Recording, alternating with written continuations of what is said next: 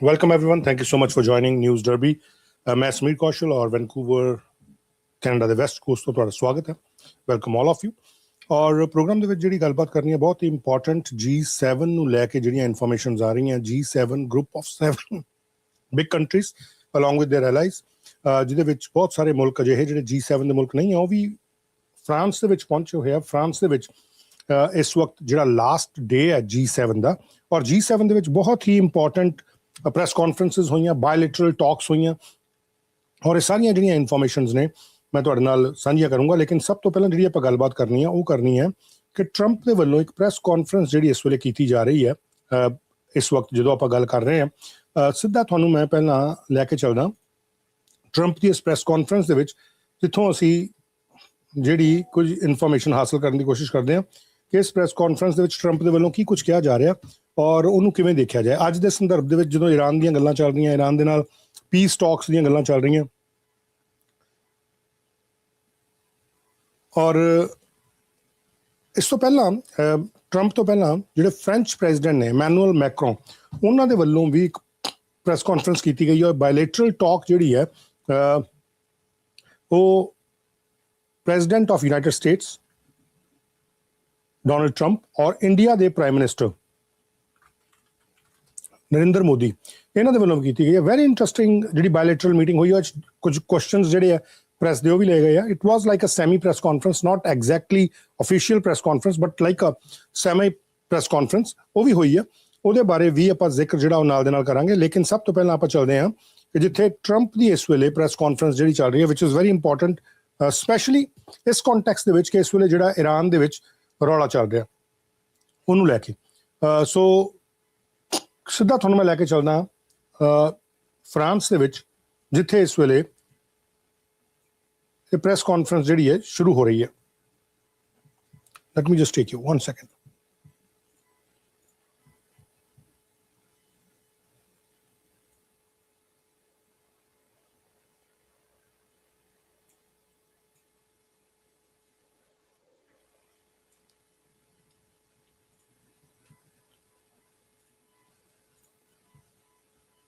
Thank you. It's a lot of press. That's good. We had a great event. This was something very special. And I want to thank President Macron and Bridget, his really lovely wife, fantastic person, for welcoming us to France for an extremely successful G7 summit. I would say it's one of the most successful. And this meeting could not have come at a better time. On Sunday, we reached an agreement with Iran that achieves everything we set out to accomplish, everything and much more. Ending the current conflict, reopening the Strait of Hormuz, and preventing Iran from ever obtaining a nuclear weapon. That's what it was all about. That was about 99%. Iran cannot have a nuclear weapon. They can't develop it, buy it. They can never have a nuclear weapon. At the same time, with this announcement or close to it, as people started to think it was going to happen when Iran was making some very positive statements, the stock market has surged to record highs, picking up thousands of points over the last short period of time, thousands of points. And oil is dropping like it has never dropped before at levels that went in numbers down $7, down $8. They've never seen anything like that. But if we didn't do this deal, we could have dropped more bombs for another 3 weeks, 2 weeks, 4 weeks, 2 years. You would never have the Hormuz Strait open. You would never have success. Your market would have, instead of going up at levels that nobody's ever seen before, would go down at levels that nobody ever saw before, maybe except for 1929 or whatever. And you know, all the tough guys don't realize that this wasn't a 3-month deal. This was years in the making. You know why? Because I was the one that killed General Soleimani. And if I didn't kill General Soleimani, we probably wouldn't be talking right now about this deal, because he was a mad genius. They never were able to replace him. But A lot of people forget that. The tough guys, the tough guys that would drive the country right down the tubes. The past 2 days have provided a chance to discuss the details of this historic agreement with many of our closest friends and allies, including the G7 nations and many presidents and prime ministers. As you saw, Prime Minister Modi was here. We had a long talk. He's a great guy. They are thrilled that we made a deal, every one of them.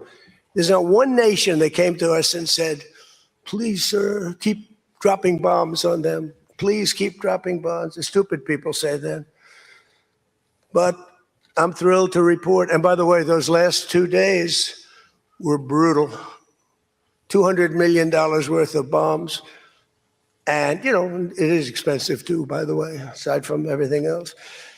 And they knew I was coming for a third night. We informed them we're coming for a third night. They didn't have their Navy, it's sunk. They didn't have their Air Force, it's gone, not one plane. They didn't have anti-aircraft equipment, so we got free reign. They didn't have their leaders, but they have a new group of leaders that I think is, I think they're smarter. I think they're very smart. I think they're far less radicalized, and I think they're really good. They love their country. You talk about regime change. Nobody will say that, but I guess look, their one set of leaders is all gone. Their second set of leaders is all gone.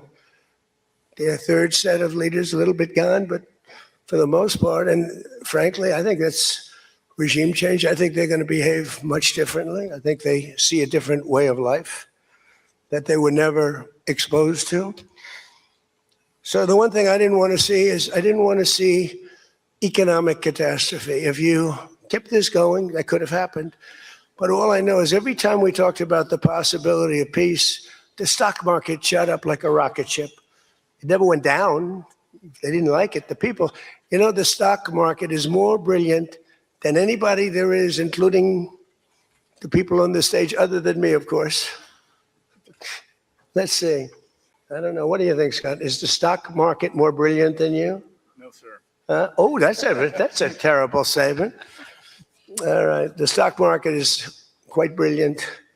And every time we said something amazing, like we're going to settle, it would go up. And every time we said something negative, like, guess what, we're not going to be able to settle, it would go down very big, Peter, very, very big. Tells you something. And I've studied presidents, some good, some bad, some great. Not too many are great. And some really bad. We had one just recently. And the one president I did not want to be was the late, great Herbert Hoover. I didn't want that. And who knows what would have happened. But bad things happen. So the past 2 days have provided a chance to discuss the details of the deal with the closest friends and allies, the heads of countries. They were all here, a lot of them. Far more than the 7, as you know, a lot of them. And they put out a statement. I think President Macron, who did a great job, by the way, him and Bridget, they did a great job. But they all put out statements saying they love this deal because they want to see it over.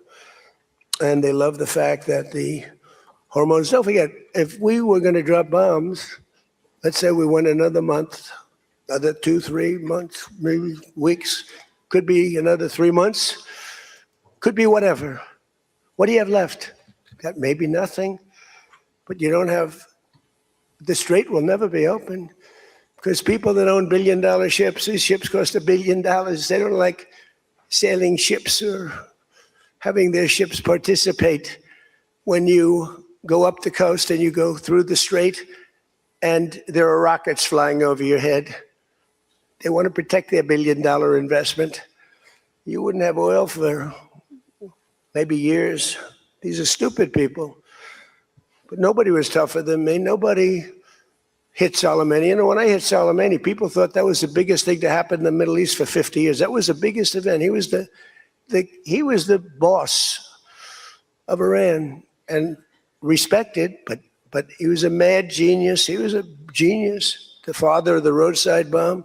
When you see young men, and in some cases women, mostly men, walking around without legs, without arms, with a face that's been blown to smithereens. It's Soleimani, 95%, 96.2 they say or something. 95%. That was Soleimani did it. Happened to come from Iran, and I blew him up. You remember that? I blew him up in the Valley of Death. He got off his plane, and we followed him. And in all fairness, because they've been wonderful to me, Israel, but they didn't want to do that attack. They were all set the night before the attack. They informed me they didn't want to do it, so I had to make a decision. I made the decision to do it. But it was a joint venture, as we say in the real estate business. That was a joint venture between Israel and us. We studied it for a month. We knew what plane he was going to be on almost a month before. He only traveled on commercial airliners, big ones with lots of people, because he knew we wouldn't shoot him down. He's very smart. But we knew he was going to be on that plane, followed him, and then Israel informed me that they won't do it. And I had to make a decision. I had some very good generals, and not the ones you see on television, very good. And I want to thank also Pete Hegseth and General Raisin Kane, who's phenomenal. Okay, these guys are phenomenal. They can't be better. But I had some good generals, and I said to him, well, if Israel's not going to do it, we're all prepared. Do we do it? Do you like doing it or not? He said, sure. If you want to do it, we can do it. How well? We'll do it just as well or better. Do it ourselves. We don't need anybody. So we took out Soleimani. One of the biggest events to happen in the Middle East, maybe ever, but they say 50 years, they say 100 years. I was with the Prime Minister of Pakistan. He said it's maybe the biggest event that has ever taken place in Islam. Nobody could believe it. So that's when it started. It didn't start like 3 or 4 or 5 weeks ago. And Obama wouldn't do it. What Obama did was he did the JCPOA. He loaded up a plane with $1,700,000,000 in green cash from banks all over Washington, Maryland, and Virginia. They were stripped of all their cash. They had no cash to do payrolls. It all went into a Boeing 757, a wonderful plane, and they flew it to Iran. And they gave it out to people. They bribed people. They thought they were going to get it done. Then they gave billions and billions of dollars after that. And they got a deal that was a road to a nuclear weapon. I get so angry, I guess. I'm allowed to get angry. When I watch the Democrats, they talk about it all the time. We had this deal done. You had a deal that was going to give them legally a nuclear weapon. And if that happened, Israel would have been blown away. And in all fairness to Bibi Netanyahu, who happens to be a good man, gets a little excited sometimes. But he happens to be a very good man. We've had an amazing partnership. He's been an amazing prime minister. We have a little dispute over Lebanon. I say, you can do a little softer touch, Bibi. You don't have to knock down a building every time somebody walks into it that's from Hezbollah.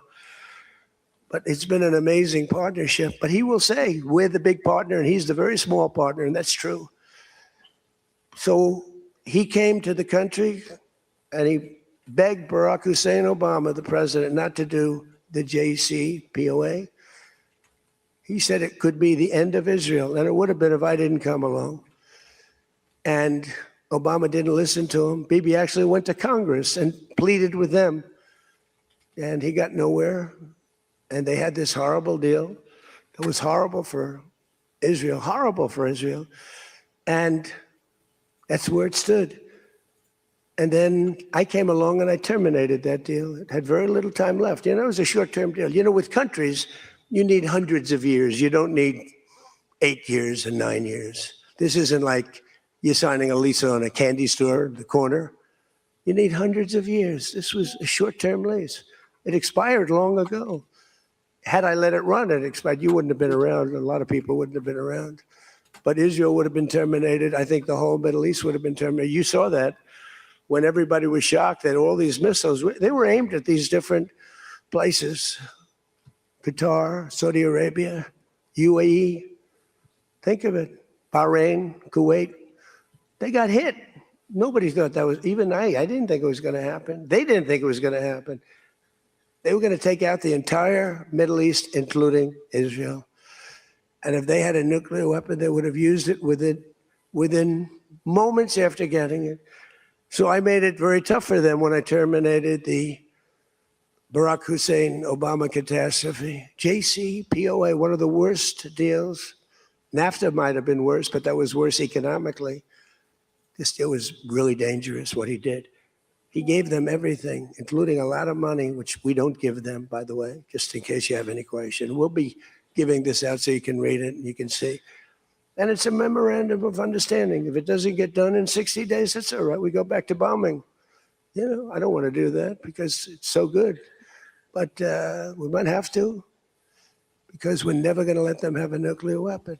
But they've agreed not to, and you'll see that very clearly in the agreement. But then the second phase of that was they were building, or they were enriching material, as they say. I call it nuclear dust. They were enriching material under granite mountains. Granite being, for those not in the construction business, granite being a very strong, the strongest stone. It's not as pretty as marble, but it's much stronger. It's a lot stronger. Like the new granite I put on the stairs of the White House going to the Oval Office, the black granite, it's rated 1 million years plus. No marble's rated that. Marble's rated 100 years if it's outside. So these are granite mountains. And the B-2s came along and they hit those air shafts in the dark at 1 o'clock in the morning with no moon. They had a beam going right up everywhere. Those guys did a job, and then they were criticized by certain members of the press, like CNN, for possibly not doing that much damage. And it turned out that the damage was far greater. Those mountains collapsed right on top of everything. Nobody's going to get that for a long time unless we want to get it. We'll get it. But we're the only ones that can. And they say China has the equipment to get it, and we have the equipment to get it. And it's actually not valuable. Not a lot of value, but we'd like to get it psychologically, but nobody's touching it. We also have cameras. That's what Space Force is. We have the greatest military in the world, by the way. But I'm proud of Space Force because I started it. We have Space Force cameras on every single door, well, there are no doors. They've been pretty well shattered, but every area of that, if somebody walks in and he's got a badge with his name on it, like Mohammed something, which is about a 50-50 guess, Mohammed something, they can tell the name, they can give you a serial number, we can see things you wouldn't believe, the quality of the stuff that we have. That's why we've been so successful. That's why our blockade will go down in the annals of history as being unbelievable. Nobody's ever seen a blockade like that. It's like a steel wall. So what happened is we then terminated that, and I call it the nuclear dust, and that was the end of that. But if we didn't hit that with the B-2 bombers, or if it wasn't successful, they would have had a nuclear weapon, a nuclear bomb at a very high level, not the highest, but it would have been a very high level. We have much bigger, but we hope that we're never going to have to use it. We have the most. Russia has second. China is very far behind, but going to catch up, unfortunately. You know, they're catching up, but we have the most. We have the most powerful, but we also have the most. But Russia's not far behind. And then you have China in third place, but within 5 years, they'll be probably even.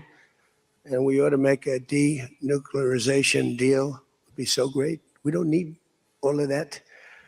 We don't need to be able to blow up the whole world 300 times over. It's terrible. Really, if we could do a denuke deal, I'd love it. And one of those two is very willing to do it, I will tell you. But the other one is less willing to do it. And you need all of them. So the deal we reached with Iran on Sunday will be signed shortly. Tomorrow, maybe the next day. Subject deals. My whole life is all about deals. That's all I ever did is make deals. And crazy things happen with deals. I've gone into deals where it's a guarantee. No way it can not be signed. And it doesn't get signed. And I've gone into deals that you have no chance of making, and they go like nothing. So, but we're going to most likely sign a deal. They want to sign a deal. And they've been acting very appropriately. They took a big 2 hits last week. Those were 2 very big hits. So importantly, Iran has agreed that they will neither produce nor procure a nuclear weapon, neither produce, because originally they said, they talk about the that they will not develop a nuclear weapon. And some people found it okay. These guys didn't, in all fairness, but some people, but I didn't like it. Said it won't develop. I said, what happens if they should buy? I don't know. It's very dangerous for somebody to sell, because whoever sells them a nuclear weapon will get nuked themselves. If they sold a nuclear weapon, only a few that could do it, they would be nuked. They wouldn't have that country long. So it's a very dangerous thing for somebody to do. But I wanted it in there. So it's develop, procure, buy, anything. And you'll see that when you see the agreement, but it's appropriate that we release the agreement. And we did send a copy to Israel, by the way.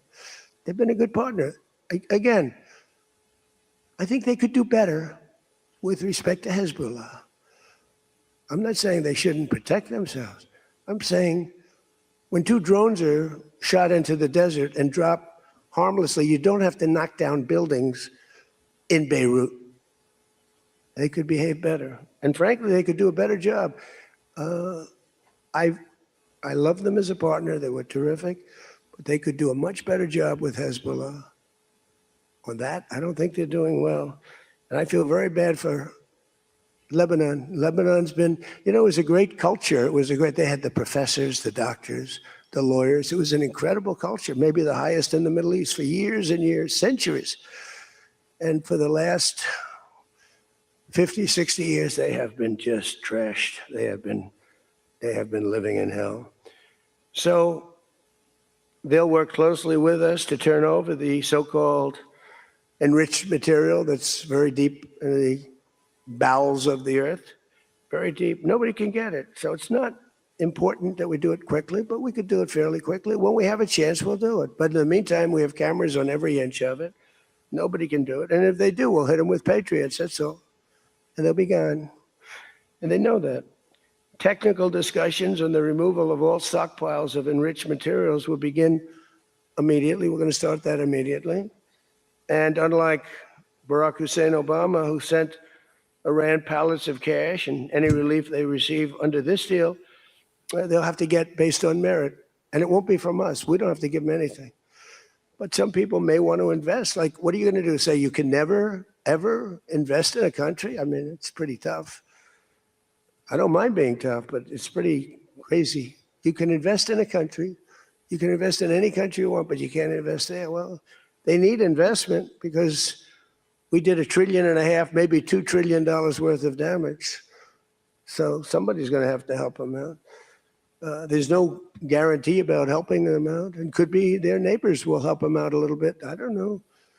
But it's a lot of money. Almost nobody has that kind of money. That's the kind of damage that was done. But we're not investing any money. There was a fake story. There was a fake news story that got a person, a good person. JD made a statement. It was a perfect statement. And they reported it in a very strange way. But that's why it's fake news, I guess. So we don't give them money. We don't give them any of that.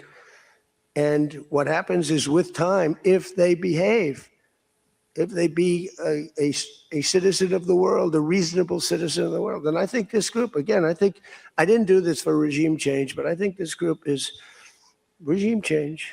I mean, hey, the first group is dead. One little morning, having breakfast, the whole group, they thought they'd never be caught because we never bombed during breakfast, but we bombed. And they all, 88 people. And I'm not proud of that at all. But the second group came in and they were very unreasonable too. And they were all gone. They were all gone. And then the third group, we've been dealing with them. Couple left this planet, but we've been dealing with them. And again, they've been fine. I mean, I've had a lot easier. I've had some easier ones. They're tough, they're smart. Maritime traffic through the Strait of Hormuz has already increased very substantially, and the normal flow of energy will resume in the coming days, and trillions of dollars will be made by the world, and the stock market will, I believe, continue to rise. The only difference is that a player that's very volatile, very tough, very smart, frankly, they have, in one way, a primitive culture, but it's also a genius primitive culture. They're very smart people, very good negotiators, but so are we. So rather than possibly going into a depression rather than having your favorite president be Herbert Hoover. I was always the one I didn't want to be. I wouldn't have preferred Nixon. I wouldn't have preferred, there were plenty I wouldn't prefer, but the one I always thought of, Herbert Hoover, and he caused it. He raised taxes too fast and he raised interest rates too fast, all at the same time. And it caused the Great Depression. So I don't think I'll make mistakes like that. I lower taxes, I don't raise taxes. In fact, we just gave you the largest tax decrease, largest tax cut in the history of our country. So we'll be working on a parallel effort with the Gulf nations to address non-nuclear issues, such as the conventional ballistic missiles, which we'll be talking about, and support. I mean, they have to have some because other people have some. You got to have some. Somebody said, you shouldn't give them one. And I have guys, I like some of these guys, but I don't think they're smart. Sir, you shouldn't let them have any missile.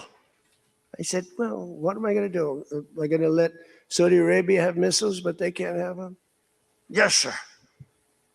Doesn't work that way, you know? It doesn't work that way. And missiles aren't the problem. Missiles they hurt a little location, but they don't blow up the planet.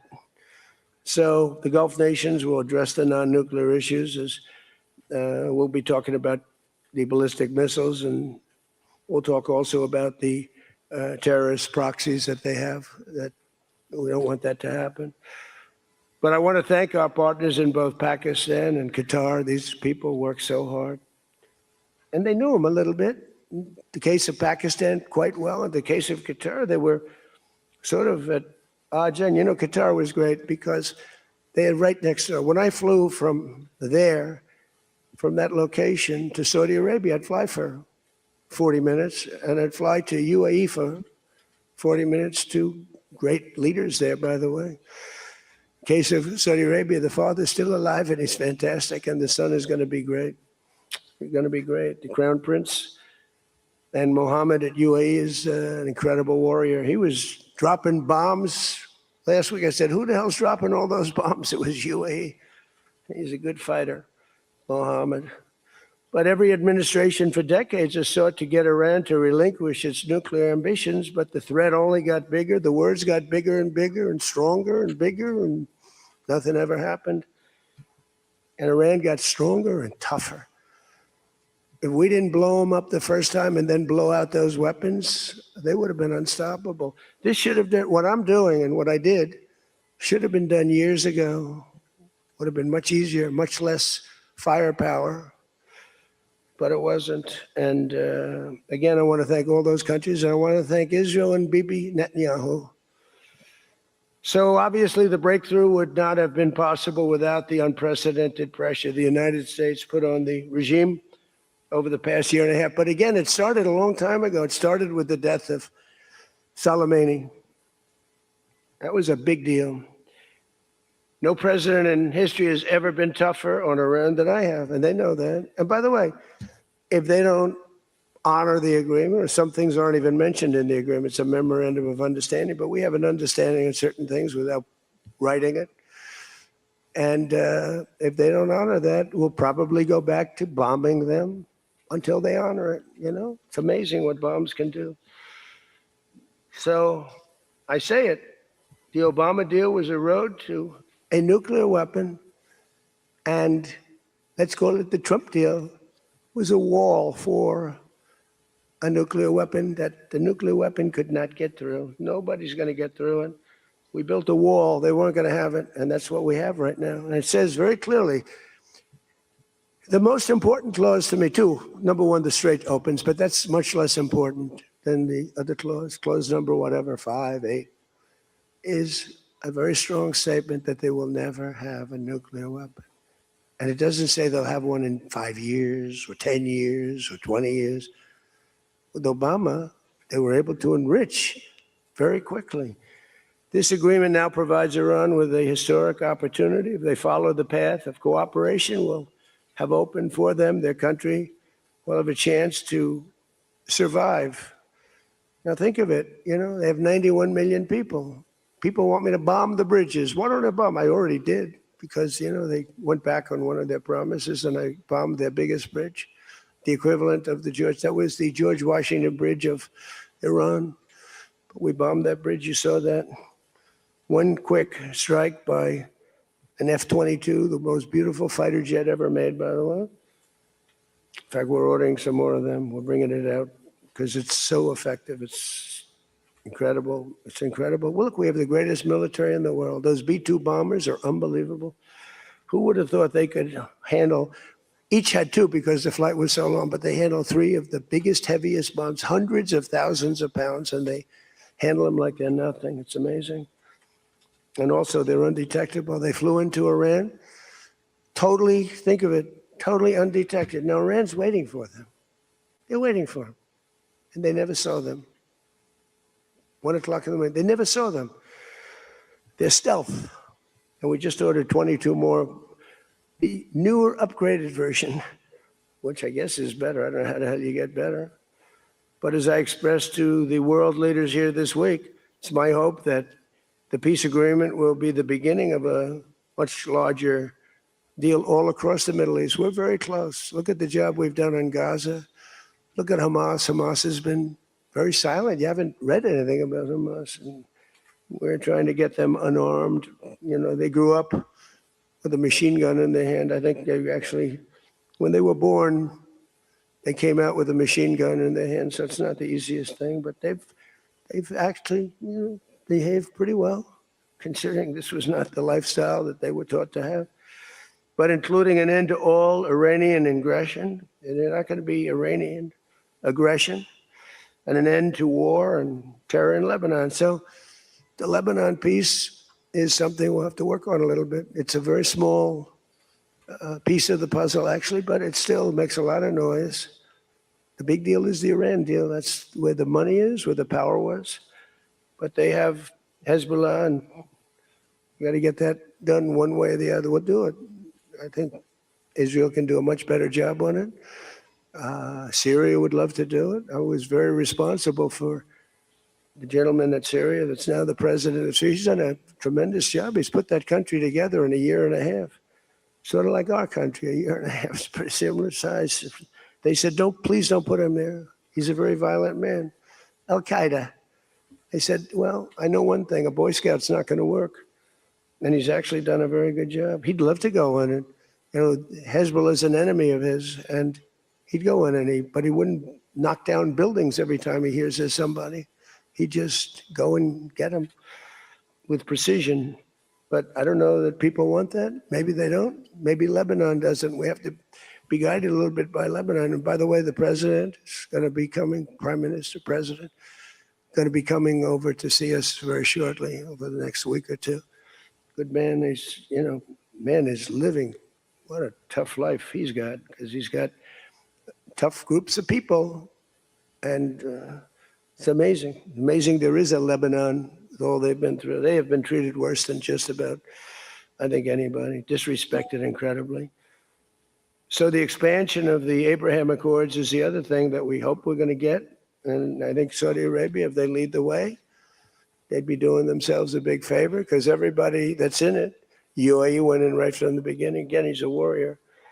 And they never got out. Nobody ever got out. You think maybe during the war, they were all everybody was afraid of Iran. And that's why we ended up with the original members. But then when the election was rigged, that's right. And I wasn't here at all. Nobody cared about anything. The country went to hell in every way. That was the least of it.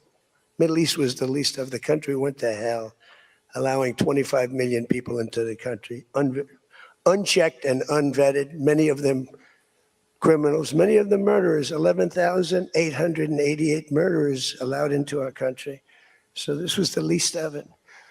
But the past 2 days have also provided an opportunity to discuss a number of other key issues with members of the G7 and our partners. Yesterday morning, we had a productive conversation on the war in Ukraine. I spoke with President Putin. I spoke with President Zelensky, and he was there. And President Putin, I spoke over the phone with. And something's going to happen. They're losing a lot of people, a lot of soldiers are losing soldiers. Both are losing a lot. Russia's losing more. because they're the offensive ones. And when you're offensive in war, you lose more. Pretty simple. But I provided an update on my call Sunday with President Putin and expressed my continued hope. We had a very good conversation with President Putin and a very, very good conversation with President Zelensky. I think they both want to do something. They just don't know how to do it. They want to do it. They just don't know how. In our session yesterday afternoon on international partnerships, I offered an update on how the United States is leading the world in responding to the Ebola outbreak in Africa, sending $375 million in aid so far to help stop and contain the crisis at its source. And we've done great. I was with the president of a couple of presidents came over, by the way, from African nations, and they were so happy with what we did. But where it's unfair is we gave $375 million. The rest of the world gave essentially nothing, maybe a couple of bucks, but nothing. And they were all saying, thank you so much. And I think they've done a good job. It's a terrible thing. Ebola is a terrible thing. That's an unbelievable one. Fortunately, it's not like COVID where it's that easy to spread around, but it's rough. And we've done a good job. We've moved people to certain quarantine, certain locations. But today we also had excellent meetings on the economy and artificial intelligence, which is amazing what's going on with that. It's going to be the biggest thing ever. We have to be very careful with it. It's both great and could be bad. We have to be careful with it. But we're leading China. We're leading the world on that. We're allowing them to do their own electric plants because they need, as an example, those buildings are so big. And they're not taking the community's electricity. I gave them the right. It's my idea. I gave them the right to build electric plants like Con Edison in New York. Dig we must. And they've come up with plants that nobody's ever seen anything like them. Those are by very high IQ people. So they're actually building electric plants. So because otherwise they could never build a building because the grid is old and tired and broken and a mess. So they're building it and they're going to sell their, very cheaply, they're going to sell their extra electricity into the grid. So we take care of a lot of things like California, which doesn't have nearly enough electricity. They don't know what they're doing there. And instead of having blackouts and brownouts, they'll be able not to. We found a great deal of unity here at the G7, and we signed a declaration on illegal immigration, the first time ever for a G7 statement. They did a beautiful statement. We signed other agreements to step up and to really coordinate and spend a lot of time coordinating drug trafficking and the stopping of drug trafficking, which is crazy. It comes through Mexico, comes through the southern border, the little that comes through. They find a way, they put it, they're genius. If they would use that genius for good, they'd be very rich people. They have it in engines, they have it in hubcaps, they have it in areas you wouldn't even believe. They have it in the structures of cars. Most incredible thing. But we've done a great job on it. We have drugs coming through the border are down 61%. Drugs coming through water, the sea, ocean, sea, Gulf, down 97.2%. That's the ones that get hit. Just like we hit the Iranian minesweepers and mine droppers, they call them. They dropped. Who would have 28 mine droppers? Who has 28 mine droppers? They actually had them, but they don't have many more. We hit them just like we hit the drug dealers. But drugs are down by water 97%, and over 60% they're down. And now we're going to go and focus on the land. They come through Mexico. Mexico has lost control of their country. The cartels run Mexico, and it's sad. And the president's a very good woman, but she's a very scared woman. The drug cartels are totally running Mexico. It's not even close.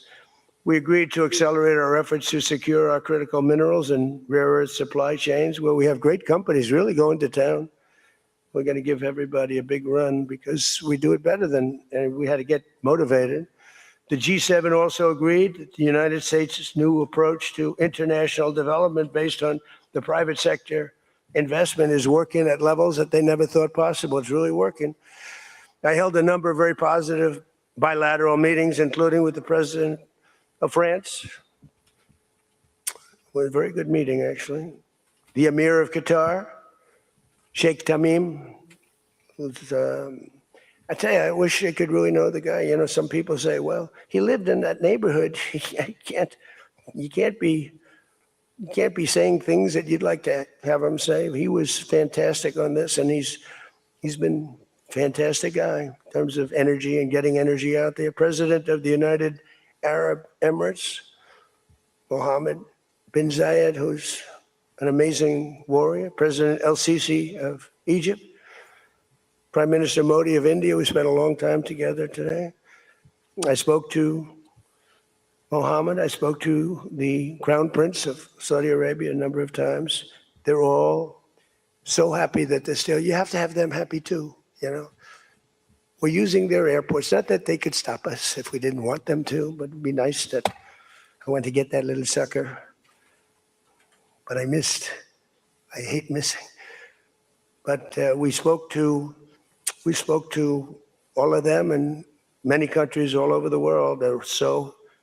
Every country, I think Israel too. Look, think of what Israel's getting. They're not going to be nuked. It's very simple. I told Bibi, your biggest risk was that they'd drop a nuclear weapon into the middle of Israel. They'd only need one, and there would be no more Israel. Think of it, Bibi. You got the best, the most important thing that you were asking for is that. So I think they're happy. Some people are going to be, not him, but there are some people, some writers, some that I thought were friends of mine, but I don't want them as friends anymore because they're either stupid or they're bad people. But we stopped nuclear holocaust, and it stopped too. I mean, there's not going to be any of that. So from the beginning to the end, it was clear that this week, America's back. It's bigger and better and stronger. We're more respected as a country right now, I think, than we ever have been. And we were a laughingstock 2 years ago. They would laugh at us. We had a man that should have never been there. You know that. A man that would walk up to a podium once every year, and they'd ask him, what flavor ice cream do you like? I like vanilla. Then he'd try and find the stairs, which he couldn't find most of the time, and he'd leave. This is very unfair reporting. And then you said you didn't know about that. You didn't know there was something wrong. We can never let that happen to our country again. To me, we had the worst inflation ever. We had the worst in prices and the costs. It's all coming down now because the oil is bringing it down. You're going to see numbers that are going to be amazing. But this evening, I look forward to a very special dinner with President Macron and his fabulous wife at the Palace of Versailles. I sort of like that palace. The palace has a lot of gold. I want to check it out.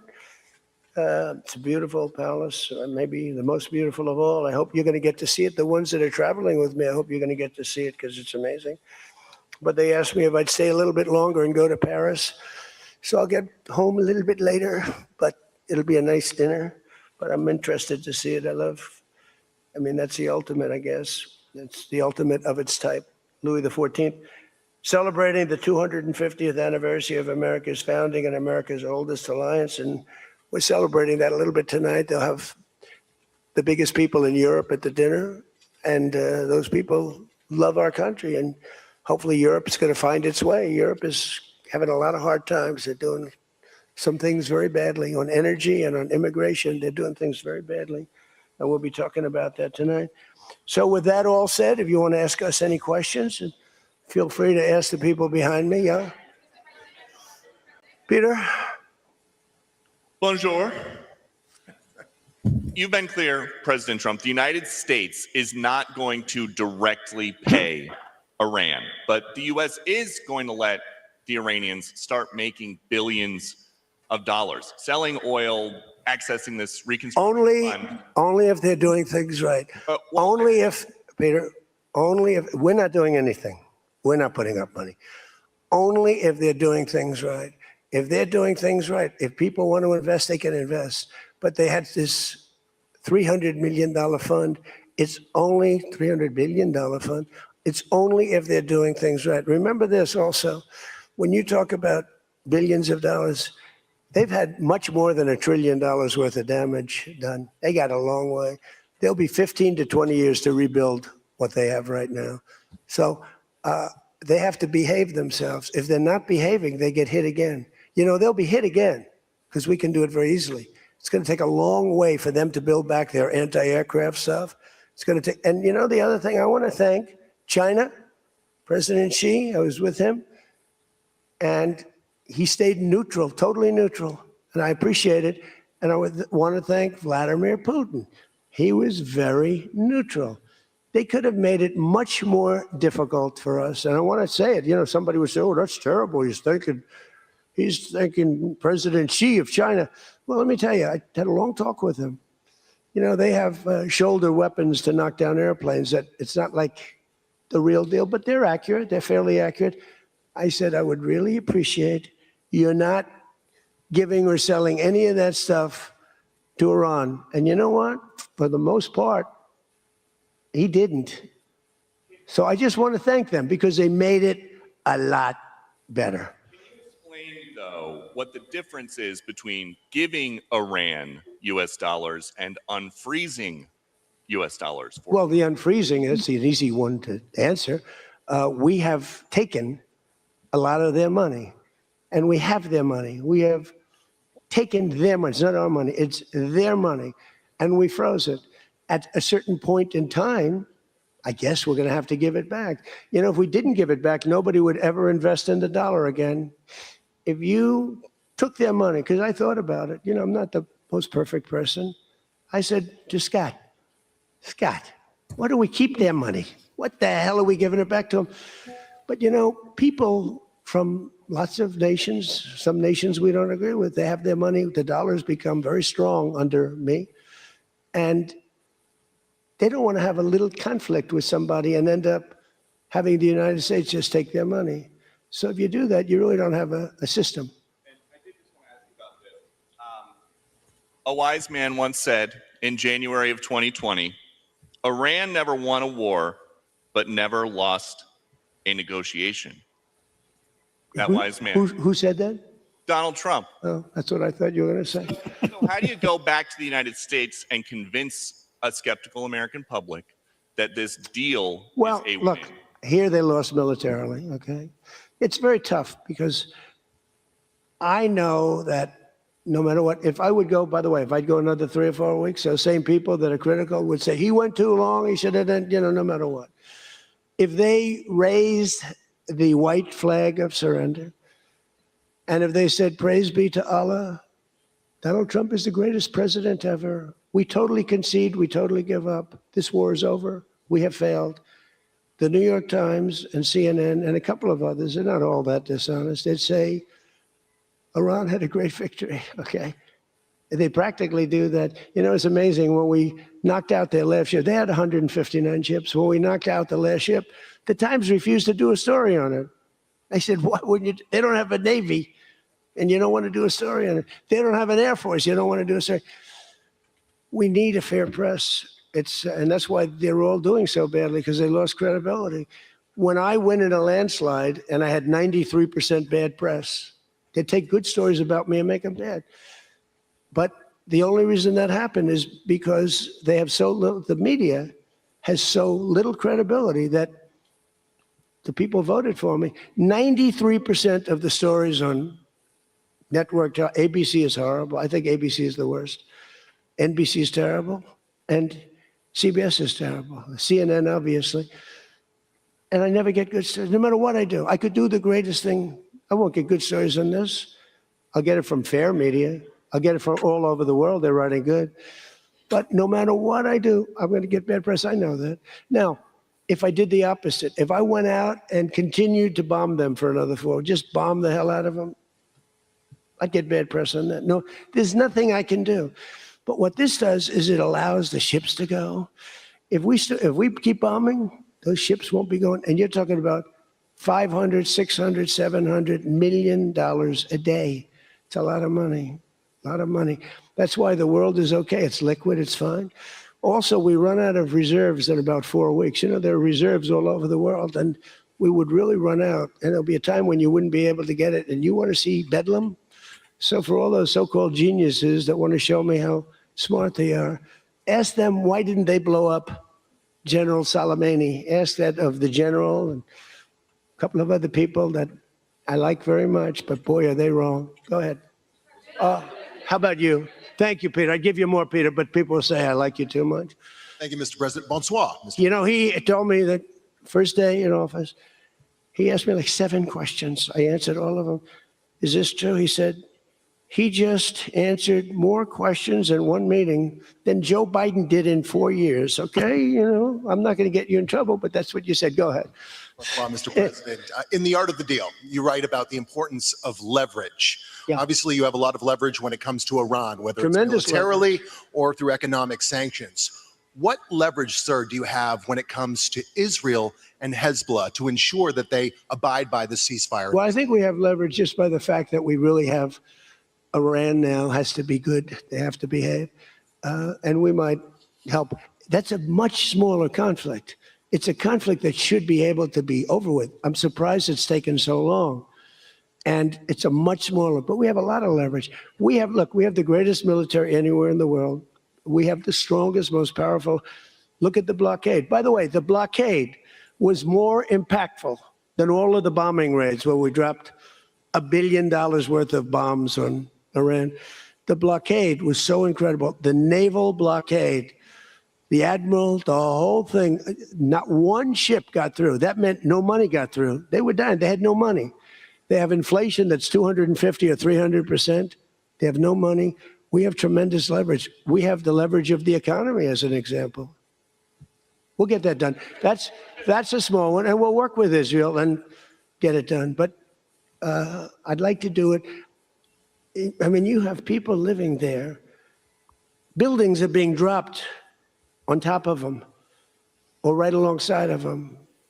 How would you like to live there? It's so unfair, especially Beirut. You know, you go into Beirut, and I looked at the scene 2 days ago, yesterday, where they hit. That was a big hit. That was unnecessary in my book. Yeah, please.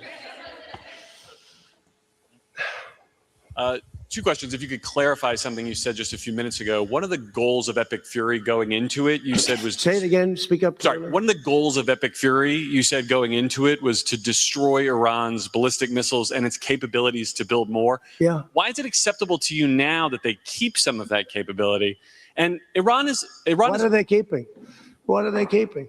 They have less than other nations now. We knocked out probably 84, 85% of their missiles. The rest of them are underground. They can't even get them out. You know, the other night's raid, I think it was on the first night, we knocked out hundreds of their missiles. Actually, by mistake, we were hitting an area, and you can sort of see when the bombs are going off, and then you see one that looks like, wow, what happened? A lot of missiles knocked out. No, but what are you going to do? Let's spend another 2 weeks and give them none. They don't want to be firing missiles right now. They're going to have a hard time rebuilding. And the people from the Middle East, you know, if people want to invest, and again, they don't have to invest at all. But if they do want to invest, it does have oil. It does have probably a future, but it's going to take a long time. But are you going to let the 91 million people starve to death? I mean, one of the things I was very intent on, they have water desalination plants, very good ones. I could have knocked them out in 5 minutes, just like I knocked out Cargill, and I knocked out everything but the oil. I said, 25, it was so complete. The only thing there is the pipes coming with the oil because I didn't want to ruin the world market because they do a lot of money. But I didn't want to do that, no. It would have been so easy. It would have been easier, and I would have satisfied a group of 10% of the people, but it would have been the wrong thing to do. And it could have caused an international depression. Maybe not.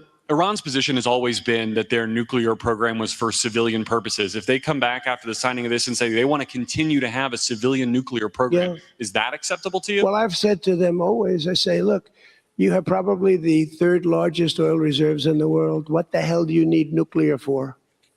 You need nuclear for some electricity. So I've always felt that way. So we've been pretty tough on that. You know, it is a little hard, though, when you say that somebody wants it, other people have it.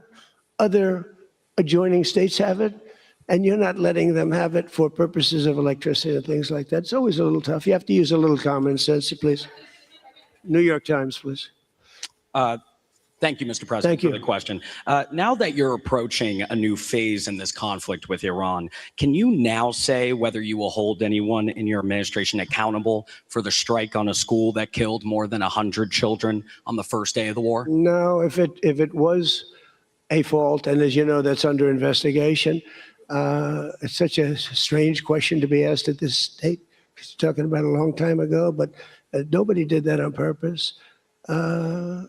I guess you'd have to say about them, what about the thousands of soldiers that they blew up when they opened their car door? What about the thousands of people that were killed by Iran? No, mistakes are made. The war is nasty. But I know it's under investigation, and I could have a report for you tomorrow. Or I would ask Pete Hegseth that question, because they have it under investigation. Please.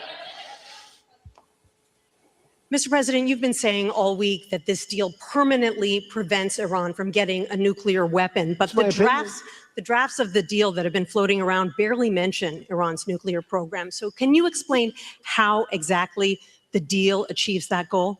So when I say permanently, it should be permanently. But if it's not permanently, we will bomb them.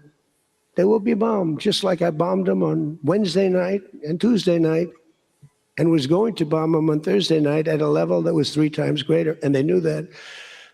I will bomb them. Now, that's with me as president. If you have a weak, pathetic president, maybe that doesn't happen, but I can only do the job that I have to do. I have a long time to go. I have almost 3 years, close to 3 years.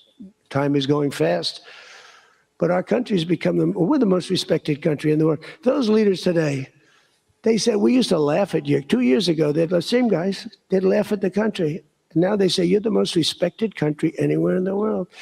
Militarily, even military. Take a look at what happened look at what happened in so many different locations. Afghanistan, that horrible retreat that these people made, leaving equipment behind. They weren't under any pressure. You take your time. You can get out. I was going to get out. We were going to get out with dignity and pride, take 100% of the equipment. I was even taking the tents down. But then they got in and they just left. They left all the equipment. I may get all that equipment back. Now, here's the thing. More symbolic, because it's a little old now. But we may get it all back. Afghanistan is kissing our ass. You know that? So you're threatening to bomb Iran if they don't comply, but there's nothing enforceable in the deal itself. Is that correct? Doesn't have to be. I let them know. I said, look, if you don't adhere to the agreement, I don't want to do that, but we're going to bomb the hell out of you. And I don't think that they're going to veer from the agreement. What else am I going to do? Am I going to say, I'm going to take you to court? Let me take you to court. Let me sue you.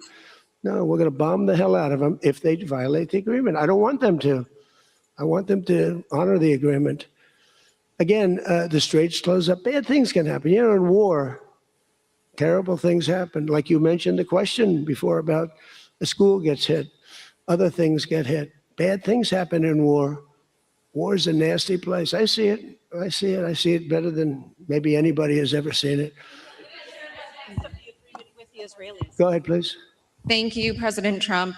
Oil prices are now plummeting. How do you see this agreement further affecting energy prices in the U.S. and the U.S. economy in the long term? And secondly, Mr. President, how do you think Vice President J.D. Vance did on The View yesterday? Well, first of all, thank you for the word plummeting, because that's what's happening. Oil prices are plummeting.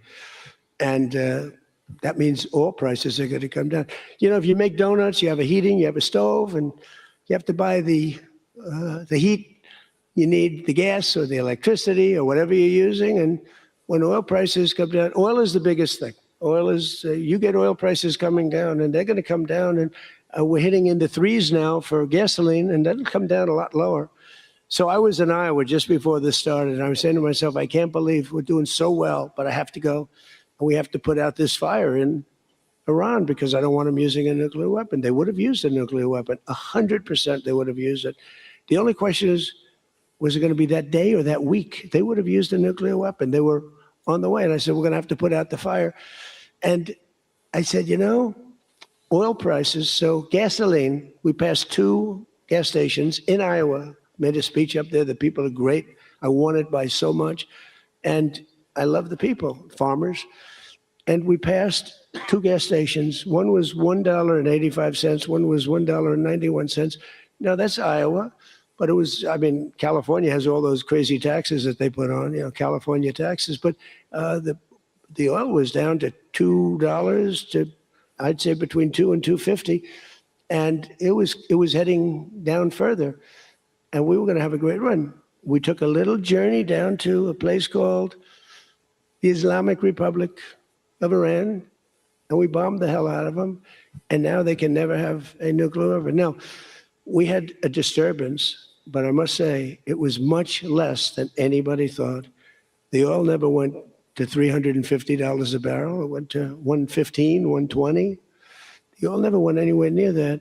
And the other thing, I thought the stock market would go down 25 or 30%.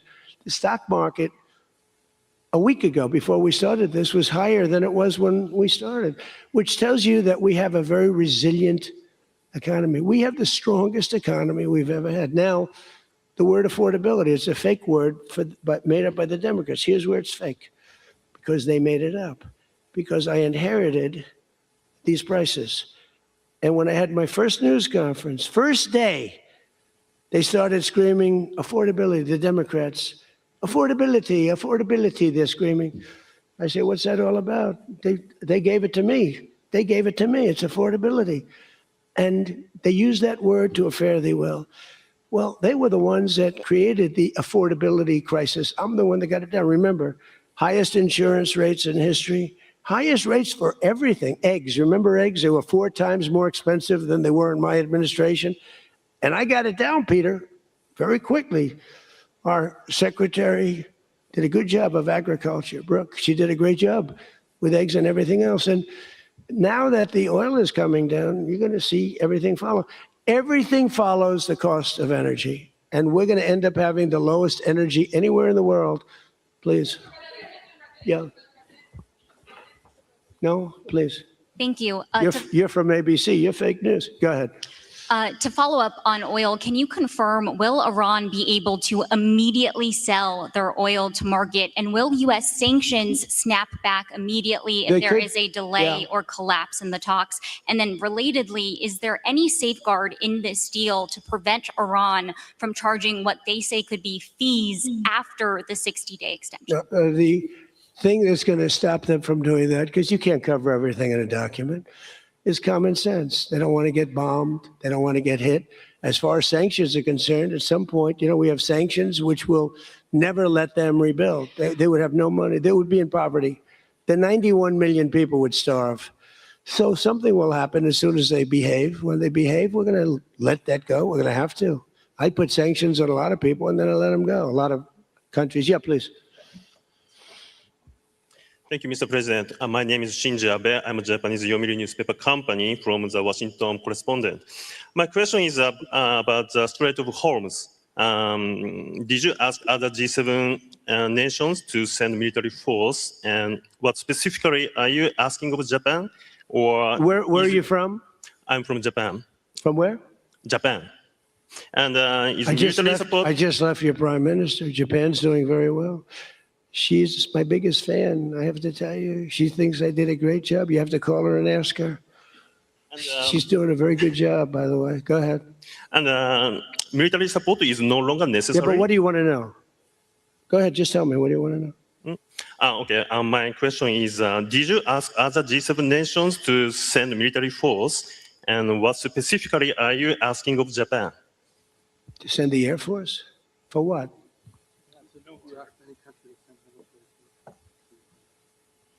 Oh, other countries, not just Japan. No, we don't need it. Oh, by the way, they all want to do it. They all want to do it. Every single one of them. They want to go be a part of it now. Not while the war was going on. I was a little disappointed. The UK, I said, yeah, it would be nice if you sent ships. I didn't put a hard sell on, but I said, it would be nice if you sent some ships. And the Prime Minister said, they'll be there, sir, as soon as the war is over. I said, did he just say that? I couldn't believe it, actually. Japan has offered to get involved, but I mean, I'll be honest, Japan was not willing to get involved during the war. I asked her, I said, you want to get involved a little bit? I didn't put the heavy sell on, but they said, no, we don't want to get involved. Nobody did. We did it ourselves with Israel and with the Arab states that got hit, surprisingly hit. Yeah. Mr. President? Yes, please, go ahead. Thanks a lot, Mr. President. Question on Brazil. I would like to know, how was your interaction here in Evian during the G7 with the Brazilian President Lula? Did you talk about the new US tariffs on Brazil? Did you talk about the US designation of criminal gangs as no, terrorists? We did. How was it? I spent a lot of time with him, actually, and it's become a little rough country, right? Politically, it's been a little dangerous politically. You're talking about Brazil. Yeah. It's been nasty. I hear they arrested somebody that's running for office today. I found that out after we left. I just said goodbye to him, and I heard that they arrested the Bolsonaro Jr. He was doing well in the polls, and they arrested him because he made a statement in Texas. They arrested him, or they want to arrest him. They have something out for his arrest. No, they play pretty tough. But nobody plays tougher than the United States. Look, our elections are totally rigged. We have rigged elections. Please, in the back. Yes, sir. Go ahead. Thank you so much, President. Thank you. Sumu Sakamoto, the Asahi Shimbun. For G7, the concept of the rule of law has long been considered the core principle. During this summit, any of the leaders expressed any concerns on the possible violation of international law on the attack on Iran? No, actually the opposite. They felt they were very dangerous. They were very relieved because they could get hit too. They were very relieved. No, we never discussed that. No, it'd be the opposite. They broke the law. They killed thousands of people. They killed thousands of our soldiers and hundreds of thousands of people.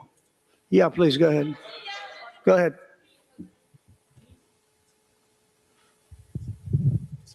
Okay. Mr. President, yes. Yesterday, the Pakistan thanks for the Chinese government to help make a peace talk between Iran and the United States. So what do you think about the China's work to get the United States and Iran sitting down to talk and make the deal? And the second question is... Okay, let me answer the question. Okay. So I think China's been terrific. I told you that before. They could have been bad. They could have sent in to try and block or break the blockade. They could have sent in an oil ship with 6 destroyers alongside of it on each side. They didn't do that. President Xi helped me. He tried to help, and I think he probably helped get it solved. You know, they get 50% of their oil from that location. So that wasn't that easy. President Xi was fantastic. He tried to help me solve it. And he didn't give any big weaponry. I guess we'll find something somewhere along the line, but he didn't give any big weaponry, I can tell you that. No, I think China I couldn't ask for much more. Again, they were impacted because they get more than 50% of their oil from the Hormuz Strait. And no, I thought they were fantastic. Okay, how about one more question right here? Go ahead, please. The latest YouGov Economist poll shows that Democrats have lost a 5-point edge on the generic congressional ballot. They just have now just a 2-point lead since February. Do you think that they're losing momentum?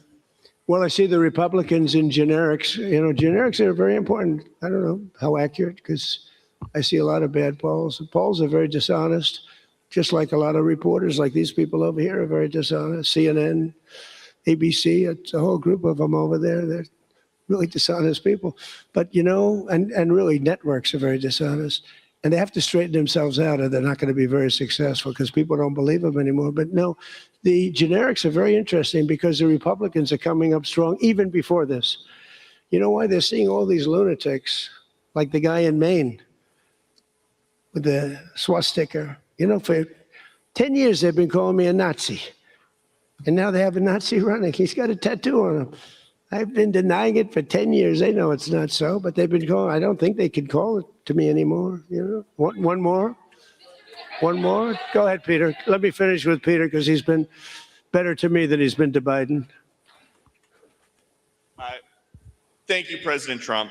I have a question about this weekend. Why not stick around for the signing ceremony with this Iran peace deal? I might.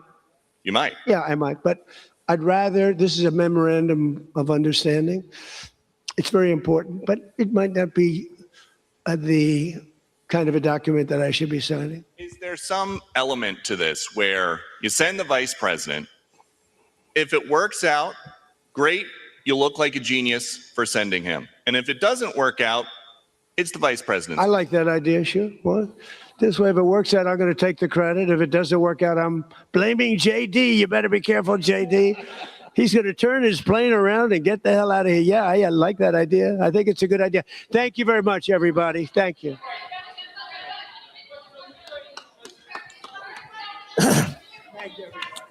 ਸੋ ਇਹ press conference ਜਿਹੜੀ ਇਹਦੇ ਨਾਲ ਹੀ ਖਤਮ ਹੋ ਗਈ ਲੇਕਿਨ ਥੋੜੀ ਜਿਹੀ ਗੱਲਬਾਤ ਆਪਾਂ ਇਸ ਪ੍ਰੈਸ ਕਾਨਫਰੰਸ ਦੇ ਬਾਰੇ ਕਰਨੀ ਹੈ ਔਰ ਨਾਟ ਜਸਟ ਓਨਲੀ ਕੱਲੀ ਇਹੀ ਪ੍ਰੈਸ ਕਾਨਫਰੰਸ ਹੈ ਹੋਰ ਵੀ ਕੁਝ ਪ੍ਰੈਸ ਕਾਨਫਰੰਸਿਸ ਹੋਈਆਂ ਔਰ ਕੁਝ ਹੋਰ ਜਿਹੜੀਆਂ ਇਨਫੋਰਮੇਸ਼ਨਸ ਨੇ ਖਾਸ ਤੌਰ ਤੇ ਇੰਡੀਅਨ ਪ੍ਰਾਈਮ ਮਿਨਿਸਟਰ ਦੇ ਨਾਲ ਇਹਨਾਂ ਦੀ ਇੱਕ ਜਿਹੜੀ let me just pull that information for you as well ਇੱਕ ਛੋਟੀ ਜਿਹੀ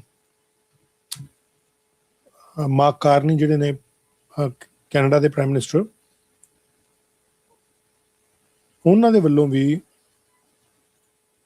light me just share here ਉਹਨਾਂ ਦੇ ਵੱਲੋਂ ਵੀ ਇੱਕ ਜਿਹੜੀ ਪ੍ਰੈਸ ਕਾਨਫਰੰਸ ਕੀਤੀ ਗਈ ਹੈ ਇੰਡੀਆ ਦੇ ਪ੍ਰਾਈਮ ਮਿਨਿਸਟਰ ਨਰਿੰਦਰ ਮੋਦੀ ਦੇ ਨਾਲ ਡੋਨਲਡ ਟਰੰਪ ਦੀ ਇੱਕ ਬਾਇਲੇਟਰਲ ਬੈਠਕ ਜਿਹੜੀ ਹੋਈ ਹੈ ਉੱਥੇ ਵੀ ਪੱਤਰਕਾਰਾਂ ਦੇ ਸਵਾਲਾਂ ਦੇ ਜਵਾਬ ਲਏ ਗਏ ਪਰ ਜੇ ਅਸੀਂ ਇਸ ਪ੍ਰੈਸ ਕਾਨਫਰੰਸ ਦੀ ਗੱਲ ਕਰੀਏ ਜਾਂ ਇਹਨਾਂ ਦੇ ਜਿਹੜਾ ਸ਼ੁਰੂਆਤ ਦੇ ਵਿੱਚ ਭਾਸ਼ਣ ਦਿੱਤਾ ਸੀ ਉਹਦੀ ਗੱਲ ਕਰੀਏ if you talk about that mainly Iran ਦੇ ਨਾਲ ਜਿਹੜੀ ਪੀਸ ਡੀਲ ਹੈ ਉਹਨੂੰ ਲੈ ਕੇ ਹੀ ਗੱਲਬਾਤ ਜਿਹੜੀ ਹੋਈ ਹੈ ਔਰ ਉਹਦੇ ਬਾਰੇ ਇਹਨਾਂ ਨੇ ਗੱਲਬਾਤ ਜਿਹੜੀ ਕੀਤੀ ਹੈ ਔਰ ਖਾਸ ਤੌਰ ਤੇ ਜਿਹੜੀ ਸਭ ਤੋਂ ਵੱਡੀ ਗੱਲ ਇਹਨਾਂ ਨੇ ਕਹੀ ਹੈ ਕਿ ਇਹ ਕਹਿੰਦੇ ਕਿ ਜੇ ਇਹ it is just a memorandum of understanding it is just a MOU ਜੇ ਤਾਂ ਇਹ 60 ਦਿਨ ਸਾਈਨ ਹੋ ਜਾਂਦਾ ਤਾਂ ਠੀਕ ਹੈ ਨਹੀਂ ਤਾਂ ਅਸੀਂ ਦੁਬਾਰਾ ਤੋਂ ਬੰਬ ਸੁੱਟਣੇ ਸ਼ੁਰੂ ਕਰ ਦਿਆਂਗੇ this what is making it you know a headline ਕਿ ਅਜੇ ਵੀ ਇਹ ਜੰਗ ਜਿਹੜੀ ਉਹ ਖਤਮ ਹੋਣ ਵਾਲੇ ਪਾਸੇ ਇੱਦਾਂ ਨਜ਼ਰ ਨਹੀਂ ਆਉਂਦੀ ਜੇਕਰ ਇਹ ਨਹੀਂ ਹੁੰਦਾ ਲੇਕਿਨ ਇਹਨਾਂ ਨੇ ਧੰਨਵਾਦ ਕੀਤਾ ਕਤਰ ਦਾ ਧੰਨਵਾਦ ਕੀਤਾ ਪਾਕਿਸਤਾਨ ਦਾ ਔਰ ਦੱਸਿਆ ਕਿ ਹੁਣ ਤੋਂ ਥੋੜੀ ਦੇਰ ਪਹਿਲਾਂ ਵਰਲਡ ਲੀਡਰਸ ਨੂੰ ਮਿਲੇ ਆ ਜਿਸ 'ਚ ਨਰਿੰਦਰ ਮੋਦੀ ਦਾ ਨਾਮ ਵੀ ਲਿਆ ਔਰ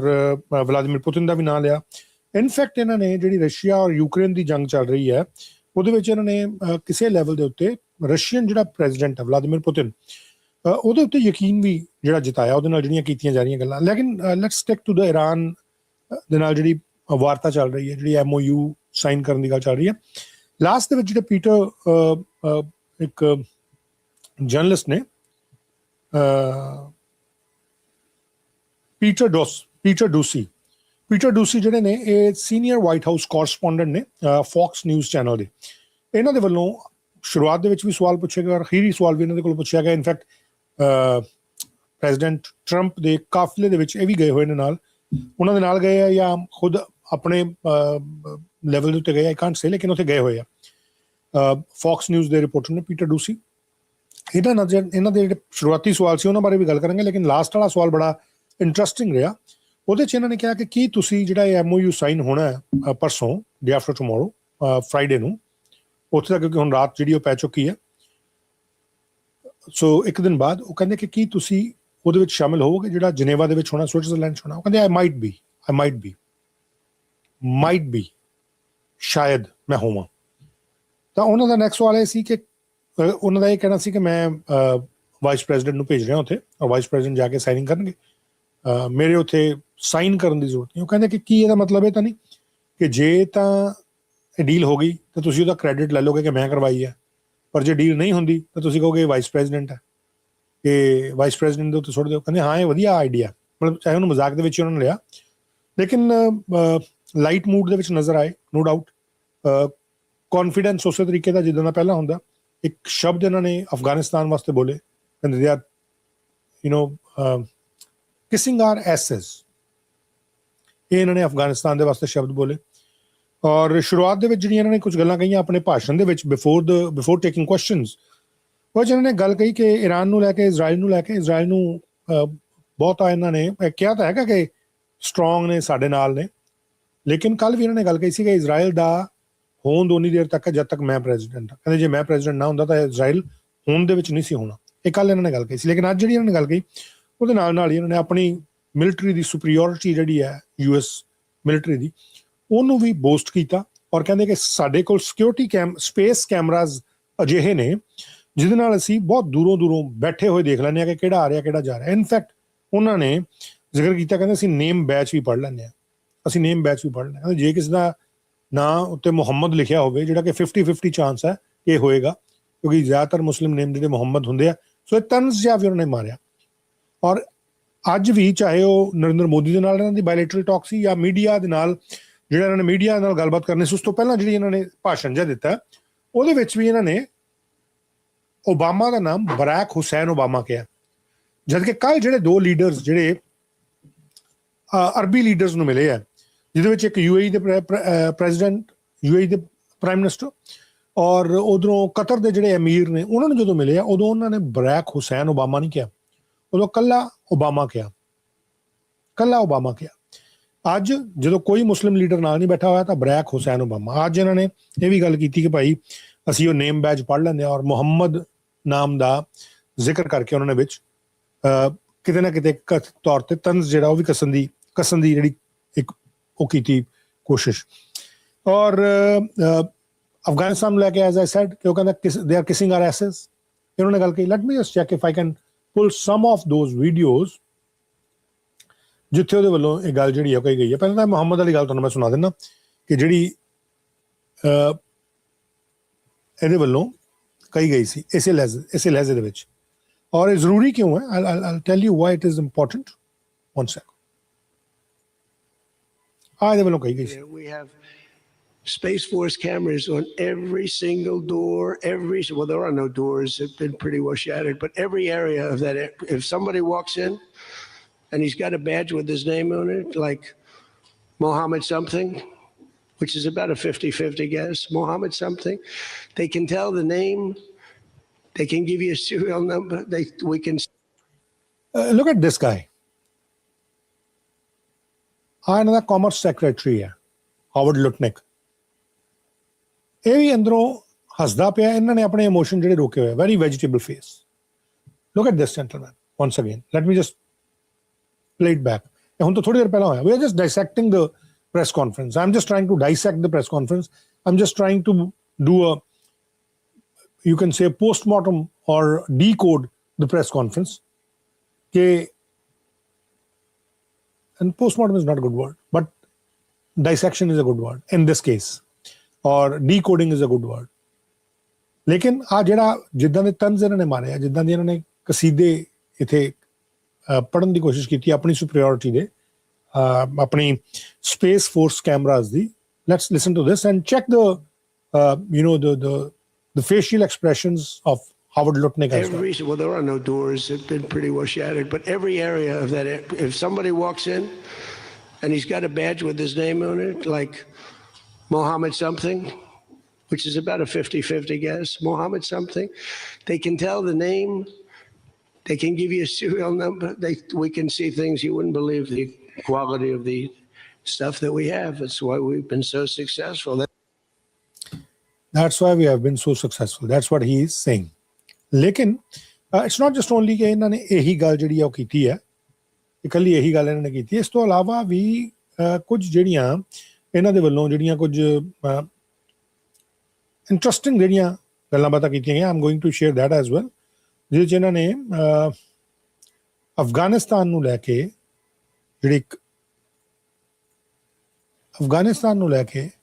ਜਿਹੜਾ ਇਹਨਾਂ ਨੇ ਸ਼ਬਦ ਬੋਲਿਆ ਕਿ they are kissing our ass. Let me just share it with you. ਔਰ ਕਿੱਥੇ ਬੋਲਿਆ?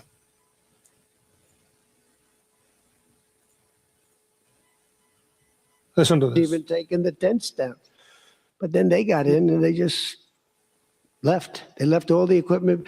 I may get all that equipment back. Now, here's the thing, more symbolic because it's a little old now, but we may get it all back. Afghanistan is kissing our ass. You know that? So you're Afghanistan is kissing our ass. ਕਿ ਸਾਡਾ ਪਿਛਵਾੜਾ ਜਿਹੜਾ ਉਹ ਚੁੰਮ ਰਹੇ ਆ। That's what he is saying ਕਿ ਸਾਡਾ ਜਿਹੜਾ ਪਿਛਵਾੜਾ ਹੈ ਉਹ ਚੁੰਮ ਰਹੇ ਆ ਅਫਗਾਨਿਸਤਾਨ ਵਾਲੇ। ਇਹ ਇਹਨਾਂ ਦੇ ਵੱਲੋਂ ਗੱਲ ਜਿਹੜੀ ਆ ਉਹ ਕਹੀ ਗਈ ਹੈ। ਲੇਕਿਨ it's not just only this, nuclear weapons ਜਿਹੜੇ ਆ ਉਹ ਬਣਾਉਣ ਦੀ ਰੇਸ ਦਾ ਜ਼ਿਕਰ ਵੀ ਪ੍ਰੈਜ਼ੀਡੈਂਟ ਡੋਨਲਡ ਟਰੰਪ ਵੱਲੋਂ ਕੀਤਾ ਗਿਆ।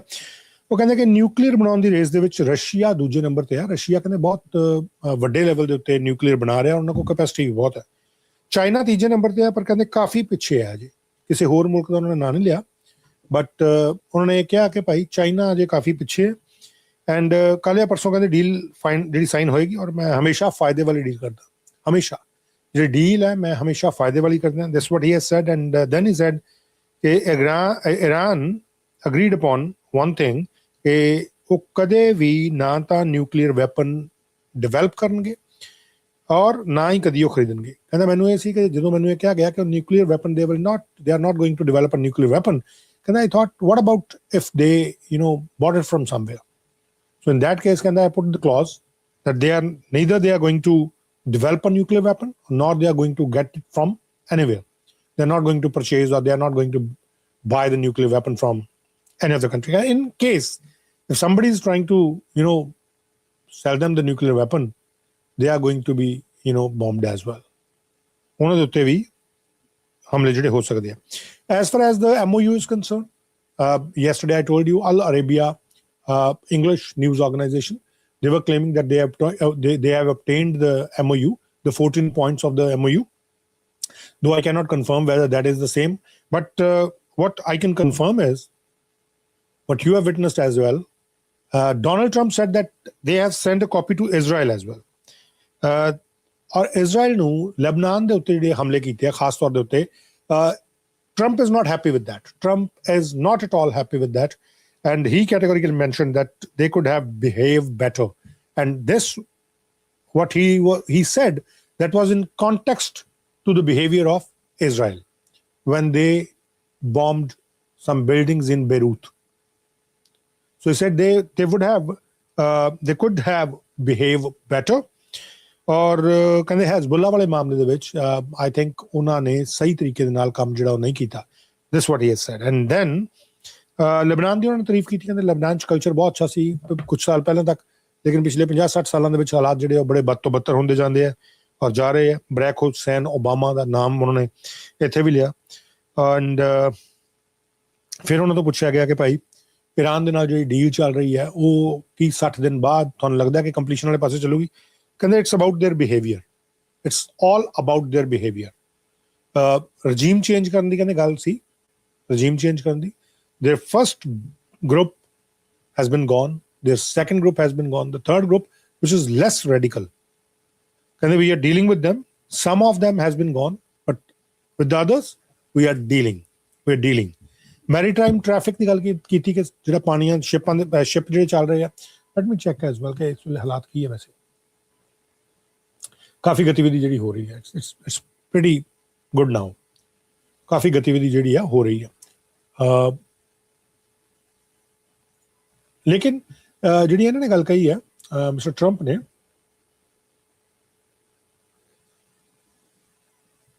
let me check. There is some other information as well coming. One sec.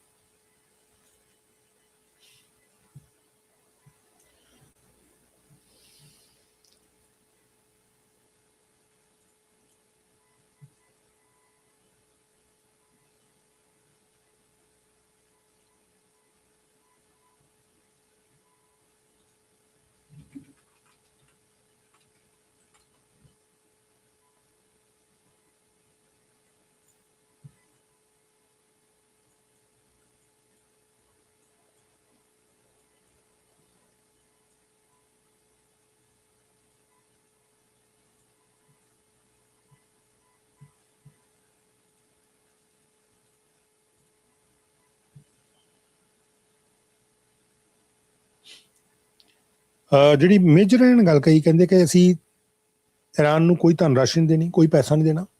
Iran ਦੇ ਫਰੋਜ਼ਨ ਫੰਡ ਹੈਗੇ ਆ, ਈਰਾਨ ਦੇ ਫਰੋਜ਼ਨ ਫੰਡ ਹੈਗੇ ਆ।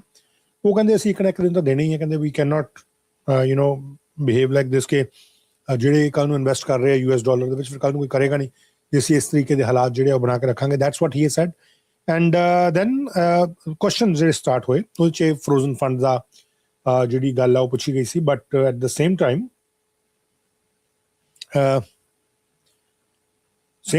ਇਹਨਾਂ ਤੋਂ ਜਿਹੜੀ ਗੱਲ ਪੁੱਛੀ ਗਈ, one sec.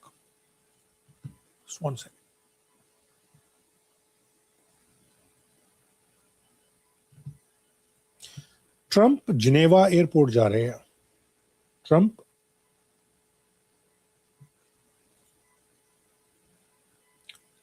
let me just check 1 second, just give me 1 second.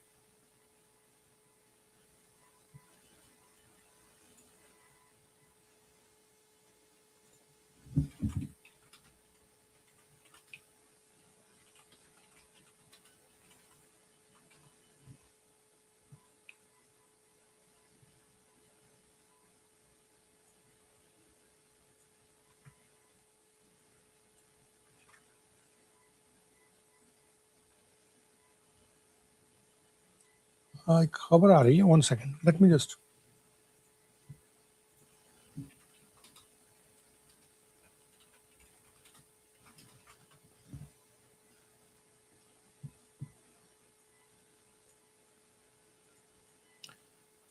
मैं नाल दे नाल लाइव चला देना, so we can check as well, but I'll मैं नाल दे नाल इन्फॉर्मेशन ਜਿਹੜੀ ਦੇ ਵੀ ਜਾਊਂਗਾ।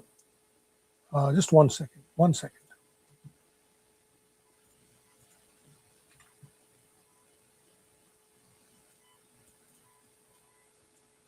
क्योंकि हुने इंफॉर्मेशन आई है, ही इज लीविंग, और एक इंफॉर्मेशन जी है जी मेरे को पहुंची है। I am going to share that information with you. Just 1 second guys, just 1 second. He is heading for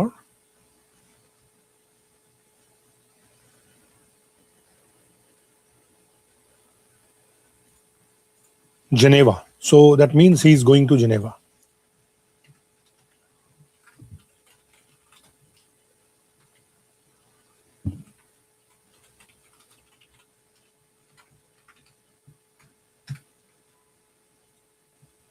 So it's big news.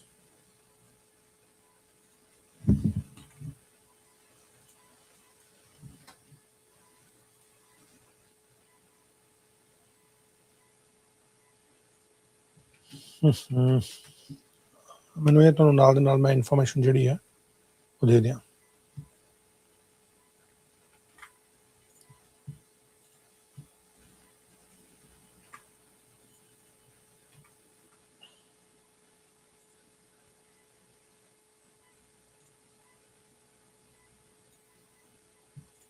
Just 1 second.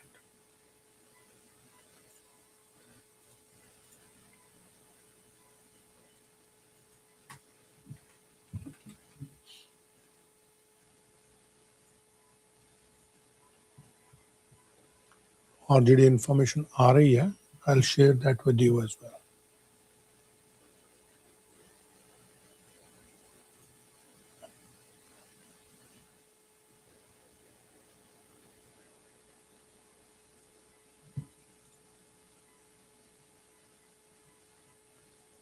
Just 1 second.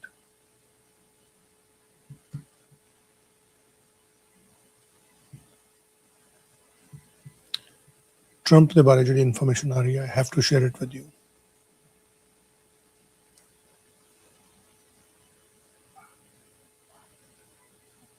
Just 1 second.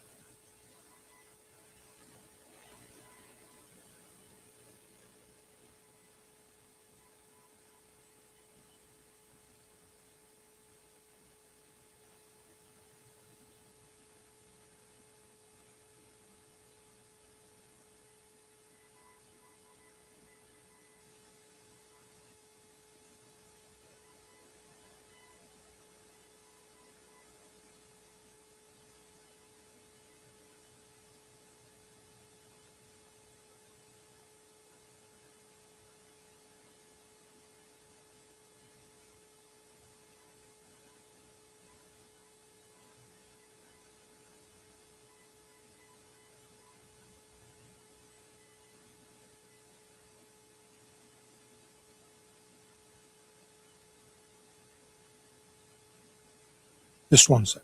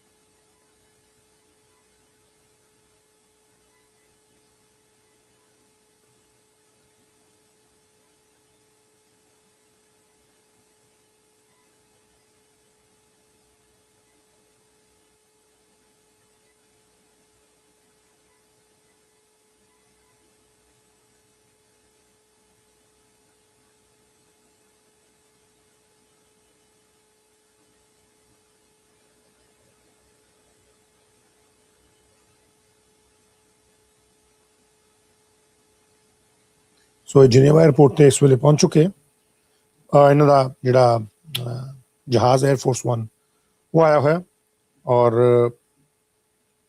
ਇਹ military ਹੈਲੀਕਾਪਟਰਸ ਨੇ ਹੁਣ ਤੋਂ ਥੋੜੀ ਦੇਰ ਪਹਿਲਾਂ ਇਹ ਹੈਲੀਕਾਪਟਰਸ ਜਿਹੜੇ ਆ ਇਹ ਉਤਰੇ ਆ these are the videos of that time ਜਦੋਂ ਇਹਨਾਂ ਦੇ ਨਾਲ ਜਿਹੜੇ ਮਿਲਟਰੀ ਦਾ ਪੂਰਾ ਬੰਦੋਬਸਤ 에ਅਰਫੋਰਸ ਦਾ ਹੋ ਜਾਂਦਾ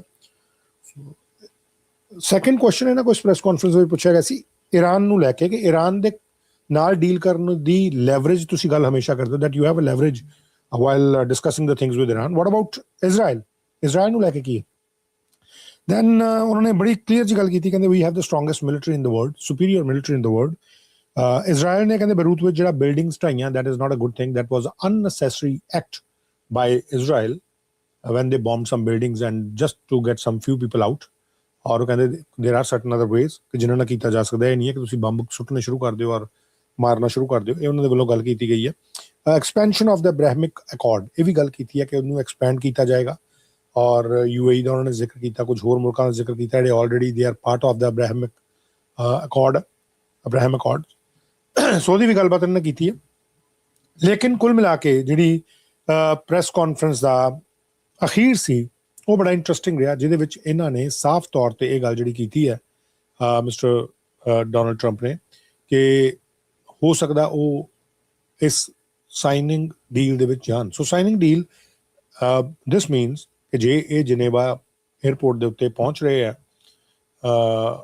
ਔਰ ਸਵਿਟਜ਼ਰਲੈਂਡ ਦੇ ਵਿੱਚ ਜੇਕਰ ਇਹਨਾਂ ਦਾ ਜਹਾਜ਼ ਜਿਹੜਾ ਉਹ ਪਹੁੰਚਿਆ ਹੋਇਆ ਔਰ ਜੇ ਜਾਂਦੇ ਆ ਤਾਂ ਦੈਟ ਮੀਨਸ ਕਿ ਡੀਲ ਜਿਹੜਾ MOU ਹੋ ਜਾਏਗਾ MOU ਸਾਈਨ ਹੋ ਜਾਏਗਾ ਨੋ ਡਾਊਟ ਥੋੜੀ ਦੇਰ ਤੱਕ ਇਹਨਾਂ ਨੇ ਇੱਥੋਂ ਨਿਕਲਣਾ I think that's what I can understand ਇਹ ਜਿਹੜੀਆਂ ਲਾਈਵ ਤਸਵੀਰਾਂ ਸਕਾਈ ਨਿਊਜ਼ ਦੇ ਹਵਾਲੇ ਤੋਂ ਮੈਂ ਤੁਹਾਡੇ ਨਾਲ ਸ਼ੇਅਰ ਜਿਹੜੀਆਂ ਕਰ ਰਿਹਾ ਔਰ ਦੂਜੇ ਪਾਸੇ ਅੱਜ ਦੇ ਹੀ ਇਸ ਜਿਹੜੀ ਇਹ G7 ਦੀ ਕੰਕਲੂਜਨ ਹੋਇਆ ਖਤਮ ਹੋਇਆ G7 ਦਾ ਸਮਾਪਨ ਹੋਇਆ ਇਹਦੇ ਵਿੱਚ ਹੀ ਕੈਨੇਡੀਅਨ ਪ੍ਰਾਈਮ ਮਿਨਿਸਟਰ ਜਿਹੜੇ ਨੇ ਮਿਸਟਰ ਮਾਰਕ ਕਾਰਨੀ ਉਹਨਾਂ ਦੇ ਵੱਲੋਂ ਵੀ ਇੱਕ ਪ੍ਰੈਸ ਕਾਨਫਰੰਸ ਜਿਹੜੀ ਹੈ ਉਹ ਕੀਤੀ ਗਈ and that was really very interesting ਔਰ ਬੜੀ ਇੰਪੋਰਟੈਂਟ ਸੀ ਉਹ ਵੀ ਉਹਨੂੰ ਵੀ ਅਜਿਹਾ ਨਹੀਂ ਛੱਡਿਆ ਜਾ ਸਕਦਾ that was also very important press conference ਜਿਹੜੀ ਆਨਰੇਬਲ ਮਾਰਕ ਕਾਰਨੀ ਦੇ ਵੱਲੋਂ ਕੀਤੀ ਗਈ ਔਰ ਉਹਦੇ ਵਿੱਚ ਉਹਨਾਂ ਨੇ ਦੱਸਿਆ ਕਿ ਈਰਾਨ ਔਰ US ਦੀ ਡੀਲ ਨੂੰ ਲੈ ਕੇ ਵੀ ਔਰ ਆਪਣੇ ਜਿਹੜੇ ਦੁਨੀਆ ਭਰ ਦੇ ਜਿਹੜੇ ਮੁਲਕਾਂ ਦੇ ਲੀਡਰਸ ਨੂੰ ਮਿਲੇ ਆ ਮਿਸਟਰ ਮਾਰਕ ਕਾਰਨੀ ਉਹਦਾ ਵੀ ਜ਼ਿਕਰ ਜਿਹੜਾ ਉਹਨਾਂ ਦੇ ਵੱਲੋਂ ਕੀਤਾ ਗਿਆ ਮੈਂ I'll just show you some of the pictures but while we are checking this ਜਿਹੜੀ ਲਾਈਵ ਇਸ ਵੇਲੇ ਚੱਲ ਰਿਹਾ ਜਿਹੜੀ ਦੱਸਿਆ ਜਾ ਰਿਹਾ ਕਿ ਡੋਨਲਡ ਟਰੰਪ ਜਿਹੜੇ ਆ ਉਹ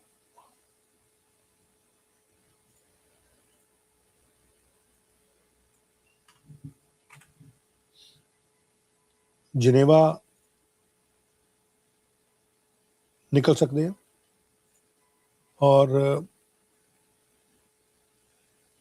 ਉੱਥੇ ਤਿਆਰੀਆਂ ਜਿਹੜੀਆਂ ਮੁਕੰਮਲ ਹੋ ਚੁੱਕੀਆਂ। I just want to know ਕਿ ਕੀ ਉੱਥੇ ਹਾਲਾਤ ਇਸ ਵੇਲੇ ਜਿਹੜੇ ਬਣ ਰਹੇ ਆ। Let me just one sec.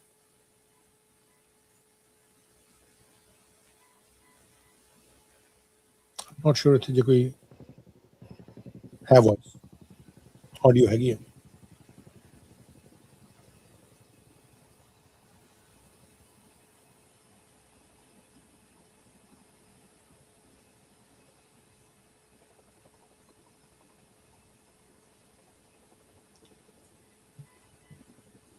Let me just check some more information ਇਹਦੇ ਵਿੱਚ ਜੇ ਕੋਈ ਅੱਗੇ ਇਨਫੋਰਮੇਸ਼ਨ ਆਉਂਦੀ ਹੈ ਔਰ ਕੁਝ ਪਤਾ ਲੱਗਦਾ ਤਾਂ, ਕਿਉਂਕਿ ਪ੍ਰਾਈਮ ਮਿਨਿਸਟਰ ਮਾਰਕ ਕਾਰਨੀ ਦਾ ਵੀ ਜਿਹੜਾ one second guys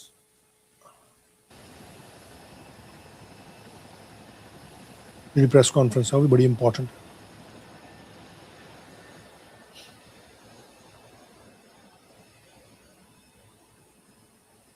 नहीं मेरे को इन्फॉर्मेशन है, I am just sharing it with you and this is through sky news. Sky news is the one ਜਿਹੜੇ ਲਾਈਵ ब्रॉडकास्ट कर रहे हैं। So you can see journalist और ਜਿਹੜੇ सारी बाकी ਦਾ क्रू है ਸੀਮਸ ਲਾਈਕ ਕਿ ਸਾਰੇ ਹੁਣ ਤੋਂ ਨਿਕਲ ਰਹੇ ਜਰਨਲਿਸਟ ਲੱਗ ਰਹੇ। ਯੈਸ, ਬਿਕੋਜ਼ ਜੇ ਤੁਸੀਂ ਦੇਖੋਗੇ ਮਾਈਕ ਫੜੇ ਹੋਏ ਆ, then they have cameras in their hands। ਇਹ ਸਾਰਾ ਕੁਝ ਇਹਨਾਂ ਦੇ ਹੱਥਾਂ ਦੇ ਵਿੱਚ ਹੈ ਔਰ ਬਾਕੀ ਦਾ ਕਰੂ ਵੀ ਆਈ ਥਿੰਕ ਨਾਲ ਦੇ ਨਾਲ ਬੋਰਡ ਹੋ ਰਿਹਾ ਫਰੋਮ ਦ ਰੀਅਰ ਡੋਰ, ਕਿਉਂਕਿ ਫਰੰਟ ਡੋਰ ਤੋਂ ਪ੍ਰੈਜ਼ੀਡੈਂਟ, ਉਹਨਾਂ ਦੀ ਧਰਮ ਪਤਨੀ, ਉਹ ਬੋਰਡ ਹੁੰਦੇ ਆ।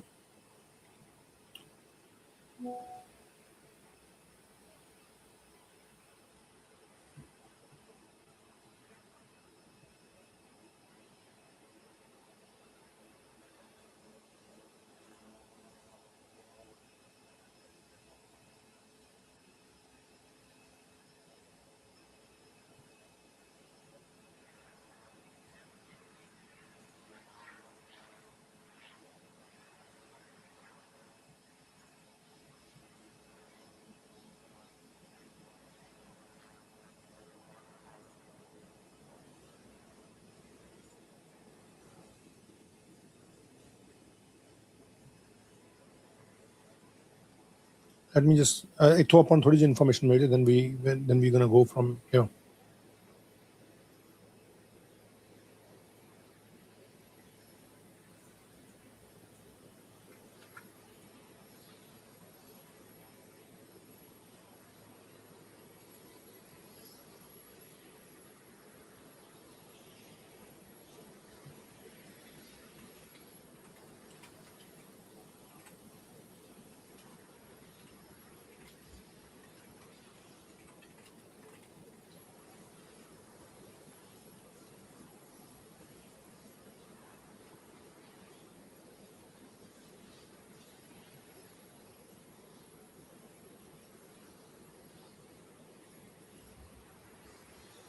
That's, I think, the special agents, Secret Service agents।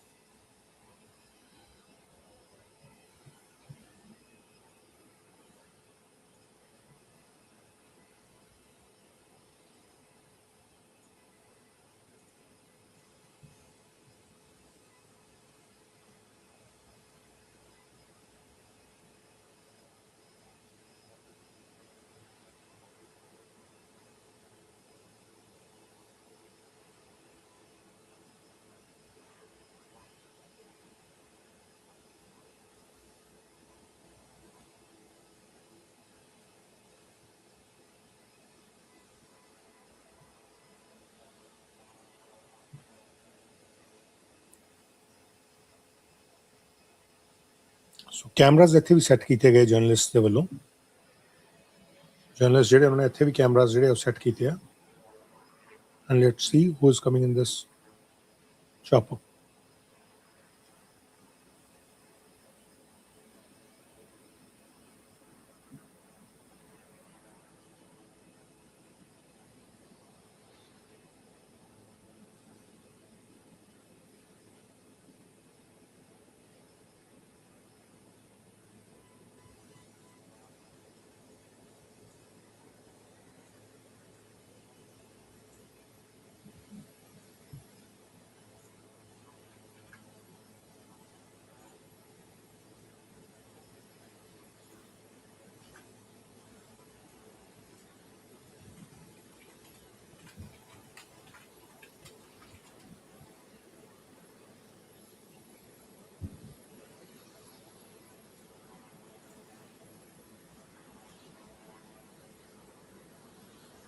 Let's see.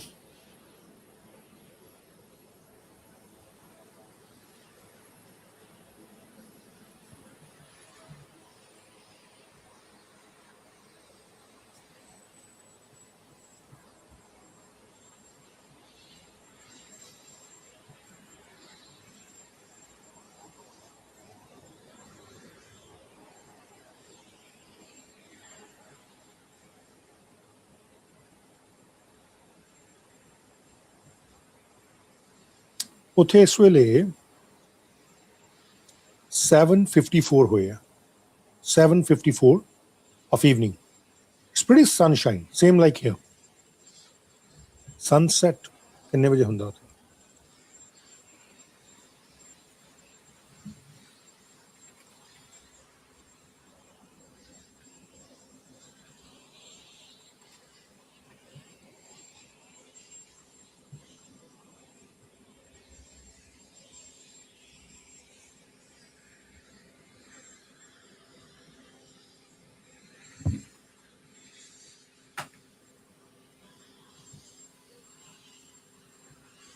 (9:30) sunset ਹੁੰਦਾ. So it's just 8 o'clock, not even 8 o'clock. Not even 8 o'clock. Yes, I think it's President Trump.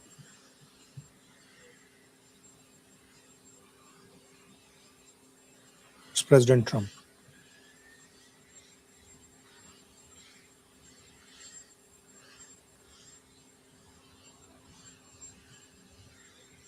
Secret service ਵਾਲੇ watch ਤੇ time ਵੀ check ਕਰ ਰਹੇ ਆ exact ਕੀ time ਹੈ ਜਦੋਂ ਬਾਹਰ ਨਿਕਲ ਰਹੇ ਆ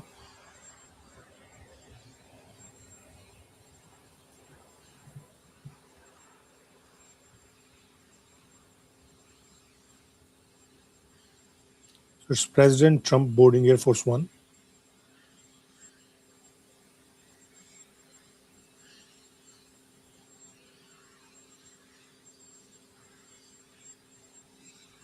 That's his cabinet. Trump the close quartering.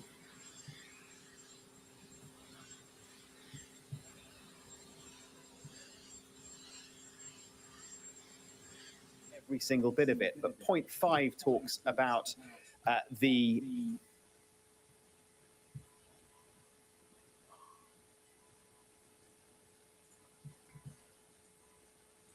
Let me check 1 sec.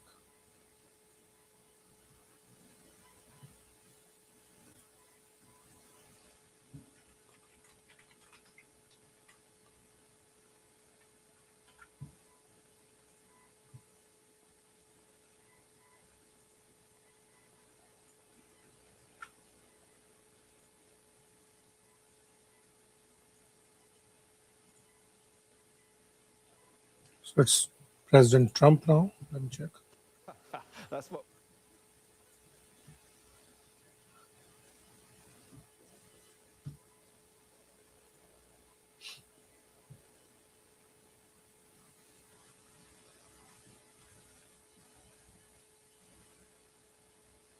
ये सी ऑफ करना है होते हैं office officials surprised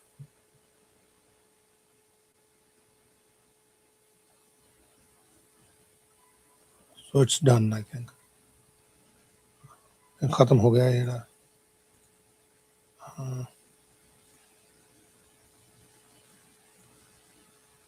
Just one second. No, there is more. There is more. 1 second. Yes.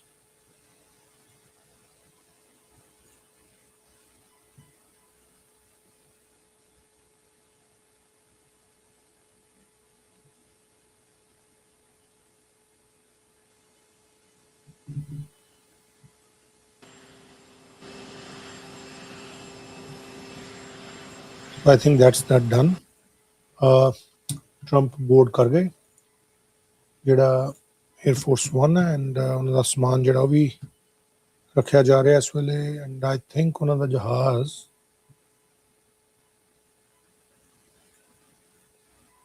ਇੱਥੋਂ ਹੁਣ ਨਿਕਲ ਜਾਣਾ ਬਸ ਕਿਸੇ ਵੀ ਵਕਤ seems like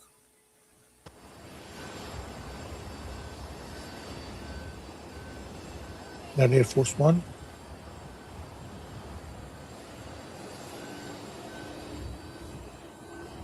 I think ਅਜੇ ਤਿਆਰ ਕਰਦੇ ਆ ਇਹਨੂੰ ਕਰਦੇ ਆ ਕਾਫੀ ਸਮਝ ਰਿਹਾ ਲੱਗ ਜਾਣਾ ਲੇਕਿਨ let me just take you to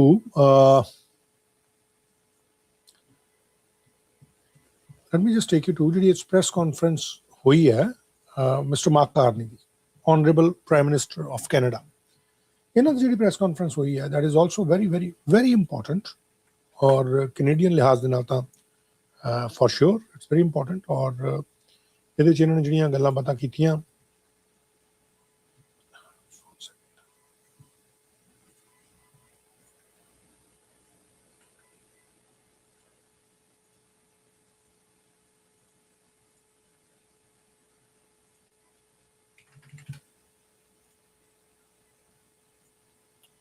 ਜਿਹੜੀਆਂ ਗੱਲਾਂ ਬਾਤਾਂ ਕੀਤੀਆਂ ਉਹਦੇ ਬਾਰੇ ਵੀ ਆਪਾਂ ਥੋੜਾ ਜ਼ਿਕਰ ਉਹ ਕਰਦੇ ਹਾਂ ਔਰ ਇਹ ਤਾਂ ਹੁਣ ਪ੍ਰੈਜ਼ੀਡੈਂਟ ਡੋਨਲਡ ਟਰੰਪ ਤਾਂ ਆਲਮੋਸਟ ਜਿਹੜੇ ਆ ਹੀ ਇਜ਼ ਔਨ ਦ ਵੇ ਸੋ ਇਹਦੇ 'ਚ ਆਪਾਂ ਹੁਣ ਕੋਈ ਇੰਨੀ ਜ਼ਿਆਦਾ ਦੇਖਣ ਵਾਲੀ ਕੋਈ ਚੀਜ਼ ਨਹੀਂ ਹੈ ਪਰ ਜੇ ਕੋਈ ਬੜੀ ਇੰਪੋਰਟੈਂਟ ਚੀਜ਼ ਆਏਗੀ ਤਾਂ definitely I will share that with you but prime minister Canada ਦੇ ਉਹ G7 ਸਮਿਟ ਦੇ ਦੌਰਾਨ ਫਰਾਂਸ ਤੋਂ ਹੀ ਉਹਨਾਂ ਨੇ ਜਿਹੜੀ ਗੱਲਬਾਤ ਕੀਤੀ ਹੈ ਉਹ ਕੀ ਰਹੀ ਹੈ let me just share it with you ਉਹਨਾਂ ਨੇ ਜਿਹੜੀ ਇਹ ਗੱਲਬਾਤ ਅੱਜ ਕੀਤੀ ਹੈ ਉਹ ਕਿਉਂ ਇੰਪੋਰਟੈਂਟ ਬਣ ਜਾਂਦੀ ਹੈ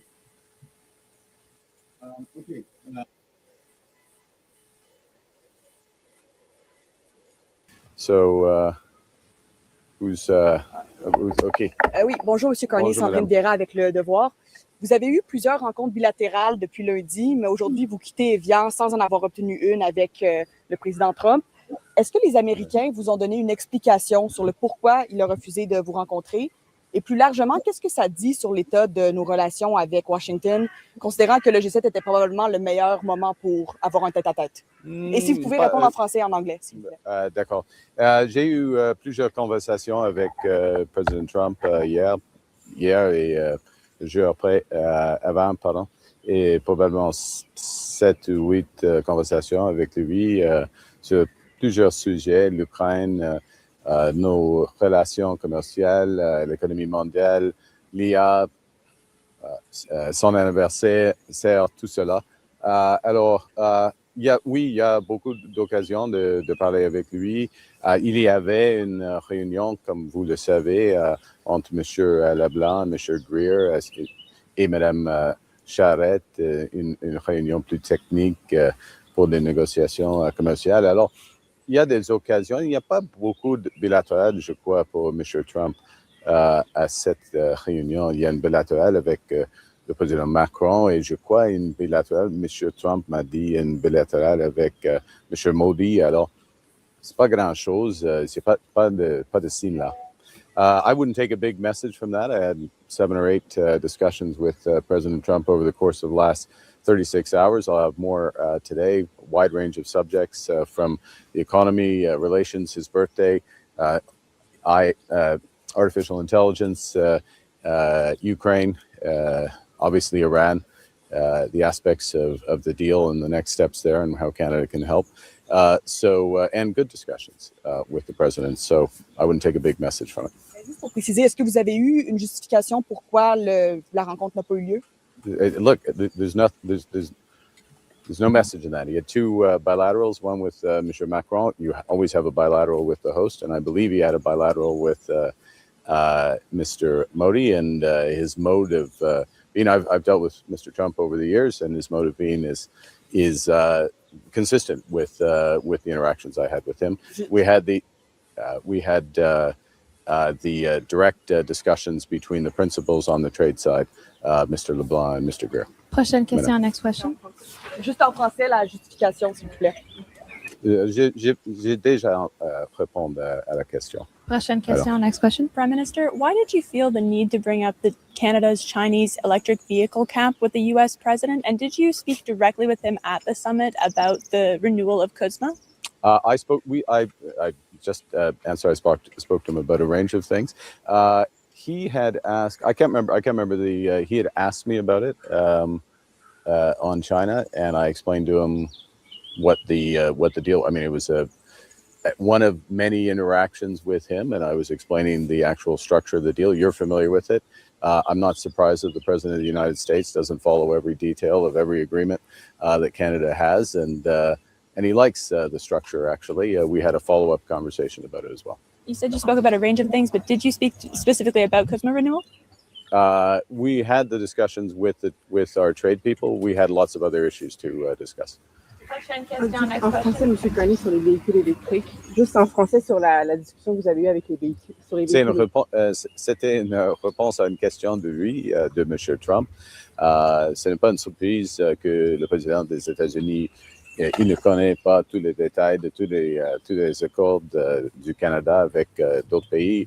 Et je veux souligner que le Canada a signé plus de 20 accords en économie et de sécurité pendant la dernière année. Alors, ouais.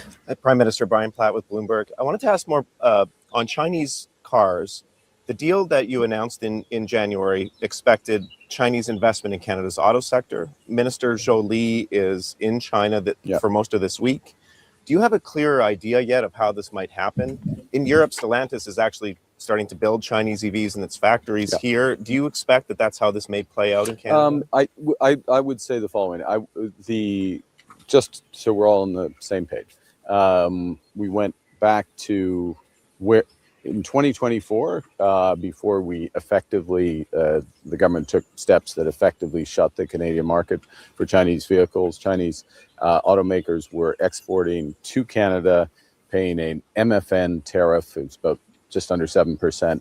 So the lowest tariff rate, most favored nation tariff rate. They were exporting 49,000 cars. They were all Teslas, basically. Teslas made in China. What we agreed with China earlier this year was, in effect, as I explained to the president, a hard cap. In other words, a very high punitive tariff above that 49,000 level, the MFN tariff below, but an additional requirement that half of that quota, that 49,000 built up over a few years, would be for vehicles $35,000 or less. So we'd get wider variety, wider choice for Canadians. But I'd remind, and you know this, that this is less than 3% of the Canadian car market. So it's quite, a marginal amount, but it gets some Chinese vehicles back in, more choice. And it creates the possibility, not the certainty in any ways, that there is commercial, this commercial relationship develops and there's Chinese investment in Canada. We are only interested in Chinese investment in Canada when it's material Canadian production. We're not interested in kits being put together in Canada. We're interested if there are joint venture partnerships, Canadian control, substantial value add, Canadian labor standards, substantial jobs, etc., that are consistent with that. Those are longer tail discussions. Those would be some of the discussions Minister Zhou Li is having. You see some of this in, as you say, you see some of this happening in Europe. You see some of this happening I'll double check this with the president of Brazil, but I believe actually in Brazil you're seeing some of this as well. So it's a natural evolution of their business model. What we would do, though, is we will only do what's in the interest of Canadian consumers, Canadian workers. Yeah. Hi, Prime Minister. Jordan Gallen with the National Post. Hi. In the leader statement on geopolitical issues yesterday, it said it welcomes Canada's potential to deliver additional energy capacity in the coming years. Can you elaborate on what you offer the European leaders, and can Canada deliver given its current export infrastructure? yes to your second part of your question. And the first part, let me give the context to that, which is taking the lessons. And one of the points that I made in the room in our discussions around Iran and geopolitics was we have to apply the lessons of recent events. And one of the lessons, deep insight, but it's important that we actually apply it, is diversification. Choke point at Strait of Hormuz, we have all seen the impact, including on Canadians with higher gas prices, but more globally. So there's diversification within that region, new pipeline and other infrastructure. So not all energy is coming out through the strait. There is some of that, but there's not enough of that. So there's intention to build out a series of energy infrastructure there.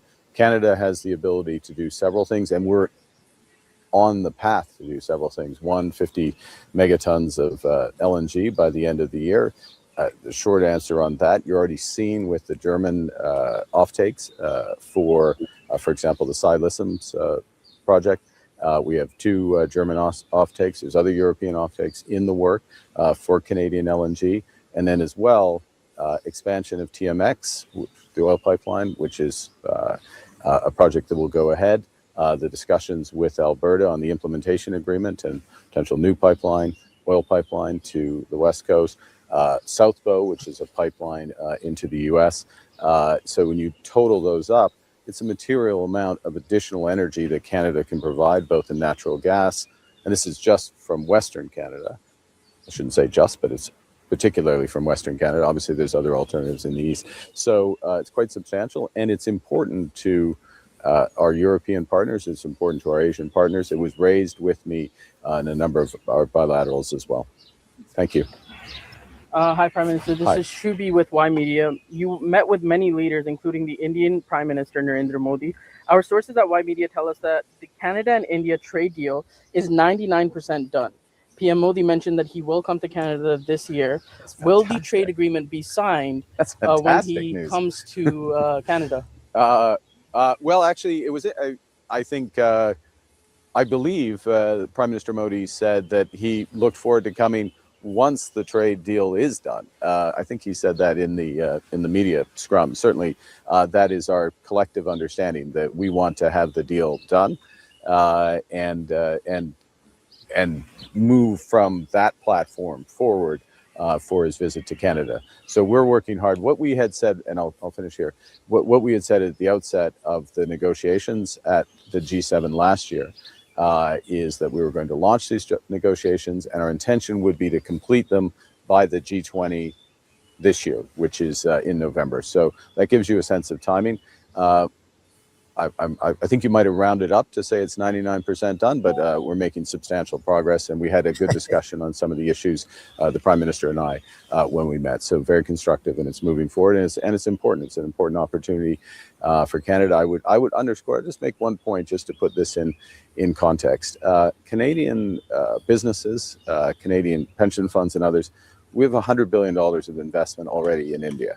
So this is we're one of the largest foreign investors in India. We have one of the largest trade relationships, or potential trade relationships, better way to put it. Having the Foreign Investment Protection Agreement, FIPA, and then having this trade deal really will open up a new level of activity there. Thank you. Oui, madame. Oui, bonjour, Monsieur Carney, Laurence Martin, Radio-Canada. Je voudrais vous entendre sur l'entente avec l'Iran. Oui. Vous avez parlé hier dans une entrevue à CNN d'un accord game changer, d'un tournant décisif. Il y a quand même plusieurs analystes qui doutent que ce protocole d'entente mène à une paix durable dans la région parce qu'il y a toute la question du nucléaire iranien qui doit être réglée. Pourquoi vous êtes si positif? Est-ce que c'est pour, je veux dire, plaire à M. Trump d'une certaine façon ou vous y croyez vraiment? Et si vous y croyez vraiment, pourquoi? Non, je dis que je crois. Je dis que je crois ou je sais.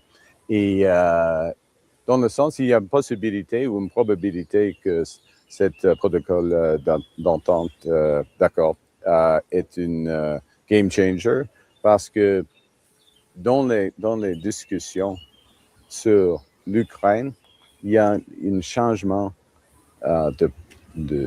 d'orientation des États-Unis et le président Trump. OK? Une position plus pas plus dur par rapport à la Russie, à la Russie, et plus réaliste, selon nous, de la situation sur le terrain de la guerre, le résultat éventuel de la guerre, la perte de la Russie. Ça, c'est la première chose. Deuxièmement, en ce qui concerne les discussions, il y avait une discussion très détaillée sur le Liban. C'était soulevé par le Canada, la France, mais à cause de l'accord avec l'Iran, il y avait une discussion, comme j'ai dit, plus détaillée sur le Liban. Ça, c'est un game changer, donc dans un sens, oui. Et troisièmement, en ce qui concerne l'accord avec l'Iran, c'est le fin dans l'accord. C'est le fin du programme nucléaire et oui, c'est pas fait. Oui, c'est pas fait, mais il y a une possibilité. C'est le commencement d'un processus. Il y a des incentives très grands pour l'Iran de respecter ses engagements. On verra. Oui, il faut travailler. Mais vous y croyez? Vous croyez que ça peut mener à une paix durable dans la région? Ça crée la possibilité. Il y a plusieurs risques qui existent, mais je voudrais souligner le changement de ton, le changement de possibilités au Liban et en Ukraine. Et ça, c'est des game changers. In English, I was sorry.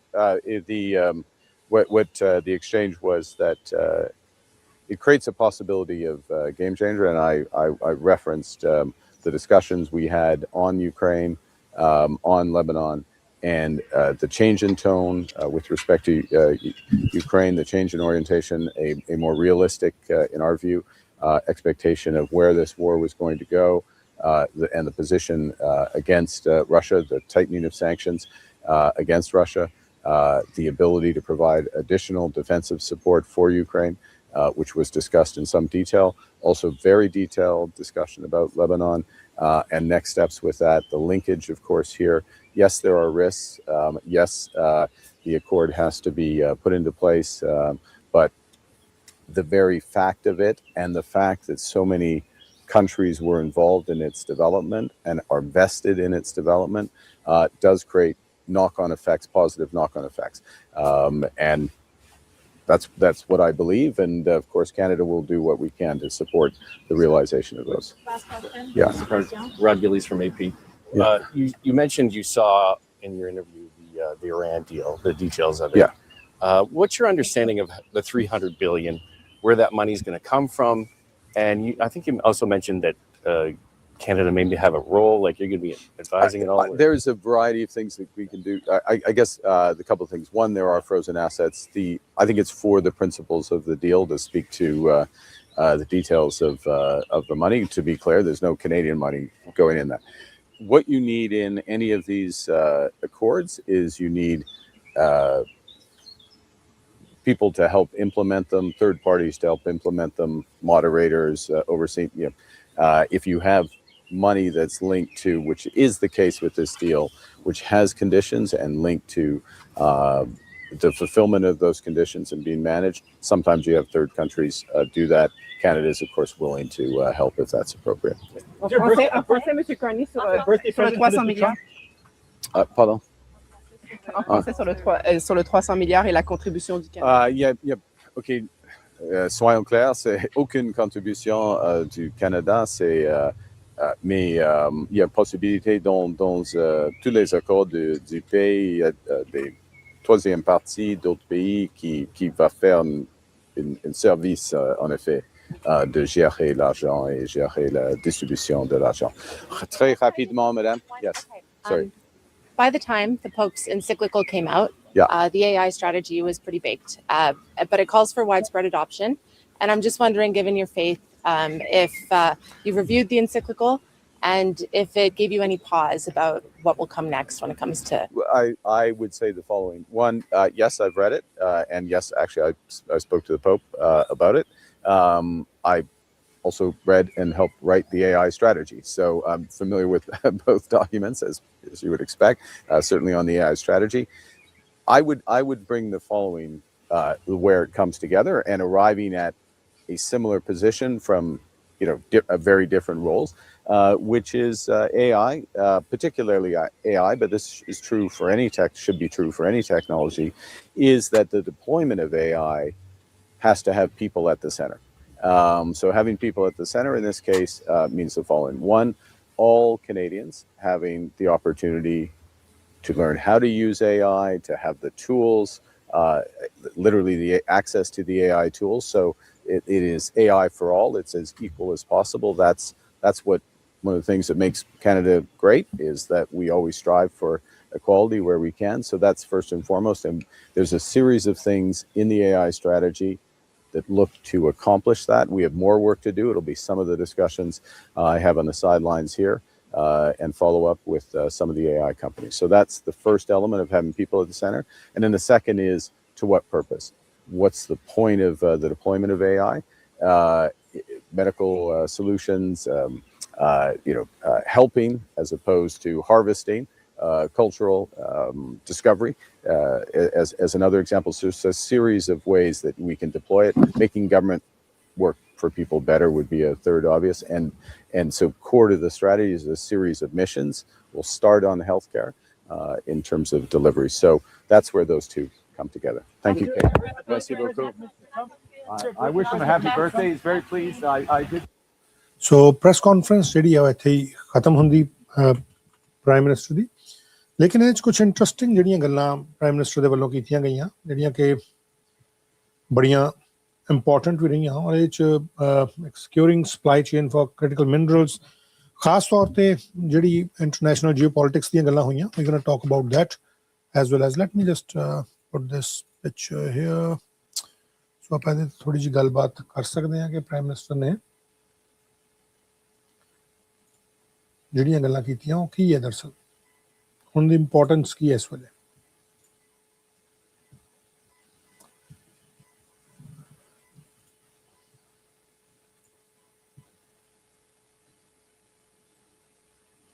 Major ਜਿਹੜੀ ਗੱਲਬਾਤ prime minister mark Carney ਦੇ ਵੱਲੋਂ ਕੀਤੀ ਗਈ ਹੈ, ਜਿਹੜੀ major ਚੀਜ਼ ਹੈ ਉਹ 'ਚ ਉਹਨੇ ਇੱਕ ਤਾਂ ਕਿਹਾ ਕਿ ਕੈਨੇਡੀਅਨ ਕੰਜ਼ਿਊਮਰ, ਕੈਨੇਡੀਅਨ ਵਰਕਰ, ਸਾਰਾ ਧਿਆਨ ਜਿਹੜਾ ਇਸੇ ਚੀਜ਼ ਦੇ ਉੱਤੇ ਰਹੇਗਾ ਕਿ Canadian consumer and Canadian worker. Bilateral trade ਜਿਹੜੀ ਗੱਲਬਾਤ ਹੋਈ ਹੈ ਮਿਸਟਰ ਮੋਦੀ ਦੇ ਨਾਲ, ਉਹਦਾ ਉਹਨਾਂ ਨੇ ਜ਼ਿਕਰ ਕੀਤਾ. ਬਾਇਲੈਟਰਲ ਜਿਹੜੀ ਗੱਲਬਾਤ ਹੋਈ ਹੈ ਭਾਰਤ ਦੇ ਪ੍ਰਧਾਨ ਮੰਤਰੀ ਦੇ ਨਾਲ, ਉਹਦਾ ਜ਼ਿਕਰ ਜਿਹੜਾ ਉਹਨਾਂ ਨੇ ਕੱਲ ਕੀਤਾ ਵੀ ਸੀ. ਆਪਣੇ ਜਿਹੜੀ ਇੱਕ ਆਫੀਸ਼ੀਅਲ ਸਟੇਟਮੈਂਟ ਜਿਹੜੀ ਜਾਰੀ ਕੀਤੀ ਗਈ ਸੀ ਕੈਨੇਡੀਅਨ ਗਵਰਨਮੈਂਟ ਵੱਲੋਂ, ਉਸ ਦੇ ਵਿੱਚ ਵੀ I'm going to post it here, so can just check. ਜਿਹੜੀ ਉਹ ਕੱਲ੍ਹ ਦੇ ਬਾਰੇ videos and all that stuff ਆਪਾਂ ਤੁਹਾਨੂੰ ਦਿਖਾਇਆ ਵੀ ਸੀ. ਆਹ ਜਿਹੜੀ ਇੱਕ ਸਟੇਟਮੈਂਟ ਜਾਰੀ ਕੀਤੀ ਗਈ ਸੀ ਕੱਲ੍ਹ ਦੀ ਹੈ, 16th ਦੀ. ਅੱਜ ਟੁਡੇ 16th ਦੀ ਸੀ ਜਦੋਂ ਇਹਨਾਂ ਦੀ ਪ੍ਰਾਈਮ ਮਿਨਿਸਟਰ ਮੋਦੀ ਦੇ ਨਾਲ ਗੱਲਬਾਤ ਹੋਈ ਸੀ, ਔਰ ਉਹਦੇ ਵਿੱਚ ਇਹਨਾਂ ਦੇ ਵੱਲੋਂ ਇਸ ਗੱਲ ਦਾ ਜ਼ਿਕਰ ਜਿਹੜਾ ਉਹ ਕੀਤਾ ਗਿਆ ਸੀ. ਔਰ ਇਹਦੇ 'ਚ ਦੱਸਿਆ ਗਿਆ ਸੀ ਕਿ ਕੈਨੇਡਾ ਤੇ ਇੰਡੀਆ ਦੇ ਰਿਲੇਸ਼ਨ ਕਿਸ ਤਰੀਕੇ ਨਾਲ ਵੱਧ ਰਹੇ ਅੱਗੇ. ਔਰ ਅੱਜ ਵੀ ਜਿਹੜਾ ਸਵਾਲ ਇੱਕ ਪੁੱਛਿਆ ਗਿਆ, ਅੱਗੇ ਚੱਲ ਕੇ we going to discuss about that. But diversification in energy, ਇਹਦੀ ਵੀ ਗੱਲ ਕੀਤੀ ਗਈ ਕਿ ਐਨਰਜੀ ਦੇ ਵਿੱਚ ਅਸੀਂ ਡਾਇਵਰਸਿਫਿਕੇਸ਼ਨ ਵਾਲੇ ਪਾਸੇ ਦੇਖ ਰਹੇ ਹਾਂ ਕਿ ਦੁਨੀਆ ਭਰ ਦੇ ਵਿੱਚ ਜਿੱਦਾਂ ਐਨਰਜੀ ਦੀ ਡਿਮਾਂਡ ਵੱਧ ਰਹੀ ਹੈ ਔਰ ਚੀਜ਼ਾਂ ਜਿਹੜੀਆਂ ਉਹ ਚੇਂਜ ਹੋ ਰਹੀਆਂ, ਉਹਦੇ 'ਚ ਕੈਨੇਡਾ ਕਿਹੜੀ ਜਗ੍ਹਾ ਤੇ ਖੜਾ, ਕੈਨੇਡਾ ਕਿਵੇਂ ਉਹਦੇ 'ਚ ਆਪਣਾ ਰੋਲ ਜਿਹੜਾ ਅਦਾ ਕਰ ਸਕਦਾ ਹੈ.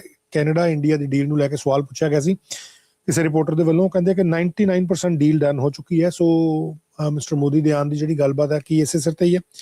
ਉਹ ਕਹਿੰਦੇ ਜੋ ਉਹਨਾਂ ਨੇ ਕਿਹਾ ਸੀ ਮਿਸਟਰ ਨਰਿੰਦਰ ਮੋਦੀ ਨੇ, ਉਹ ਇਹ ਕਿਹਾ ਸੀ ਕਿ ਜਦੋਂ ਡੀਲ ਪੂਰੀ ਹੋ ਜਾਏਗੀ, ਪਰ ਕਹਿੰਦੇ ਉਹਦਾ ਜਿਹੜਾ ਅਸੀਂ ਮਿਥਿਆ ਹੋਇਆ ਟੀਚਾ, ਦ ਟਾਰਗੇਟ, ਦੈਟ ਇਜ਼ ਬਿਫੋਰ ਔਰ ਦ ਕੰਪਲੀਸ਼ਨ ਆਫ ਔਰ ਬਿਫੋਰ ਦ G20, ਜਿਹੜੀ G20 ਦੀ ਮੀਟਿੰਗ ਹੋਣੀ ਹੈ ਉਸ ਤੋਂ ਪਹਿਲਾਂ. ਮੇਰੇ ਖਿਆਲ ਨਾਲ ਮਿਆਮੀ ਦੇ ਵਿੱਚ ਹੋਣੀ ਹੈ, if I am not wrong. US ਦੇ ਕੋਲ ਐਤਕੀ ਉਹਦੀ ਪ੍ਰੈਜ਼ੀਡੈਂਸੀ, ਔਰ G20 ਦਾ ਸਕੈਜੂਲ ਜਿਹੜਾ ਨਵੰਬਰ ਦੇ ਵਿੱਚ ਹੈ. ਸੋ ਨਵੰਬਰ ਤੋਂ ਪਹਿਲਾਂ ਇਹ ਡੀਲ ਜਿਹੜੀ ਹੈ ਇਹਨਾਂ ਨੇ ਕਰ ਲੈਣੀ, ਦੈਟ ਇਜ਼ ਫॉर ਸ਼ੋਰ. ਨਾਲ ਦੇ ਨਾਲ ਉਹਨੇ ਵੀ ਗੱਲ ਕੀ, ਕਹਿੰਦੇ ਕੈਨੇਡਾ ਜਿਹੜਾ one of the largest investor ਹੈ ਇੰਡੀਆ ਦੇ ਵਿੱਚ, with already more than $100 billion of investment through the Canadian pension funds. That is one component ਜਿਹੜਾ ਕੈਨੇਡਾ ਨੇ already as ਇਨਵੈਸਟ ਕੀਤਾ ਹੋਇਆ ਇੰਡੀਆ ਦੇ ਵਿੱਚ. ਔਰ ਪੋਟੈਂਸ਼ੀਅਲ ਟ੍ਰੇਡ ਰਿਲੇਸ਼ਨ ਜਿਹੜੇ ਆ ਉਹ ਹੋਰ ਜ਼ਿਆਦਾ ਵਧੀਆ ਤਰੀਕੇ ਨਾਲ ਚੱਲ ਰਹੇ ਆ. ਸੋ ਕੋਸ਼ਿਸ਼ ਬਹੁਤ ਕੀਤੀ ਜਾ ਰਹੀ ਹੈ ਇਹਨੂੰ ਢਾਹ ਲਾਉਣ ਦੀ, ਬਟ ਇਹ ਉਹਨਾਂ ਦੇ ਵੱਲੋਂ ਨਹੀਂ ਕਿਹਾ ਗਿਆ। ਦਿਸ ਇਜ਼ ਮਾਈ ਓਪੀਨੀਅਨ ਕਿ ਦੇਰ ਆਰ ਸੋ ਮੈਨੀ ਪਾਵਰਸ ਜਿਹੜੀਆਂ ਕੋਸ਼ਿਸ਼ ਕਰ ਰਹੀਆਂ ਕਿ ਕਿਸੇ ਵੀ ਤਰੀਕੇ ਨਾਲ ਢਾਹ ਲਾਇਆ ਜਾਏ, ਲੇਕਿਨ ਕੈਨੇਡਾ ਔਰ ਇੰਡੀਆ ਦੇ ਰਿਲੇਸ਼ਨ ਹੁਣ ਸੁਧਰਨ ਵਾਲੇ ਪਾਸੇ ਚੱਲ ਰਿਹਾ। ਮਾਰਕ ਕਾਰਨੀ ਸਾਹਿਬ ਦੀ ਤਸਵੀਰ ਤੁਸੀਂ ਦੇਖ ਰਹੇ ਹੋ G7 ਦੇ ਵਿੱਚ, ਬਹੁਤ ਖੂਬਸੂਰਤ ਤਸਵੀਰ ਉਹਨਾਂ ਦੇ ਆਪਣੇ ਸੋਸ਼ਲ ਮੀਡੀਆ ਦੇ ਉੱਤੇ ਵੀ ਜਿਹੜੀ ਇਹ ਪੋਸਟ ਕੀਤੀ ਗਈ ਹੈ। ਇਸ ਤੋਂ ਇਲਾਵਾ ਪ੍ਰਾਈਮ ਮਿਨਿਸਟਰ ਨਰਿੰਦਰ ਮੋਦੀ ਤੋਂ ਇਲਾਵਾ ਉਹ ਯੂਨਾਈਟਿਡ ਅਰਬ ਅਮੀਰਾਤ ਦੇ ਜਿਹੜੇ ਪ੍ਰੈਜ਼ੀਡੈਂਟ ਨੇ ਹਿਜ਼ ਹਾਈਨੈਸ ਸ਼ੇਖ ਮੁਹੰਮਦ ਬਿਨ ਜ਼ਾਇਦ ਅਲ ਨਾਹਯਾਨ, ਉਹਨਾਂ ਦੇ ਨਾਲ ਮਿਲੇ ਆ। President of Ukraine Vladimir Zelensky ਦੇ ਨਾਲ ਮਿਲੇ ਆ। ਇਟਲੀ ਦੀ ਪ੍ਰਾਈਮ ਮਿਨਿਸਟਰ ਜਾਰਜੀਆ ਮੈਲੋਨੀ ਦੇ ਨਾਲ ਮਿਲੇ ਆ। ਯੂਰੋਪੀਅਨ ਕਾਉਂਸਲ ਦੇ ਪ੍ਰੈਜ਼ੀਡੈਂਟ ਐਂਟੋਨੀਓ ਕੋਸਟਾ ਤੇ ਯੂਰੋਪੀਅਨ ਕਮਿਸ਼ਨ ਦੇ ਪ੍ਰੈਜ਼ੀਡੈਂਟ ਉਰਸੁਲਾ ਵਨ ਡੈਰ ਲੈਨ, ਉਹਨਾਂ ਦੇ ਨਾਲ ਵੀ ਇਹਨਾਂ ਦੀ ਮੁਲਾਕਾਤ ਹੋਈ ਆ। ਆਇਰਲੈਂਡ ਦੇ ਪ੍ਰੈਜ਼ੀਡੈਂਟ ਜਿਹੜੇ ਨੇ ਕੈਥਰੀਨ ਕੋਲੋਨੀ, ਉਹਨਾਂ ਦੇ ਨਾਲ ਉਹਨਾਂ ਦੀ ਪਹਿਲਾਂ ਮੁਲਾਕਾਤ ਹੋਈ ਸੀ, ਲੇਕਿਨ ਆ ਜਿਹੜੀ G7 ਦੇ ਵਿੱਚ ਹੋਈ ਹੈ ਰਿਪਬਲਿਕ ਆਫ ਕੋਰੀਆ ਦੇ ਲੀ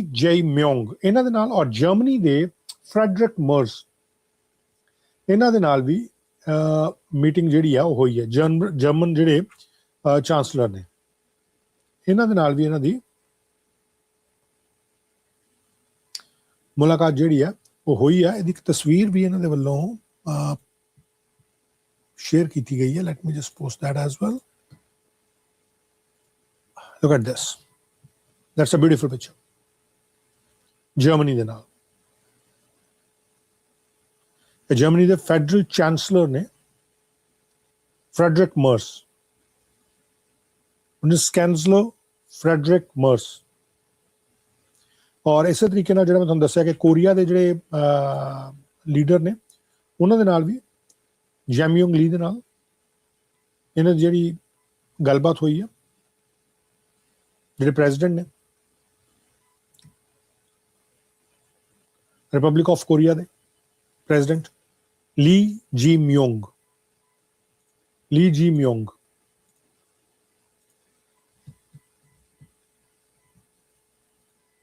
ਇਹਨਾਂ ਦੇ ਨਾਲ ਵੀ ਜਿਹੜੀ ਬੈਠਕ ਹੋਈ ਹੈ ਉਹਦੀ ਵੀ ਇੱਕ ਤਸਵੀਰ prime minister of Canada honourable mark Carney ਦੇ ਵੱਲੋਂ ਜਾਰੀ ਕੀਤੀ ਗਈ। ਸੋ ਦੁਨੀਆ ਭਰ ਦੇ ਲੀਡਰਸ ਦੇ ਵਾਸਤੇ ਇੱਕ ਮੌਕਾ ਹੁੰਦਾ ਕਿ ਇਦਾਂ ਦੀ ਜਗ੍ਹਾ ਤੇ ਜਾ ਕੇ ਆਪਣੀ ਪਛਾਣ ਛੱਡਣਾ ਔਰ ਆਪਣੀ ਗੱਲਬਾਤ ਜਿਹੜੀ ਹੈ ਉਹਨੂੰ ਅੱਗੇ ਲੈ ਕੇ ਜਾਣਾ। ਇਸੇ ਤਰੀਕੇ ਨਾਲ ਇਹਨਾਂ ਦੀ ਜਿਹੜੀ ਇੱਕ ਬੈਠਕ ਹੋਈ, ਕੱਲ ਉਹਦੇ ਬਾਰੇ ਆਪਾਂ ਜ਼ਿਕਰ ਕੀਤਾ ਵੀ ਸੀ, ਜਿਹਦੇ 'ਚ G7 ਫੈਮਿਲੀ ਮੈਂਬਰਸ ਦੀ ਫੋਟੋ ਵੀ ਹੈ, ਜਿਹਦੇ 'ਚ you can see yourself the importance. ਇਹ ਬੜਾ ਕੋਰੀਓਗ੍ਰਾਫਡ ਹੁੰਦਾ ਹੈ ਇਵੈਂਟ ਜਿਹੜਾ G7 ਹੈ, ਐਵੇਂ ਨਹੀਂ ਹੈ, ਬਹੁਤ ਸਾਰੇ ਸੰਦੇਸ਼ ਦਿੰਦਾ। Look at this the picture, ਕਿਹੜਾ ਕਿਹੜਾ ਕਿੱਥੇ ਖੜਾ ਹੈ, ਬੜਾ ਇੰਪੋਰਟੈਂਟ। ਇਨ ਦ ਸੈਂਟਰ ਦ ਹੋਸਟ ਕੰਟਰੀ ਹੈ France, French President Emmanuel Macron on the right side. In the front row, Donald Trump. On the left side, Indian Prime Minister Narendra Modi. और पिछली कतार ਦੇ ਵਿੱਚ ਜਾਪਾਨ ਦੇ ਪ੍ਰੈਜ਼ੀਡੈਂਟ ਖੜੇ ਆ, ਜਾਪਾਨ ਦੇ ਪ੍ਰਾਈਮ ਮਿਨਿਸਟਰ, ਔਰ ਕੈਨੇਡਾ ਦੇ ਪ੍ਰਾਈਮ ਮਿਨਿਸਟਰ ਖੜੇ ਆ, ਯੂਰੋਪੀਅਨ ਕਾਉਂਸਲ ਦੇ ਚੇਅਰਮੈਨ ਜਿਹੜੇ ਉਹ ਖੜੇ ਆ, ਔਰ ਇਸੇ ਤਰੀਕੇ ਨਾਲ ਮੇਰੇ ਖਿਆਲ ਸਾਊਥ ਅਫਰੀਕਾ ਦੇ ਆ, ਸੀਮਸ ਲਾਈਕ ਕੋਰੀਆ ਦੇ ਆ, ਇਸੇ ਤਰੀਕੇ ਨਾਲ ਇੰਗਲੈਂਡ ਦੇ ਆ, ਇਸੇ ਤਰੀਕੇ ਨਾਲ ਯੂਰੋਪੀਅਨ ਯੂਨੀਅਨ ਦੇ ਆ। ਫਿਰ ਇੱਧਰੋਂ ਮਿਸਟਰ ਸੀਸੀ ਖੜੇ ਆ ਜਿਹੜੇ ਇਜਿਪਟ ਦੇ ਆ, with President Donald Trump and Giorgia Meloni ਜਿਹੜੇ ਇਟਾਲੀਅਨ ਪ੍ਰਾਈਮ ਮਿਨਿਸਟਰ, ਇਟਲੀ ਦੇ ਪ੍ਰਾਈਮ ਮਿਨਿਸਟਰ ਨੇ, ਉਹ ਵੀ ਖੜੇ ਆ। So it is very important ਕਿ ਕਿੱਦਾਂ ਇਹ ਚੀਜ਼ਾਂ ਜਿਹੜੀਆਂ ਇੱਥੇ G7 ਦੇ ਵਿੱਚ ਇਹ ਜਿਹੜੇ ਲੀਡਰਸ ਨੇ ਇਹਨਾਂ ਨੂੰ ਖੜੇ ਕੀਤਾ ਜਾਂਦਾ, ਔਰ ਉਹਦਾ ਇੱਕ ਸੰਦੇਸ਼ ਜਾਂਦਾ ਕਿ ਕਿਹੜੀ ਕਿਹੜੀ ਲੀਡਰ ਦੀ ਕਿੰਨੀ ਕਿੰਨੀ ਤਾਕਤ ਜਿਹੜੀ ਆ ਉਹ ਬਣੀ ਹੋਈ ਹੈ। ਦੋ India is not a member of G7, ਲੇਕਿਨ ਬੁਲਾਇਆ ਪਿਛਲੇ ਕੁਝ ਸਾਲਾਂ ਤੋਂ ਹਮੇਸ਼ਾ ਜਾਂਦਾ, ਐਵਰੀ ਈਅਰ। ਇਨਫੈਕਟ ਕੈਨੇਡਾ ਦੇ ਵਿੱਚ ਵੀ ਬੁਲਾਇਆ ਗਿਆ ਸੀ, ਉਦੋਂ ਬੁਲਾਇਆ ਗਿਆ ਸੀ ਜੋ ਕੈਨੇਡਾ ਦੇ ਨਾਲ ਰਿਲੇਸ਼ਨ ਹਜੇ ਇੰਨੇ ਵਧੀਆ ਨਹੀਂ ਸੀ। ਇੱਕ ਬੇਵਕੂਫ ਲੀਡਰ ਦੀ ਗਲਤੀ ਦੇ ਕਰਕੇ ਰਿਲੇਸ਼ਨ ਜਿਹੜੇ ਇੰਡੀਆ ਦੇ ਨਾਲ ਕੈਨੇਡਾ ਦੇ ਖਰਾਬ ਹੋ ਗਏ ਸੀ। ਇੱਕ ਬੇਵਕੂਫ ਲੀਡਰ ਦੀ ਗਲਤੀ ਦੇ ਕਰਕੇ, ਜਿਹੜਾ ਅੱਜ ਅਮਰੀਕਾ ਦੇ ਵਿੱਚ ਇੰਜੋਏ ਕਰ ਰਿਹਾ ਆਪਣੀ ਗਰਲਫ੍ਰੈਂਡ ਦੇ ਨਾਲ, ਔਰ ਸੌਕਰ ਦੇ ਮੈਚ ਜਿਹੜੇ ਆ ਉਹ ਉੱਥੇ ਜਿਹੜੇ ਅਮਰੀਕਾ ਦੇ ਕੁਝ ਗਵਰਨਰਸ ਨੇ ਉਹਨਾਂ ਦੇ ਨਾਲ ਬੜਾ ਖੁਸ਼ ਹੋ ਕੇ ਮਿਲ ਰਿਹਾ। ਲੇਕਿਨ ਇੱਧਰੋਂ ਜਿਹੜੇ ਹੁਣ ਪ੍ਰਾਈਮ ਮਿਨਿਸਟਰ ਨੇ, ਜਿਹੜਾ ਰਾਇਤਾ ਉਹ ਪਹਿਲਾ ਲੀਡਰ ਫੈਲਾ ਕੇ ਗਿਆ ਸੀ, ਉਹਨੂੰ ਸਮੇਟਣ 'ਚ ਲੱਗੇ ਹੋਏ ਆ ਔਰ ਰਿਲੇਸ਼ਨ ਬਣਾ ਰਹੇ। ਇਨਫੈਕਟ ਇਹਨਾਂ ਨੇ ਆਪਣੀ ਗੱਲਬਾਤ ਦੇ ਵਿੱਚ ਵੀ ਪ੍ਰਾਈਮ ਮਿਨਿਸਟਰ ਮੋਦੀ ਦਾ ਜ਼ਿਕਰ ਕੀਤਾ। ਕੱਲ ਉਹਨਾਂ ਦੀ ਜਿਹੜੀ ਉਹਨਾਂ ਦੇ ਨਾਲ ਮੀਟਿੰਗ ਹੋਈ ਸੀ, ਆਪਾਂ ਉਹ ਲਗਾਈ ਵੀ ਸੀ, ਔਰ ਬੜੀ ਉਹ ਇੰਪੋਰਟੈਂਟ ਜਿਹੜੀ ਉਹ ਇਨਫੋਰਮੇਸ਼ਨ ਸੀ ਕੱਲ ਵਾਲੀ, ਜਿਹਦੇ 'ਚ ਪ੍ਰਾਈਮ ਮਿਨਿਸਟਰ ਮੋਦੀ ਦੇ ਨਾਲ ਜਿਹੜੀ ਮੀਟਿੰਗ ਹੋਈ ਸੀ ਇਹਨਾਂ ਦੀ, ਉਹਦਾ ਆਪਾਂ ਜ਼ਿਕਰ ਕੱਲ ਕੀਤਾ ਵੀ ਸੀ। ਲੇਕਿਨ ਅੱਜ ਜਿਹੜੀ ਸਭ ਤੋਂ ਇੰਪੋਰਟੈਂਟ ਇੱਕ ਚੀਜ਼ ਰਹੀ ਹੈ ਸਾਰੀ ਗੱਲਬਾਤ ਦੇ ਵਿੱਚ, ਉਹ ਰਹੀ ਪ੍ਰਾਈਮ ਮਿਨਿਸਟਰ ਨਰਿੰਦਰ ਮੋਦੀ ਔਰ ਜਿਹੜੇ US ਦੇ ਪ੍ਰੈਜ਼ੀਡੈਂਟ ਨੇ ਡੋਨਲਡ ਟਰੰਪ, ਉਹਨਾਂ ਦੀ ਪ੍ਰੈਸ ਵਾਰਤਾ, ਉਹਨਾਂ ਦੀ ਬੇਸਿਕਲੀ ਬਾਇਲੇਟਰਲ ਮੀਟਿੰਗ ਸੀ।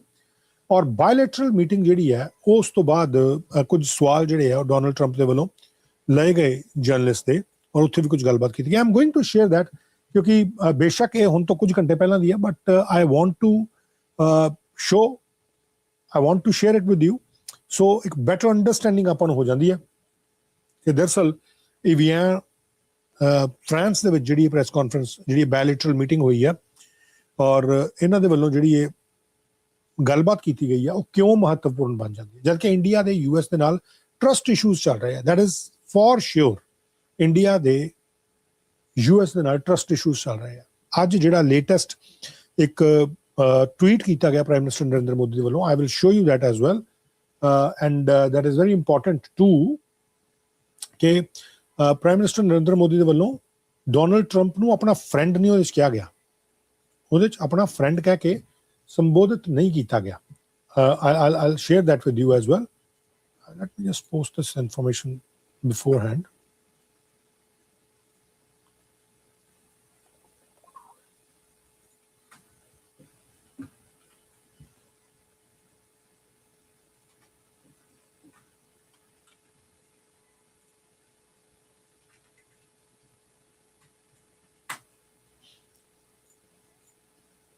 क्योंकि इम्पोर्टेंट इंफॉर्मेशन है।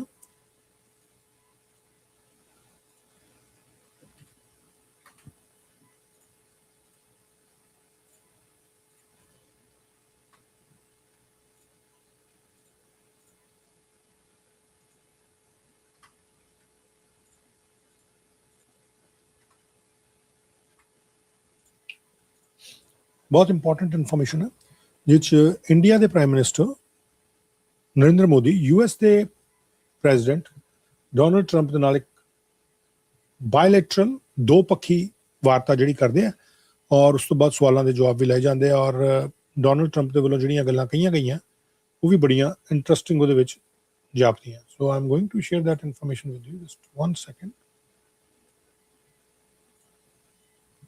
just 1 sec, I just have to clear the clutter from my desk.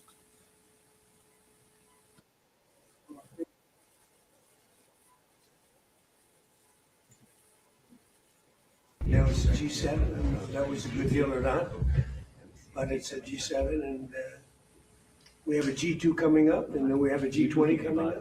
You know what the G2 is, I think, most of you. But we had in particular some very good conversations with Prime Minister Modi, India, and we're doing trade deals. We're doing a lot of things. We're doing trade deals.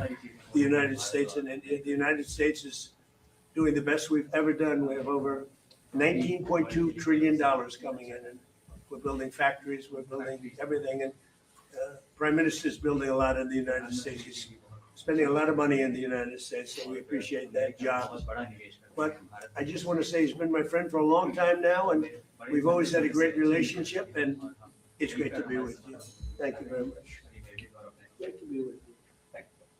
This is very important. I mean, all these, you know, जी आपसे मिलकर के बहुत खुशी हो रही है।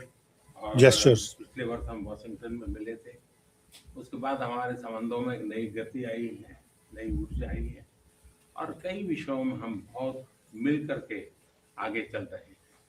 Mr. President, it's a pleasure to meet you here in India.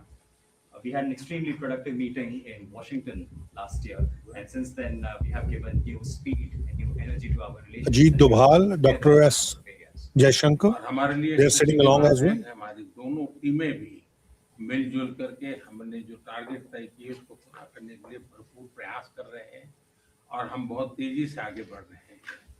And we're also happy that our teams have also been working in close coordination and engagement, and they've been working towards achievement of the targets that we had set for ourselves last year. Excellency, Paschim Asia में शांति के जो प्रयास प्रगति हुई है, इसके लिए मैं आपका अभिनंदन करता हूँ। Mr. President, I commend you for your leadership on the progress that has been made in the efforts to restore peace in West Asia. आपके इन प्रयासों के कारण पश्चिम एशिया में शांति की एक नई किरण नजर आ रही है और हम आशा करते हैं कि चिरस्थायी शांति बनेगी। Thanks to your efforts, Mr. President, new hope for peace and stability in the region has been rekindled, and I'm confident that this will lead to a long-standing peace in the region. Excellency, आप और हम सभी इस बात से सहमत हैं कि हॉर्मुज का खुला रहना एक वैश्विक अर्थव्यवस्था के लिए बहुत ही अनिवार्य है। Mr. President, you and I agree that keeping the Strait of Hormuz open is vital for the global economy. Excellency, हम हमेशा कहते रहे हैं कि फ्रीडम ऑफ नेविगेशन सुनिश्चित होना चाहिए और इस पर हम सब ने मिलकर के बल देना चाहिए। India has consistently emphasized the importance of ensuring freedom of navigation, and we should work together and place a particular emphasis on that.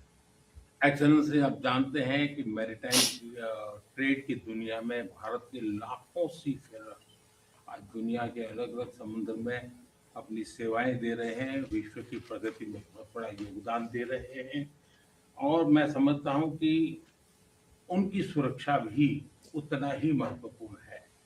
Mr. President, you are aware across the world, Indian seafarers in hundreds of thousands are working and they're performing their duties across global maritime trade routes, including the Strait of Hormuz, and their safety is of utmost importance to us.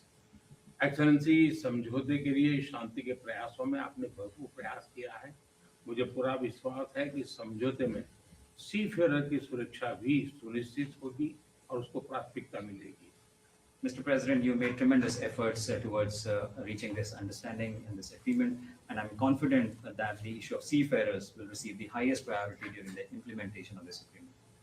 Excellency, मैं फिर एक बार पश्चिम Asia में शांति बहाल कराने के आपके भरसक प्रयासों का मैं पूरी प्रशंसा करता हूं और आपका अभिनंदन करता हूं।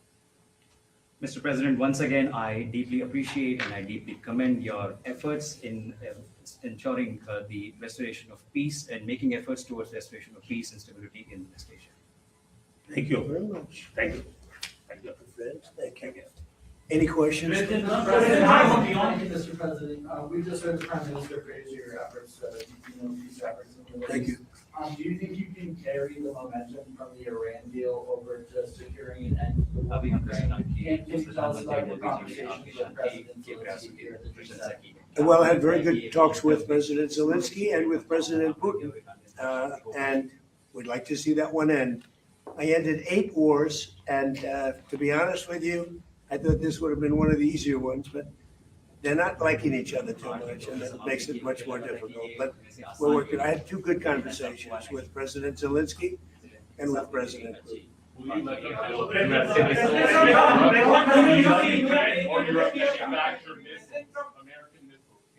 They would like to be able to do that. We'll take a look at it. They have asked about it.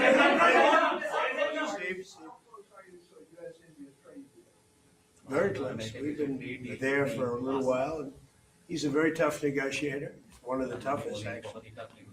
So you look at this man. I'll give you a lesson. He's the most beautiful-looking man. He looks so nice. He's like an angel. But actually, he's as tough as he's a killer. I don't want to. He's a killer. He's as tough as they come. But he looks so good. So he gets you by surprise. And there's few people like this. People say he's such a nice man. I said no, he's very tough. He's a tough trader, and he loves the Indian people, but he also loves the USA. We had Howdy Modi in Houston, remember? And the stadium was full. Right, remember that was great. And we'll be going to India sometime in the future. President Trump, when will you go to India, and how do you see Quad as well? This is a grouping that was started under your first term, and this is a grouping that all the 4 countries are looking forward to. Well, we had a great visit last time in India. We opened up that new stadium, and I think there were 300,000-400,000 people. It seated like about 150,000, and there were 250,000 outside, and there were 100,000 on the grass. I don't know if that record's ever been broken, but I had a great time in India. Do you expect India to play any role in West Asia? I'm Siddhant from Say it. Media. Do you expect India to play any role in West Asia? Yeah, I do. I think India plays a big role in everything. As long as he's the leader, India's going to play a big role. And you said many times that India has a great friend in the United States, in Washington, D.C., in White House, till the time you are president. But some of your decisions recently caused trouble, concern in India. How would you like to assure people of India? Well, I said it. As long as I'm president, they have a great friend in the White House. I don't know where there might have been a trouble.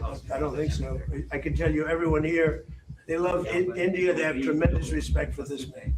Tremendous.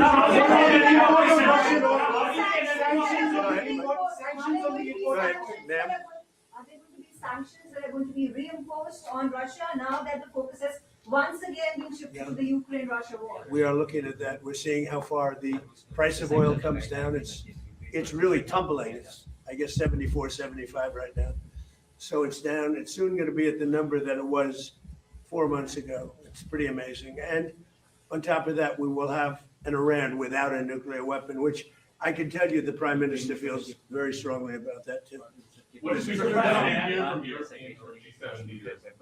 They were to a leader, and we had G7 plus many others came, as you know. To a leader, they were thrilled. They could not have been happier.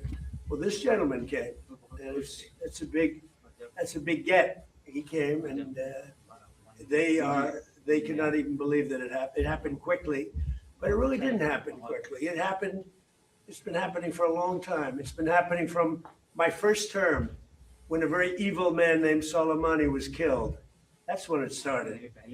And nobody else did this but Trump. You know, you look at our president, 47 years, Iran took advantage of the world, the Middle East, but the world. Nobody did anything. The Obama deal was one of the dumbest deals I've ever seen. It was a road to a nuclear weapon. My deal is a wall to a nuclear. You're not going to have it. It's a wall to a nuclear weapon. Minesweepers? Do you want the Europeans to send minesweeper boats? We don't need them, but if they want to send them, I think it's good. Has anyone committed to? Yes, all of them. The ones that have that kind of equipment have.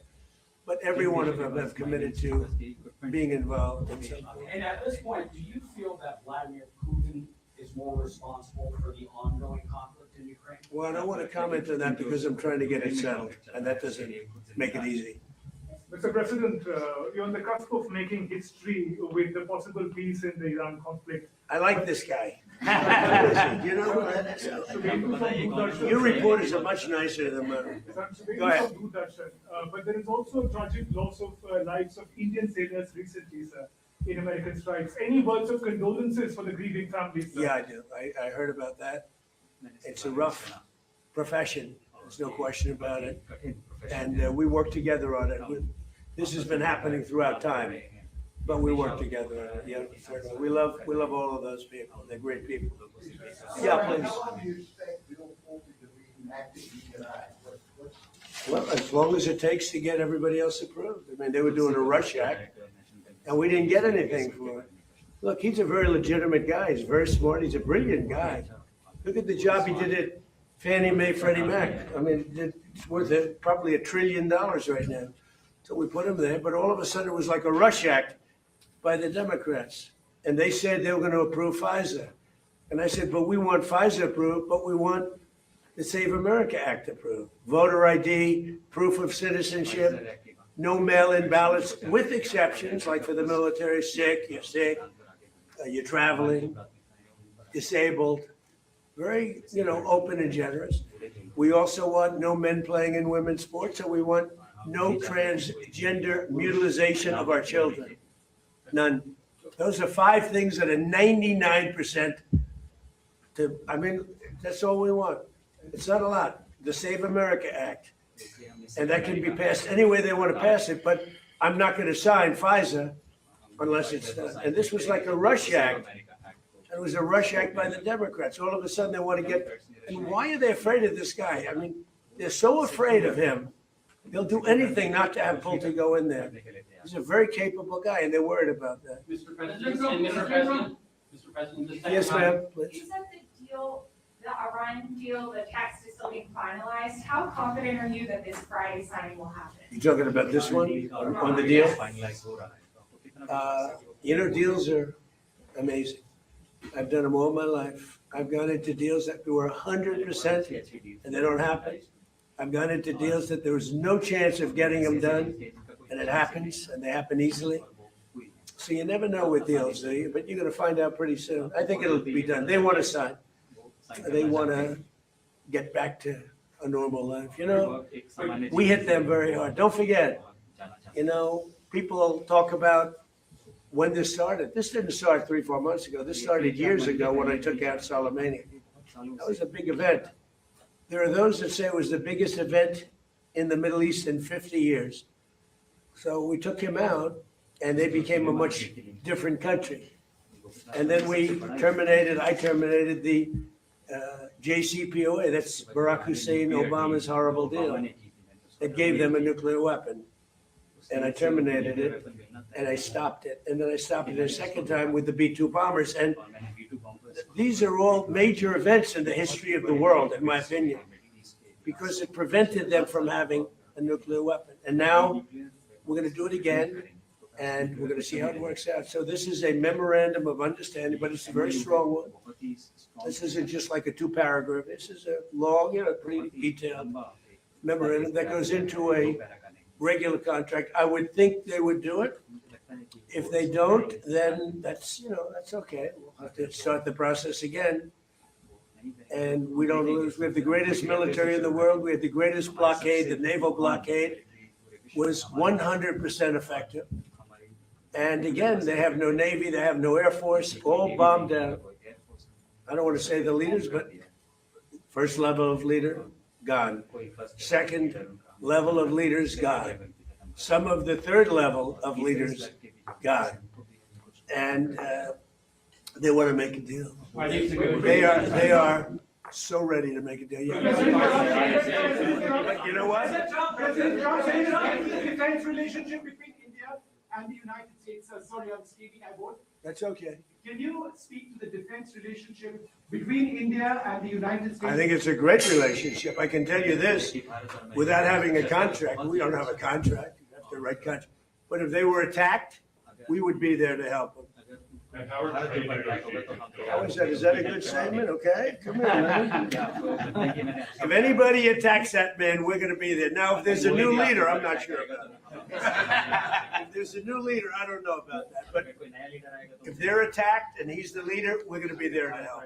And we have, and I will say this, and everybody says it. I had a great meeting 3 weeks ago with President Xi of China. We have the strongest military in the world by far, and I built it in my first term, and we're using it in my second term, and they gave some of it away stupidly in Afghanistan, as you know, and they spent a lot on Ukraine, $350 billion, but we have the most powerful military in the world. You saw that with Venezuela, which was 48 minutes. And now our relationship with Venezuela is great. We paid for the cost of the war 40 times, taking millions of barrels out. Venezuela's benefiting. We're benefiting. Venezuela's benefiting. And then we go to Iran. And really, in the first week, militarily, we defeated Iran. Nobody thought that could be done. Yeah, please. Do you want Israel to halt its military campaign? No, I want Israel to be able to protect himself, but I do want them to use good judgment. Professional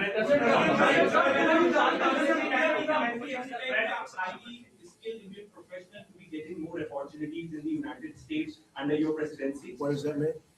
Well, highly skilled professionals to get more opportunities here in the US. Oh, yeah, sure. I mean, always. Yeah. We've always had tremendous relationships in terms of employment with India. Very talented people. Interact very warmly with you at the summit. Do you think that they're coming around to your worldview? Well, I think they think I was right. I'm sort of always right. When you get right down to it. I think they think I was right. They feel good. Now all of a sudden they all want to be involved. There's no reason to have them because it's pretty much over. But they all want to be involved. He'd be involved if I wanted, but we don't want to waste his time as people. No, the European leaders, the meeting we had today was just the leaders. I don't even say the European, the leaders that we had met with. In addition to the 7, we had quite a few come in. They all were willing to get involved. Thank you. Thank you. We had a great meeting on AI. We had all the top people here, and it was a great meeting. And as you know, we're building tremendous numbers of plants, but AI, we're building the biggest in the world. We're number 1 in AI by a lot, and it was a very productive. How's it going with Anthropic, the negotiations with Anthropic? He was here. Going fine. I think it's going Energy cooperation. How do you see energy cooperation? India is diversifying, buying more energy from across the world, including United States and enhanceable from beyond. How do you see India buying energy from you? India can do anything they want with us. We have the best relationship. We cannot be closer than we are. Would you say that, sir? I don't think we can be any closer. Both him and I and our nations, but it really starts with the two of us. We cannot be closer. Thank you very much. ਸੋ ਇਹਦੇ ਨਾਲ ਹੀ press conference ਜਿਹੜੀ ਇਹ ਵੀ ਬੜੀ important press conference ਸੀ ਜਿਹੜੀ ਹੋਈ ਔਰ ਤੁਸੀਂ ਇਹਦੇ ਵਿੱਚ ਵੀ ਤੁਸੀਂ ਦੇਖਿਆ ਕਿ ਜਿਹੜੀਆਂ ਮੇਜਰ ਚੀਜ਼ਾਂ ਇਹਨਾਂ ਨੇ ਜਿਹਦੇ ਬਾਰੇ ਗੱਲਬਾਤ ਕੀਤੀ ਹੈ let me just post that ਜਿਹੜੀਆਂ ਮੇਜਰ ਗੱਲਾਂ ਬਾਤਾਂ ਇਹਦੇ ਵਿੱਚ ਹੋਈਆਂ we gonna talk about that as well ਖਾਸ ਤੌਰ ਤੇ ਜਿਹੜੀ ਇਹਨਾਂ ਨੇ ਗੱਲ ਕੀਤੀ ਹੈ ਕਿ ਮੋਦੀ ਕਹਿੰਦਾ ਮੇਰੇ ਬਹੁਤ ਪੁਰਾਣੇ ਮਿੱਤਰ ਨੇ ਔਰ ਮੋਦੀ ਨੇ ਵੀ ਕਿਹਾ ਕਿ ਵੈਸਟ ਏਸ਼ੀਆ ਦੇ ਵਿੱਚ ਜਿਹੜੀ ਪੀਸ ਡੀਲ ਹੋ ਰਹੀ ਹੈ ਦੈਟ ਇਜ਼ ਅਮੇਜ਼ਿੰਗ ਤੁਸੀਂ ਬਹੁਤ ਵਧੀਆ ਕੰਮ ਕਰ ਰਹੇ ਹੋ you doing a great job strait of Hormuz open ਹੋਣੀ ਚਾਹੀਦੀ ਹੈ ਫਰੀडम ਆਫ ਨੈਵੀਗੇਸ਼ਨ ਜਿਹੜੀ ਹੈ ਉਹ ਹਮੇਸ਼ਾ ਰਹਿਣੀ ਚਾਹੀਦੀ ਹੈ ਔਰ ਇੰਡੀਅਨਸ ਜਿਹੜੇ ਸੀ ਫੇਅਰਰਸ ਨੇ ਜਿਹੜੇ ਸਮੁੰਦਰ ਦੇ ਵਿੱਚ ਕੰਮ ਕਰਨ ਵਾਲੇ ਲੋਕ ਨੇ ਜਿਹੜੇ ਆਪਣਾ ਸ਼ਿਪ ਲੈ ਕੇ ਜਾਂਦੇ ਆ ਕੰਮ ਕਰਦੇ ਆ ਦੁਬਈ ਦੇ ਕੰਢਿਆਂ ਤੇ ਜਾਂ ਹੋਰ ਕੰਢਿਆਂ ਤੇ ਜਾਂਦੇ ਆ ਕਹਿੰਦੇ ਉਹਨਾਂ ਦੀ ਸੇਫਟੀ ਬਹੁਤ ਜ਼ਰੂਰੀ ਪਿਛਲੇ ਦਿਨਾਂ 'ਚ ਆਪਾਂ ਦੇਖਿਆ ਕਿ ਕੁਝ ਜਿਹੜੇ US ਦੀ ਸੈਂਟਕਾਮ ਵੱਲੋਂ ਹਮਲੇ ਕੀਤੇ ਗਏ ਉਹਦੇ 'ਚ ਇੰਡੀਆ ਦੇ ਫਲੈਗ ਵਾਲੇ ਸ਼ਿਪਸ ਜਿਹੜੇ ਸੀ ਇੰਡੀਅਨ ਕੰਪਨੀਜ਼ ਦੇ ਉਹਨਾਂ ਦੇ ਉੱਤੇ ਹਮਲੇ ਕੀਤੇ ਗਏ ਔਰ ਕਈ ਲੋਕਾਂ ਦੀ ਉਹਦੇ 'ਚ ਮੌਤ ਹੋਈ ਹੈ ਸੋ ਇਹਦਾ ਮੁੱਦਾ ਬਹੁਤ ਪ੍ਰਮੁੱਖਤਾ ਦੇ ਨਾਲ ਜਿਹੜਾ ਚੁੱਕਿਆ ਗਿਆ ਸੀਫੇਅਰਸ ਦਾ ਔਰ ਇਹ ਕਿਹਾ ਗਿਆ ਕਿ ਸੇਫਟੀ ਇਜ਼ ਅਟਮੋਸਟ ਇੰਪੋਰਟੈਂਟ ਇਹ ਪ੍ਰਾਈਮ ਮਿਨਿਸਟਰ ਨਰਿੰਦਰ ਮੋਦੀ ਜਿਹੜੇ ਭਾਰਤ ਦੇ ਉਹਨਾਂ ਨੇ ਗੱਲ ਕੀਤੀ ਹੈ ਟਰੰਪ ਨੇ ਆਪਣੇ ਸ਼ੁਰੂਆਤੀ ਭਾਸ਼ਣ ਦੇ ਵਿੱਚ ਜਿਹੜੀਆਂ ਗੱਲਾਂ ਕੀਤੀਆਂ ਉਹਨਾਂ ਜਿਹੜੇ ਸਵਾਲ ਵੀ ਪੁੱਛੇ ਗਏ ਉਹਨਾਂ ਤੋਂ ਕਹਿੰਦੇ ਕਿ ਪ੍ਰੈਜ਼ੀਡੈਂਟ ਜ਼ੈਲੈਂਸਕੀ ਨਾਲ ਯੂਕਰੇਨ ਦੇ ਮੁੱਦੇ ਦੇ ਉੱਤੇ ਪ੍ਰੈਜ਼ੀਡੈਂਟ ਜ਼ੈਲੈਂਸਕੀ ਨਾਲ ਔਰ ਪੁਤਿਨ ਦੇ ਨਾਲ ਵੀ ਗੱਲਬਾਤ ਹੋਈ ਹੈ ਕਹਿੰਦੇ ਮੈਂ 8 ਵਾਰਸ ਜਿਹੜੀਆਂ ਉਹ ਖਤਮ ਕਰ ਚੁੱਕਾ ਔਰ ਪ੍ਰੈਜ਼ੀਡੈਂਟ ਟਰੰਪ ਦੇ ਵੱਲੋਂ Indian prime minister Narendra Modi ਨੂੰ ਟਫ ਨੈਗੋਸ਼ੀਏਟਰ ਕਹਿ ਕੇ ਸੰਬੋਧਨ ਕੀਤਾ ਗਿਆ ਕਹਿੰਦੇ ਕਿ he look so nice like an angel ਕਹਿੰਦੇ ਇਦਾਂ ਲੱਗਦਾ ਦੇਖਣ 'ਚ ਜਿਵੇਂ ਇੱਕ ਐਂਜਲ ਹੁੰਦੀ ਹੈ ਪਰ ਕਹਿੰਦੇ ਬਹੁਤ ਟਫ ਹੈ ਇਹਨੂੰ ਨੈਗੋਸ਼ੀਏਟ ਕਰਨਾ ਬੜਾ ਮੁਸ਼ਕਲ ਹੈ ਕਹਿੰਦੇ people say that he's a nice man but he is very tough but let me just tell you he's very tough he's a total killer he loves Indian people ਲੋਕਾਂ ਨੂੰ India ਦੇ ਲੋਕਾਂ ਨੂੰ ਪਿਆਰ ਕਰਦਾ ਕਹਿੰਦੇ ਕੁਝ ਦਿਨ ਪਹਿਲਾਂ ਆਪਾਂ ਤੇ ਹਾਊਡੀ ਮੋਦੀ ਵੀ ਕੀਤਾ ਸੀ ਅਮਰੀਕਾ ਦੇ ਵਿੱਚ ਮਿਸਟਰ ਮੋਦੀ ਨੇ ਕਿਹਾ ਕਿ ਅਸੀਂ ਨਮਸਤੇ ਟਰੰਪ ਵੀ ਕੀਤਾ ਸੀ ਕਹਿੰਦਾ ਹਾਂ ਕਿ 3.5-4 ਲੱਖ ਬੰਦਿਆਂ ਵਾਲਾ ਇੱਕ ਸਟੇਡੀਅਮ ਜਿਹੜਾ ਉੱਥੇ ਸ਼ੁਰੂ ਕੀਤਾ ਸੀ ਉਦੋਂ ਦੀ ਇਹ ਗੱਲਬਾਤ ਜਿਹੜੀ ਹੈ ਉਹ ਦੱਸੀ ਜਾਂਦੀ ਹੈ then he said that as long as he is the leader we have a tremendous respect for India as long as he is the leader so that shows the personal bond between them though again and very frankly I'm saying there is a trust issue with India right now I mean whatever you can say this is all diplomatic things these all are diplomatic things and I do not believe whatever they are saying right now there is a big trust issue going on with India with America and India between America and India let me just tell you very clearly ਜਿਹੜੀ ਅੱਜ ਇੱਥੇ ਵੀ ਗੱਲਬਾਤ ਹੋਈ ਹੈ with look at this I'll show you why I'm saying this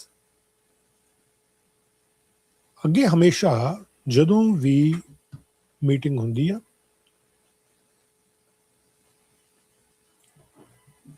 ਜਦੋਂ meeting ਹੁੰਦੀ ਹੈ let me just show you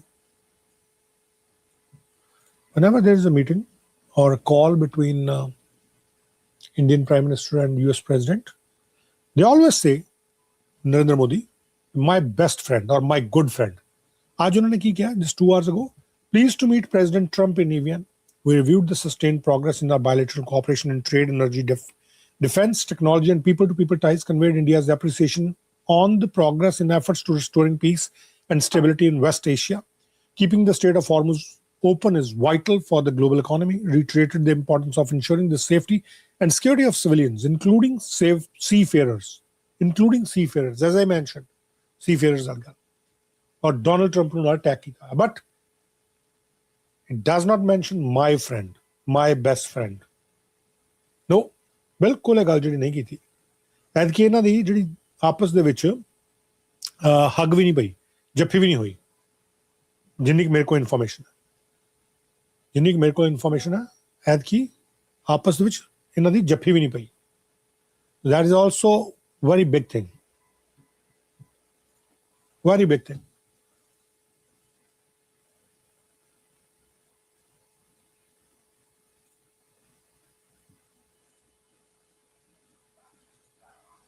Let me just get you some more information. There are certain important informations coming right now.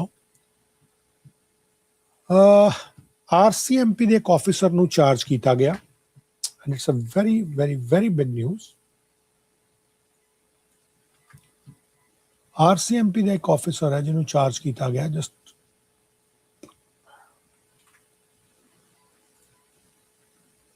it's a breaking news. RCMP ਦੇ officer ਨੂੰ charge ਕੀਤਾ ਗਿਆ ਕਿ Trump ਨੂੰ threat ਦਿੱਤੇ ਜਾ ਰਹੇ ਸੀ ਉਹਦੇ ਵੱਲੋਂ।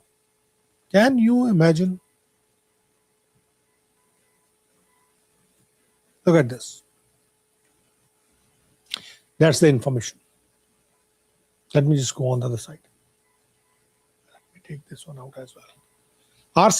RCMP officer charged with uttering threats online. And this is today's information from Quebec. Or RCMP the page no. This is from the RCMP's own website, which is mentioning clearly that RCMP Federal Policing Eastern Region announces that the charges have been laid against a police officer in connection with threat posted on social media. Evanson Jumerlis, 34 of Saint-Jean-sur-Richelieu, if I'm pronouncing it right, Quebec, allegedly posted a video on his Snapchat account in which he made threatening comments towards US President Donald Trump. The alleged events reportedly occurred when he was deployed on G7 security operations in June 2025. Last year, G7, the presidency was with Canada at that time. So at that time, when he was deployed on that duty in June 2025, he reportedly made those comments. The investigation was taken over by a special investigation unit after an RCMP officer reported the video. After reviewing the evidence, investigators acted quickly and Mr. Jimerlis was removed from his duties in the same day as the incident. Mr. Jimerlis is facing the following charge under the criminal code: uttering threats. The suspect will appear on July 30th, 2026 at courthouse. Quebec ਦੇ ਉਸ courthouse ਦੇ ਵਿੱਚ ਇਹ ਪੇਸ਼ ਹੋਣਗੇ। ਇਹ ਇਸ ਵੇਲੇ ਦੀ ਇੱਕ ਵੱਡੀ ਇਨਫੋਰਮੇਸ਼ਨ ਜਿਹੜੀ ਆ ਰਹੀ ਹੈ ਕਿ ਇੱਕ RCMP ਦੇ ਆਫੀਸਰ ਨੂੰ ਡੋਨਲਡ ਟਰੰਪ ਨੂੰ ਥ੍ਰੈਟ ਕਰਨ ਨੂੰ ਲੈ ਕੇ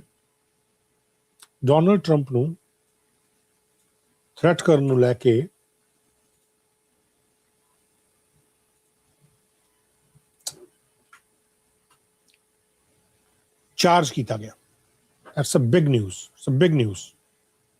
Evanson Jumerlis.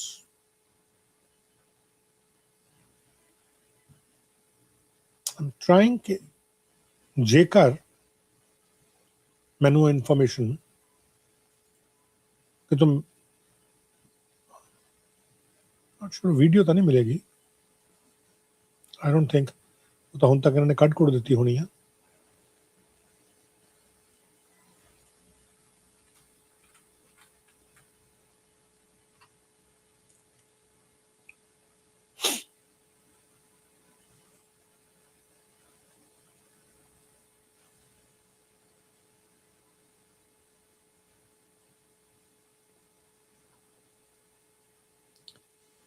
It's big news for now.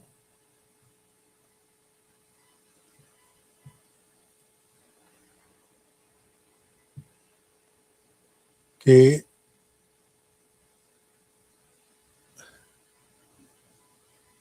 ਅਟਰਿੰਗ threats ਕਰਕੇ RCMP ਦੇ ਇੱਕ ਆਫਿਸਰ ਜਿਹੜੇ ਆ ਉਹਨਾਂ ਨੂੰ ਇੰਚਾਰਜ ਕਰ ਲਿਆ ਗਿਆ। RCMP ਦੇ ਫੈਡਰਲ ਪੁਲਿਸਿੰਗ ਦੇ ਵੱਲੋਂ ਇੰਚਾਰਜ ਕੀਤਾ ਗਿਆ। ਡੋਨਲਡ ਟਰੰਪ ਨੂੰ ਇਹ ਵਿਅਕਤੀ ਡੋਨਲਡ ਟਰੰਪ ਨੂੰ ਧਮਕਾ ਰਿਹਾ ਸੀ। That's a big news.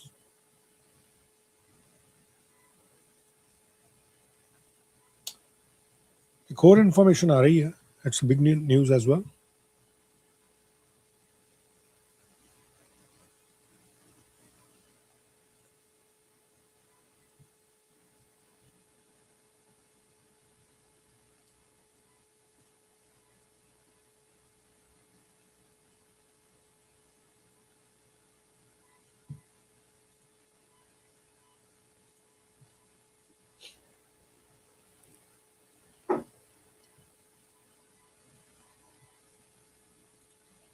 एक इन्फॉर्मेशन जी होर आनी शुरू हुई है, let me just share that information with you.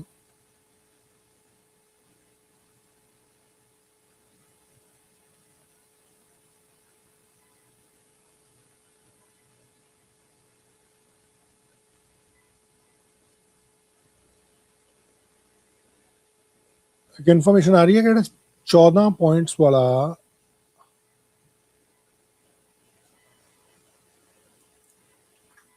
US ਦੇ ਵੱਲੋਂ ਰਿਲੀਜ਼ ਕਰ ਦਿੱਤਾ ਗਿਆ।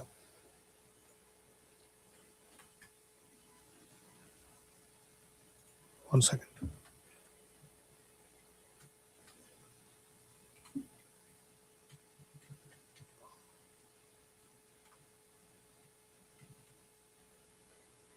US ਦੇ ਵੱਲੋਂ official agreement ਜਿਹੜਾ ਈਰਾਨ ਦੇ ਨਾਲ ਉਹ ਰਿਲੀਜ਼ ਕਰ ਦਿੱਤਾ ਗਿਆ। This is what I am hearing right now. Let me just check.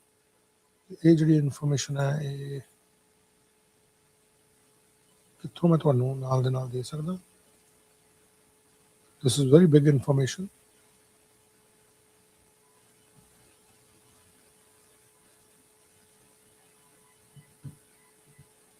So big information. 14 points ਦਾ ਇਹ ਪਲਾਨ ਜਿਹੜਾ ਇਹ ਸਾਹਮਣੇ ਆ ਰਿਹਾ।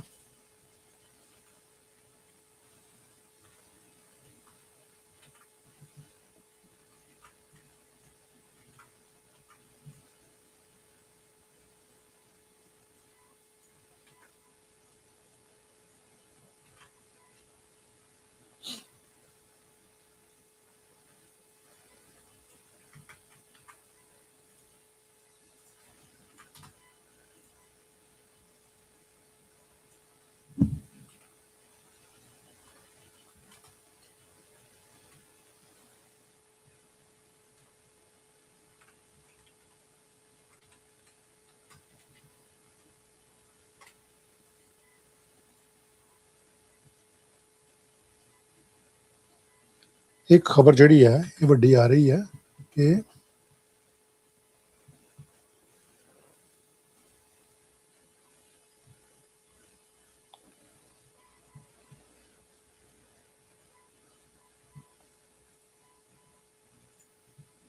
कि US ਦੇ ਵੱਲੋਂ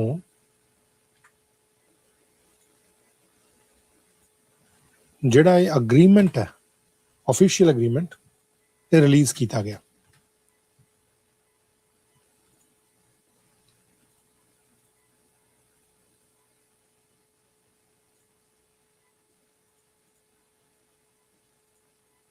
Just one second.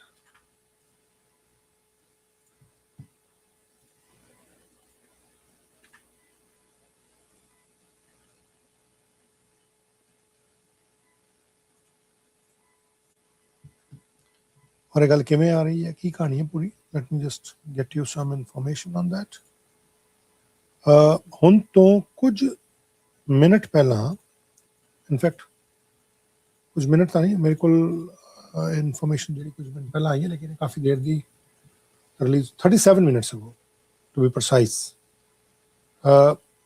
CNN के वालों एक खबर लगाई गई है and I do have the information मेरे को भी आ गई है लेकिन मैं CNN का हवाला इस करके दे रहा सो दैट के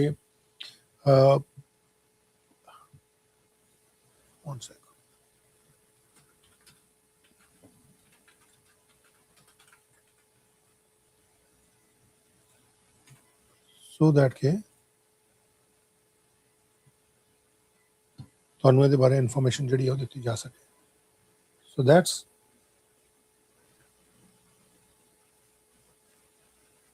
CNN just in front of you CNN the website live 37 minutes ago you can see yourself updated 37 minutes ago Elena Treen, Kevin Liptrak and Mostafa Salim, they are the reporters who claimed that US releases official agreement with Iran. And 14 point that text hai, and it is quite similar as I shared with you yesterday, which was published by Al Arabiya English. Let's go for that. The United States on Wednesday released the official text of the Memorandum of Understanding reached over the weekend with Iran. A US administrative official read out the 14-point document, which spells out provisions for reopening the Strait of Hormuz, easing certain financial restrictions on Iran, and sets out expectations for addressing Iran's nuclear program during future technical talks. Titled the Islamabad Memorandum of Understanding between the United States of America and the Islamic Republic of Iran. Islamabad Memorandum of Understanding enu kiya gaya. Islamabad Memorandum of Understanding. The document was released after outcry that its text hadn't been released publicly. Let me just check कि जे ਇਹਦੇ ਤੇ ਕੋਈ leader ਬੋਲਿਆ ਵੀ ਹੈ ਤਾਂ क्योंकि ਜਿਹੜਾ ਇਹਨਾਂ ਨੇ ਗੱਲ ਕਹੀ ਹੈ ਕਿ ਕੋਈ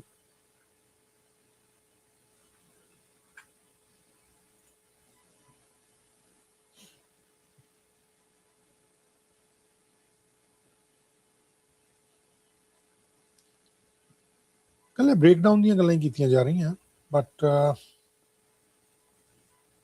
nothing has been in that case.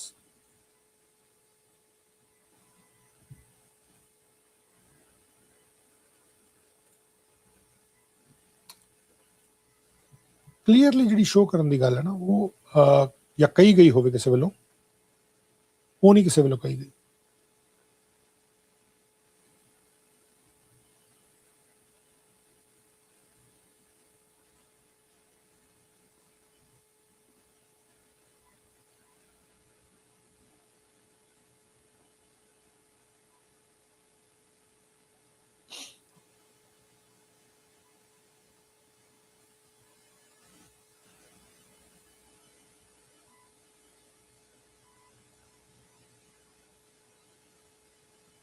Full text ही ਦਿੱਤਾ ਗਿਆ ਬੋਲ ਕੇ ਕਿਸੇ ਵੱਲੋਂ ਨਹੀਂ ਦੱਸਿਆ ਗਿਆ ਸ਼ਾਇਦ ਜਰਨਲਿਸਟ ਜਿਹੜੇ ਆ ਉਹਨਾਂ ਤੱਕ ਇਹ ਇਨਫੋਰਮੇਸ਼ਨ ਗਈ ਹੋਵੇ let's stick to the CNN report. This is fundamentally an agreement that allows us to open the Strait of Hormuz immediately, commit the Iranians to destroying the nuclear dust, and then gives us a dial where, if the Iranians dial up their good behavior, we respond by dialing up the kind of economic and sanction relief that can make them a more prosperous country. The senior US official said, the memorandum is due to be formally signed Friday, triggering a 60-day window to negotiate the final terms of a deal. CNN earlier reported on a draft agreement laying out the terms. The official text released by the US is similar, but with some language differences. ਇਹਨਾਂ ਨੇ CNN ਦੀ ਆਪਣੀ report ਦਿੱਤੀ ਹੈ ਲੇਕਿਨ ਕੱਲ ਤੁਹਾਨੂੰ ਮੈਂ ਅਲ Arabia English ਦਾ ਜਿਹੜਾ ਨਿਊਜ਼ ਅਦਾਰਾ ਉਹਨਾਂ ਦੀ ਜਿਹੜੀ ਜਾਣਕਾਰੀ ਸੀ ਉਹਨਾਂ ਦੇ ਵੱਲੋਂ ਜਿਹੜੀ ਜਾਣਕਾਰੀ ਸ਼ੇਅਰ ਕੀਤੀ ਗਈ ਸੀ ਉਹ ਵੀ ਤੁਹਾਡੇ ਨਾਲ ਸਾਂਝੀ ਕੀਤੀ we're going to stick on that. Players the text in full. The United States and Islamic Republic of Iran have jointly agreed in good faith ਜਿਹੜੀ ਵੀ data following. Number one, United States of America and Islamic Republic of Iran and their allies in current war are signing this MOU to declare an immediate permanent termination of military operations on all fronts, including in Lebanon, and take from now on not to initiate any war or any military operations against each other. So it's including in Lebanon. So that is for sure. But at the same time, Israel the attack ਜਿਹੜੇ ਚੱਲ ਰਹੇ ਆ ਇਹਦੇ ਚ ਕਿਹਾ ਗਿਆ with allies and their allies in current war. खैर, and to take from now on not to initiate any war or any military operation against each other, and to refrain from threats or use of force against each other, and ensuring the territorial integrity and sovereignty of Lebanon. Very categorically mentioned the word Lebanon, their territorial integrity, their sovereignty. Very categorically, this name or this country's name has been mentioned. The final deal will confirm the permanent termination of the war on all fronts, including in Lebanon and other provisions of this paragraph. Number second, the USA and Iran undertakes to respect each other's sovereignty and territorial integrity and refrain from interfering in each other's internal affairs. Number three, America and Iran commit to negotiate and achieving the final deal in maximum 60 days, extending with mutual consent. Number four, immediately upon signing the MOU, America will begin the removal of its naval blockade and or any disturbances or impediments against the Iran, and will fully end the naval blockade within 30 days. Kal ehi wala similar ਜਿਹੜਾ ਇਹ ਅੱਜ US ਦੇ official ਨੂੰ ਦੱਸਿਆ ਜਾ ਰਿਹਾ ਅਲ Arabia ਨੇ ਇਹੀ ਵਾਲਾ ਜਿਹੜਾ ਉਹ ਜਾਰੀ ਕੀਤਾ ਸੀ with 14 points. Let me just check if I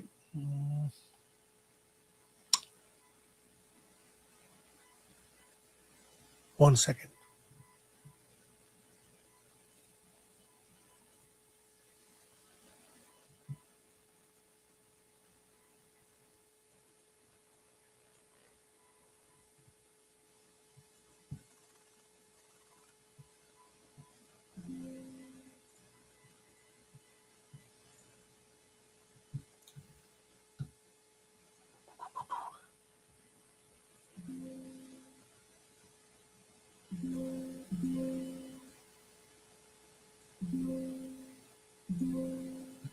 There is some issue, I think. One second. Oops.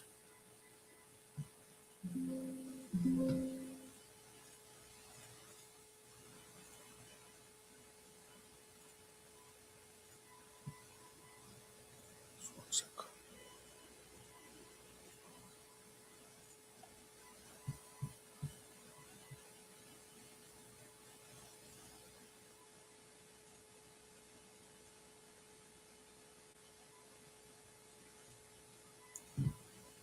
मैं कोशिश कर रहा सी कि जे मेरे को ਉਹ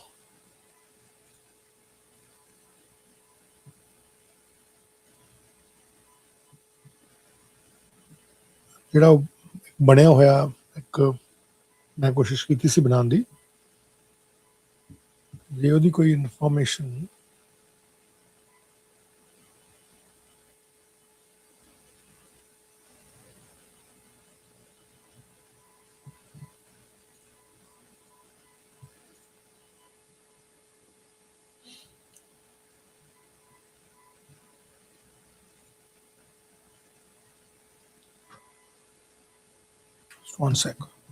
One second.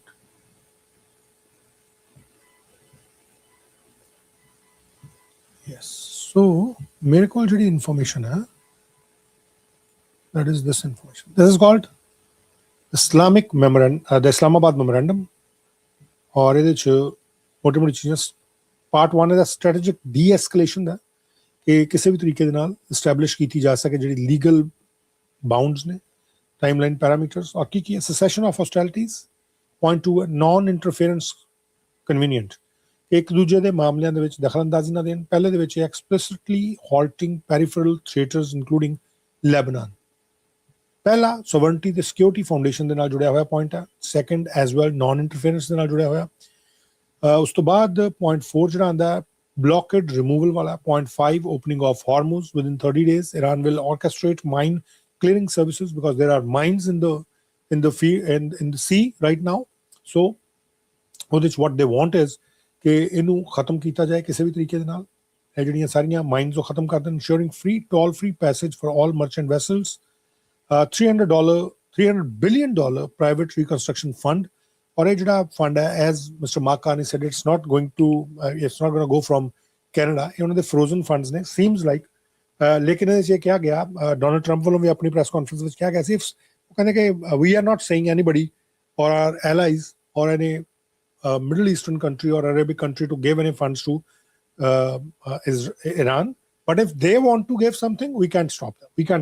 But in here, what they are saying that the US commits in this MOU, alongside regional partners, secure a comprehensive commercial investment program totaling at least $300 billion US dollar investment, specifically tailored as a private investment mechanism. This fund targets Iran's energy grids, infrastructure, civil transportation, logistic networks, and regional cross-border commerce without relying on direct US federal budget outlays. Then, 7th point, structured sanctions termination, immediate petrochemical treasury waivers, on-site material down, then freeze of status quo. जो जिस तरीके दे नाल जिस तरीके दी information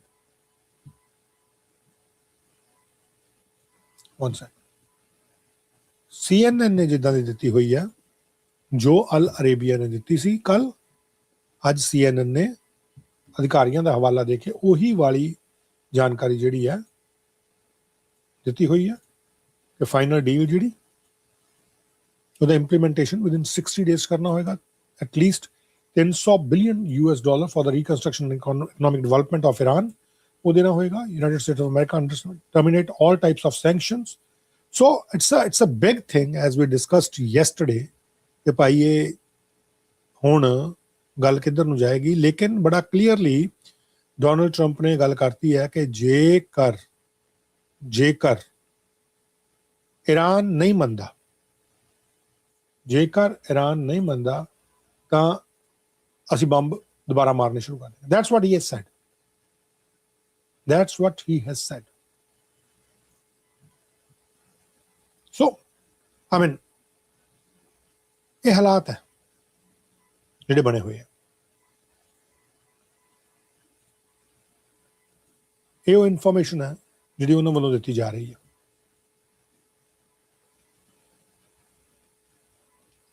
ਇਹਦੇ ਬਾਰੇ ਅਲ Arabia ਨੇ ਕੱਲ ਇਨਫੋਰਮੇਸ਼ਨ ਦਿੱਤੀ ਸੀ. Let me just check if there is more, some another kind of information is there.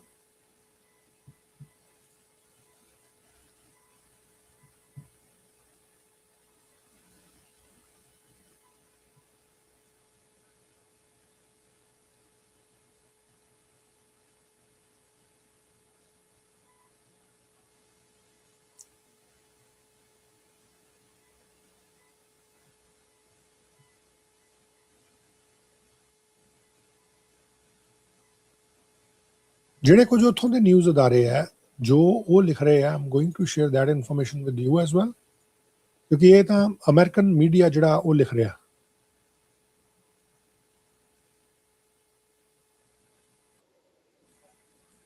So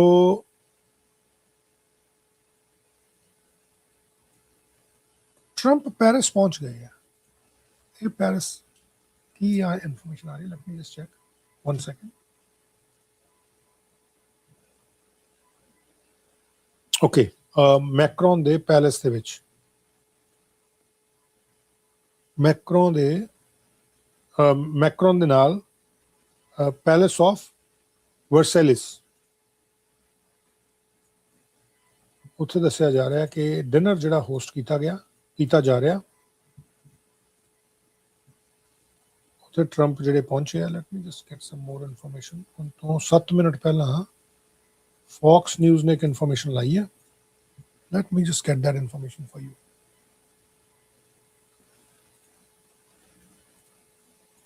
Fox News ने जो information दी है. 1 second.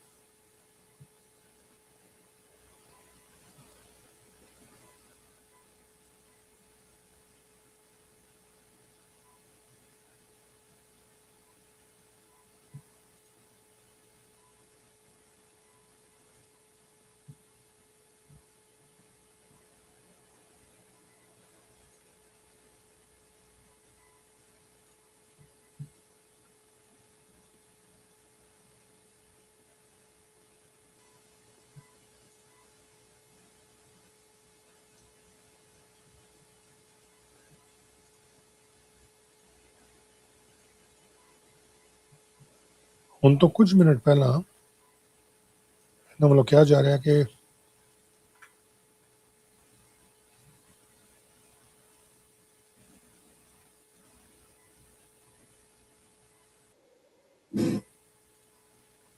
ਪ੍ਰੈਜ਼ੀਡੈਂਟ ਡੋਨਲਡ ਟਰੰਪ ਜਿਹੜੇ ਆ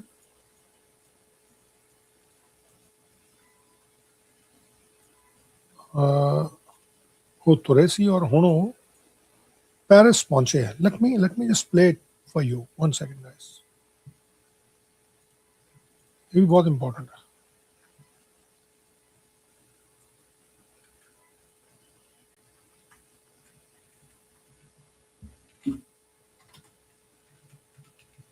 ਔਰ ਬਿਲਕੁਲ ਲਾਈਵ ਜਿਹੜੀ ਇਨਫੋਰਮੇਸ਼ਨ ਹੈ ਤੁਹਾਡੇ ਨਾਲ ਸਾਂਝੀ ਕਰਨ ਜਾ ਰਹੇ ਹਾਂ। 1 second.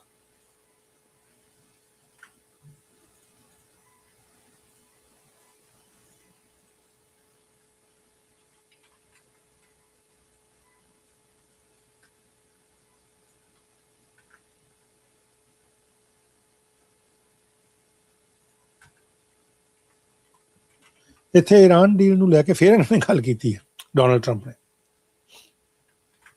ਆਮ ਸਰਪ੍ਰਾਈਜ਼ ਕਿ ਹੁਣ ਸਾਰੇ ਦਾ ਸਾਰਾ ਧਿਆਨ ਜਿਹੜਾ ਉਹ ਇਸ ਪਾਸੇ ਹੀ ਲਿਆਂਦਾ ਜਾ ਰਿਹਾ।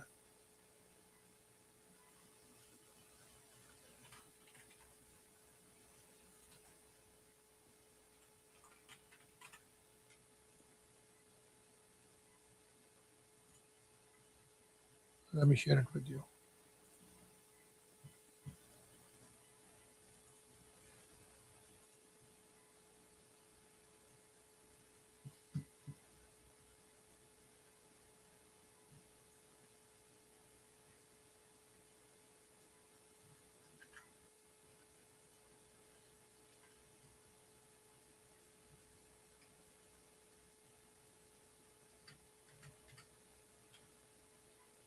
ਹੁਣ ਤੋਂ ਕੁਝ ਮਿੰਟ ਪਹਿਲਾਂ ਪ੍ਰੈਜ਼ੀਡੈਂਟ ਟਰੰਪ ਜਿਹੜੇ ਆ just 1 sec. I have to get you from there to here, which is way more important for us. क्योंकि पल पल दी information ਜਿਹੜੀ I want to give you that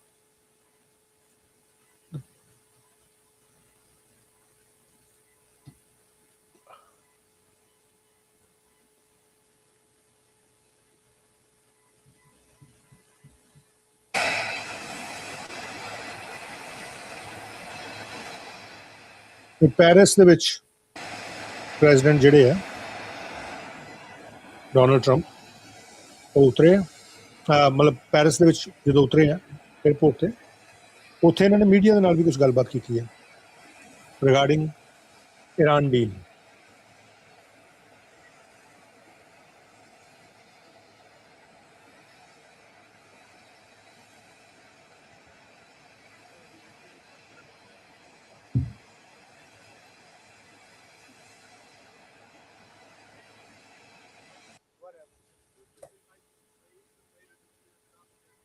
It could happen. I mean, it's hard to believe. It just, whatever. And it looks like they might even raise them later this year. It's not clear. Do you have any comment? It could happen. I mean, it's hard to believe. It just keeps a country down, you know. So it's so unusual. But we have a very good guy over there now, so I'm guided by what he wants. Was this his first time? Yeah, I don't know. I saw a statement. It just came out. Do we have any clarity on when the deal will be signed, when the memorandum? Over the next, I'd say 48 hours. 48 hours and 50 then? I'd say 48 hours. Still in Geneva? We haven't determined yet. It's in final form. We haven't determined. How long will you leave the U.S. military in the Gulf? What? How long will you leave the U.S. military in the Gulf? It's a good question. We haven't thought of it. We're really probably a while. It's a good place to stay. The question was, how long will you leave the military in the Gulf? I would say a little while. See how it all goes. I think it's going to go well, but we'll see. So I will see you guys at Versailles. Can I follow up quickly on something you said in the press conference? You said you don't mind Iran having ballistic missiles. Can you elaborate on that? I want to make sure we understand your position. No, I'm saying that if other countries have them, it's a little bit unfair for them not to have some. A ballistic missile is not the same thing as what we're talking about when we talk nuclear. But if Saudi Arabia and Qatar and they all have some, I would say in relative proportion, I think it's okay. That's what I mean. Okay? How important is it in the MOU which just came out that Iran commits not only to not pursue nuclear weapons, but also resolve the nuclear dust. It's great. Much less important because it's very hard to get at that. I don't think anybody could get at it. We could get at it with great work and a lot of time. But the B-2 bombers and those great pilots, now you understand they did their job. So much less important than not having a nuclear weapon. What are you expecting tonight at the dinner? Is this kind of part of a long farewell to President Macron? No, not really for that. I think he's just honoring our country. And you have the biggest people from Europe, great people. You might have a list. You have a list of the people? Very impressive group of people. There was a hot mic moment at the G7 where the Canadian Prime Minister was talking to you about their Chinese car cap, and he said you like it. Can you comment I on like that? what? The cap that Canada put on Chinese car imports. You were talking about it with Carney. Well, what do you think of that? I don't know that I said I like it, but I could understand that, yeah. Is that a factor? cap? Would I rather see a cap than no cap? Yeah, I would. On Canada. Would the U.S. ever consider allowing Chinese cars? Well, we haven't. They pay over 100% tariff, so we don't have the problems that Europe has or Canada. How long do you hope USMCA negotiations or review go on? Well, it's not something that's, to me, I think it's better without it. I mean, to be honest with you, I'm not a big fan of it. I liked it because it got us out of NAFTA. In other words, after 6 years, you had a clause that got us out of NAFTA. That's the thing I liked about it most. We do better without an agreement. Do you want to just leave it enrolling? I would rather leave it unsigned. I'd rather have it terminated.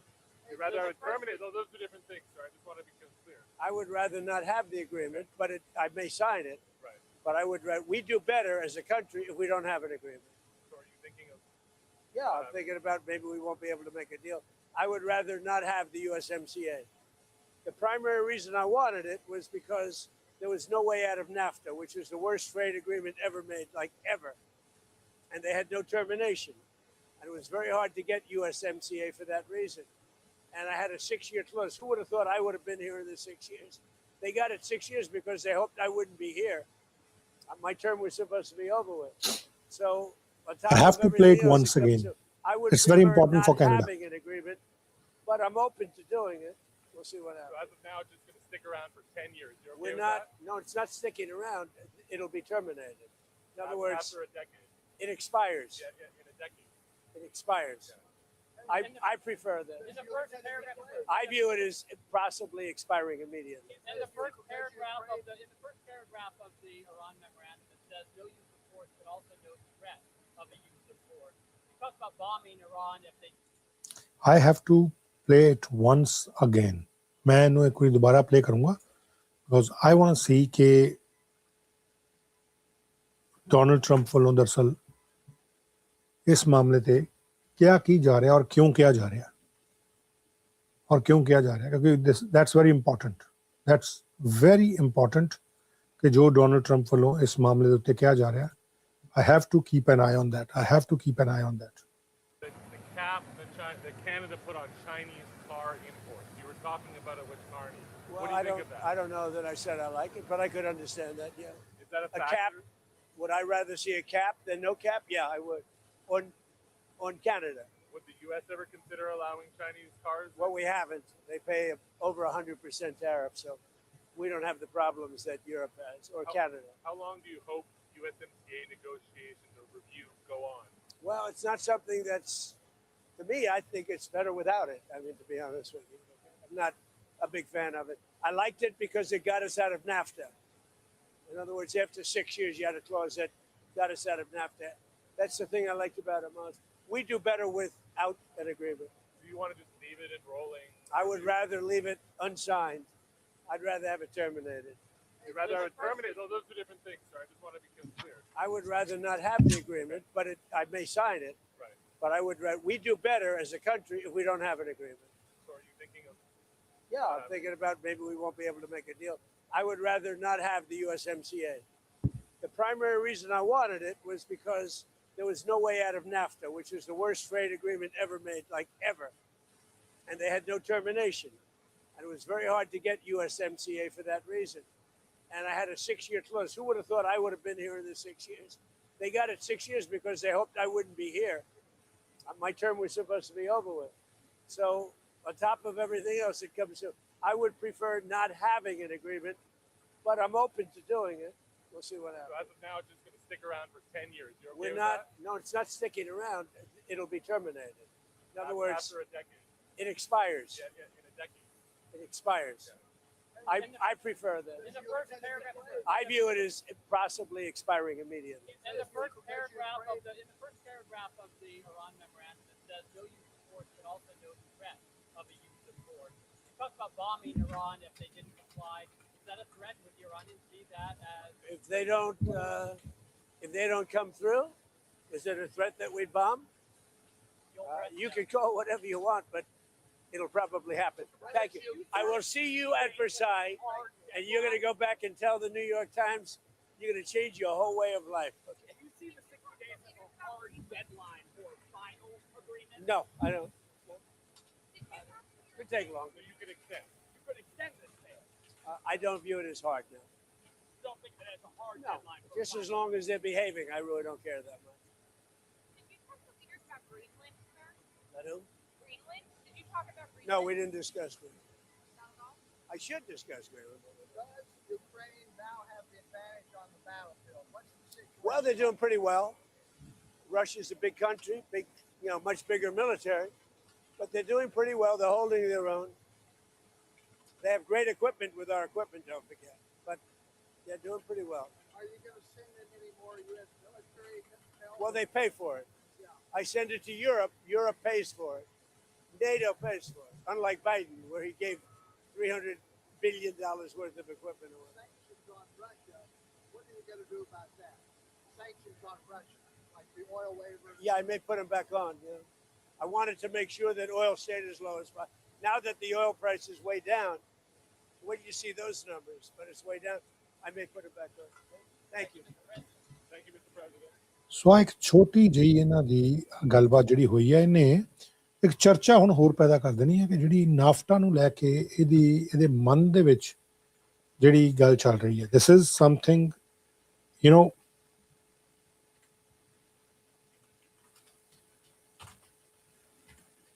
It's breaking news as well.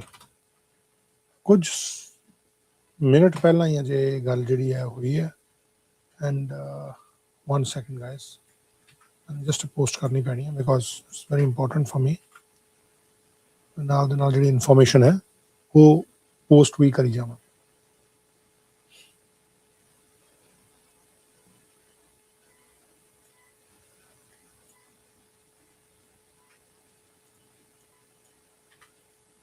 ਕਿਉਂਕਿ ਇਹ ਵੀ ਬਹੁਤ important ਹੈ। ਅਸੀਂ ਕੁਸਮਾ ਕਹਿੰਦੇ ਹਾਂ,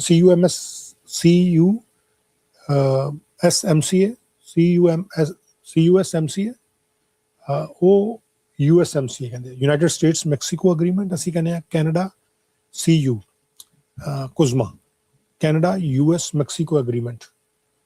ਅਸੀਂ Canadian ਪਾਸਿਓਂ ਅਸੀਂ ਆ ਕਹਿੰਦੇ ਹਾਂ।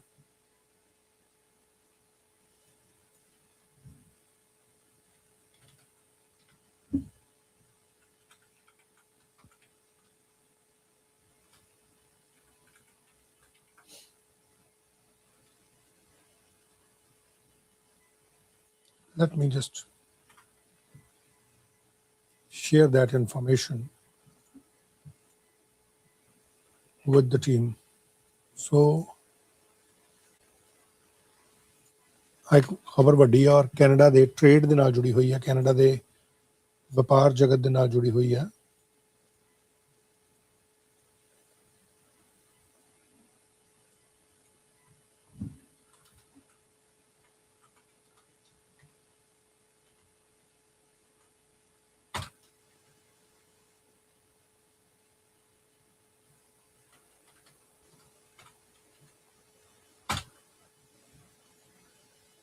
One second.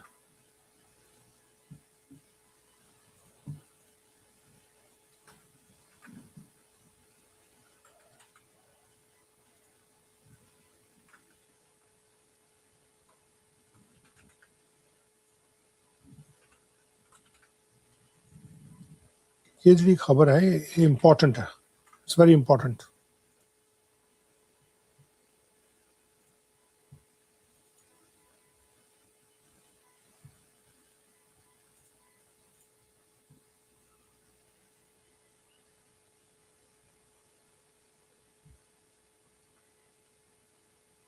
I just need to post it, only then.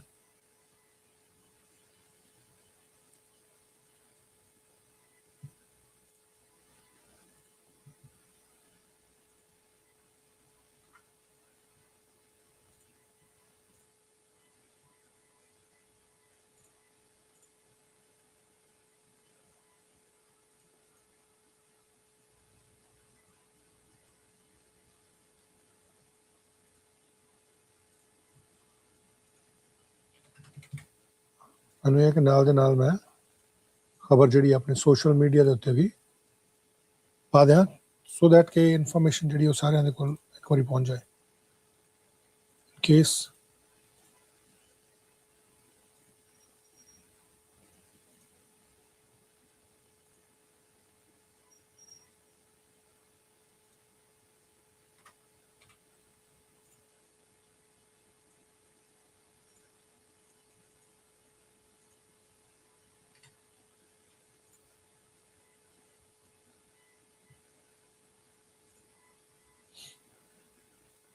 ਹੁਣ ਤੋਂ ਕੁਝ ਮਿੰਟ ਪਹਿਲਾਂ ਹੀ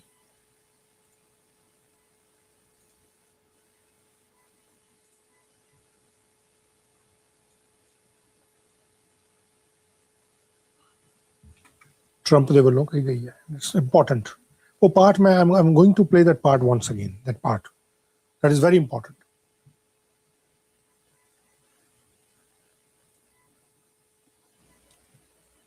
that is very important part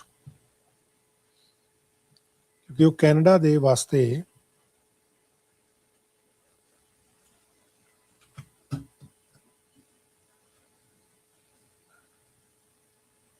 ਇਹ ਪੈਰਿਸ ਦੇ ਵਿੱਚ ਉਹਨਾਂ ਦੇ ਵੱਲੋਂ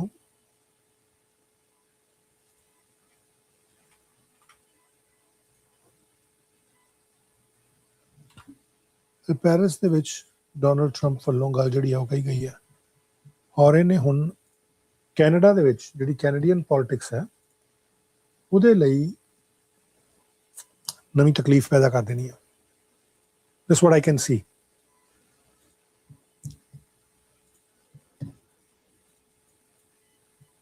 that's about NAFTA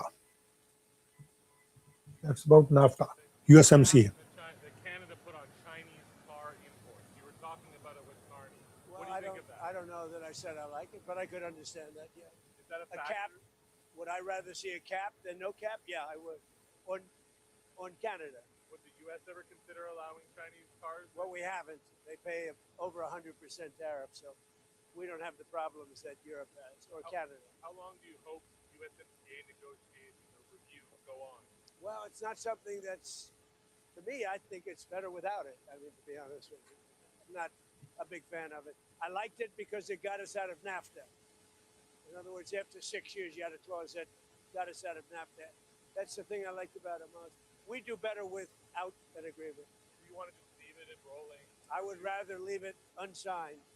I'd rather have it terminated. You'd rather have it terminated? Those are two different things. I just want to be clear. I would rather not have the agreement, but I may sign it. Right. But we do better as a country if we don't have an agreement. So are you thinking of? Yeah, I'm thinking about maybe we won't be able to make a deal. I would rather not have the USMCA. The primary reason I wanted it was because there was no way out of NAFTA, which was the worst trade agreement ever made, like ever. And they had no termination. And it was very hard to get USMCA for that reason. And I had a 6-year clause. Who would have thought I would have been here in the 6 years? They got it 6 years because they hoped I wouldn't be here. My term was supposed to be over with. So on top of everything else that comes up, I would prefer not having an agreement, but I'm open to doing it. We'll see what happens. So as of now, just stick around for 10 years. You're okay We're with not, that? no, it's not sticking around. It'll be terminated. In other words, After a decade. it expires. Yeah, in a decade. It expires. I prefer that. In the first paragraph, I view it as possibly expiring immediately. in the first paragraph of the ਸੋ ਇਹ ਇੱਕ ਬਹੁਤ ਵੱਡੀ important information Trump ਦੇ ਵੱਲੋਂ ਜਿਹੜੀ ਕਹੀ ਗਈ ਹੈ ਟਰੰਪ ਦੇ ਵੱਲੋਂ very big information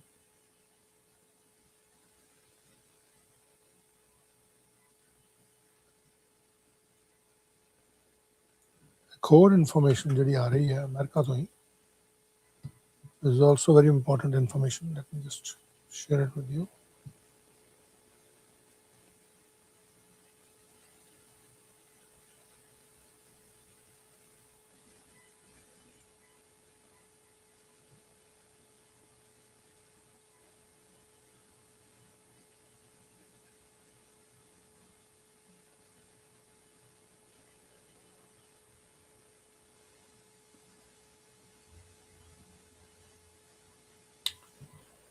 Just 1 second.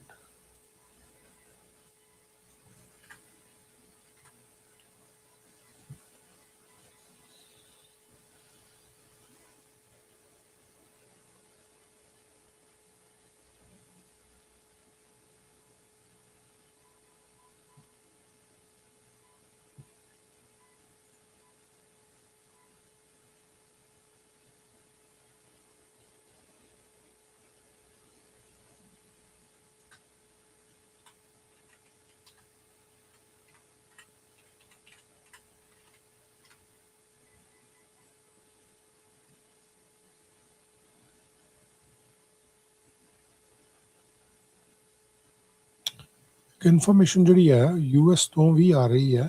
I have to check that. ਜੇਕਰ ਮੈਂ ਸ਼ੇਅਰ ਕਰ ਸਕਾਂ.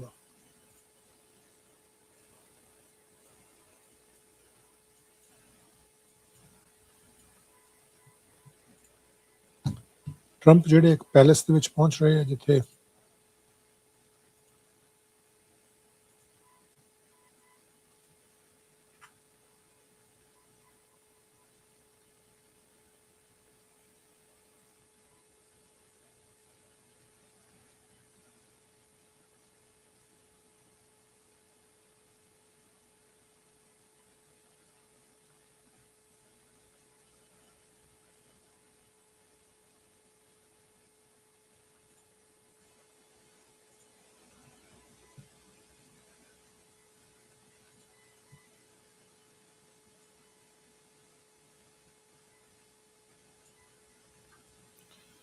ਇੱਕ ਖਬਰ ਜਿਹੜੀ ਅਮਰੀਕਾ ਤੋਂ ਆ ਰਹੀ ਹੈ ਇੱਕ ਸਕੂਲ ਦੇ ਕੋਲੋਂ ਬਹੁਤ ਵੱਡਾ ਡਰੱਗ ਰੈਕਟ ਜਿਹੜਾ ਉਹ ਫੜਿਆ ਇੱਕ ਸਕੂਲ ਦੇ ਕੋਲੋਂ. Let me just share it with you.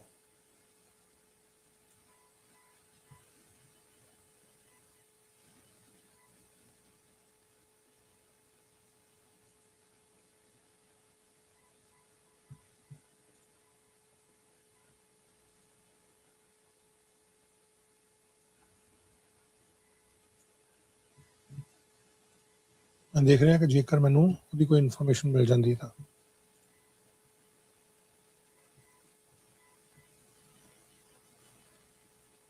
one sec.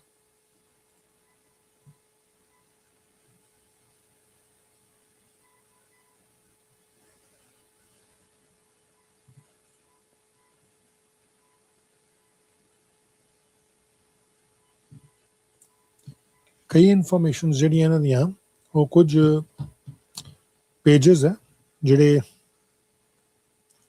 ਸਰਕਾਰੀ ਤੌਰ ਤੇ ਜਿਨ੍ਹਾਂ ਦੀ ਇਨਫੋਰਮੇਸ਼ਨ ਪਹੁੰਚ ਜਾਂਦੀ ਹੈ. ਮੇਰੀ ਕੋਸ਼ਿਸ਼ ਹੈ ਕਿ ਮੈਨੂੰ ਜੇਕਰ ਉੱਥੋਂ ਮਿਲ ਜਾਂਦੀ ਹੈ ਇਨਫੋਰਮੇਸ਼ਨ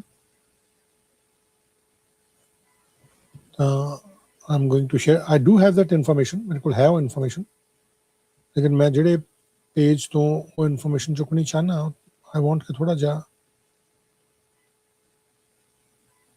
ਜ਼ਿਆਦਾ ਕਲੀਅਰ ਹੋ ਜਾਏ.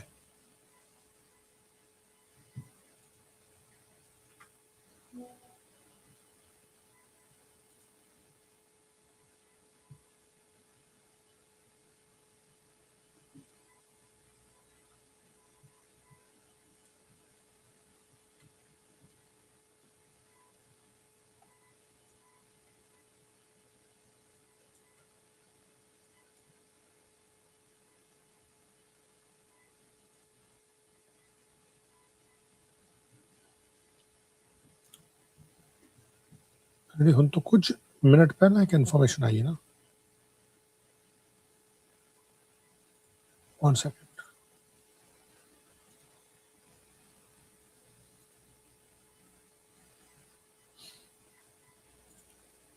US ਦੇ ਅਟਾਰਨੀ ਨੇ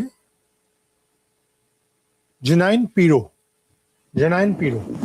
ਇਹਨਾਂ ਦੇ ਵੱਲੋਂ ਇੱਕ ਇਨਫੋਰਮੇਸ਼ਨ ਜਿਹੜੀ ਦਿੱਤੀ ਗਈ ਹੈ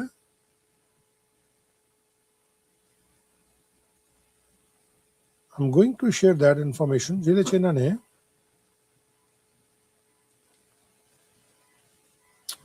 just one sec.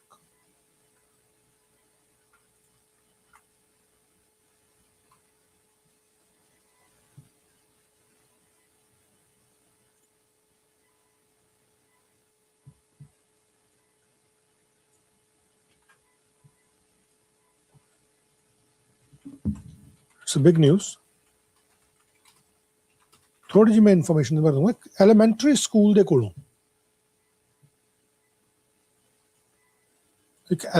ਸਕੂਲ ਦੇ ਕੋਲੋਂ ਇੱਕ ਬੜਾ ਵੱਡਾ ਡਰੱਗ ਰੈਕਟ ਜਿਹੜਾ ਉਹ ਬਸਟ ਕੀਤਾ ਗਿਆ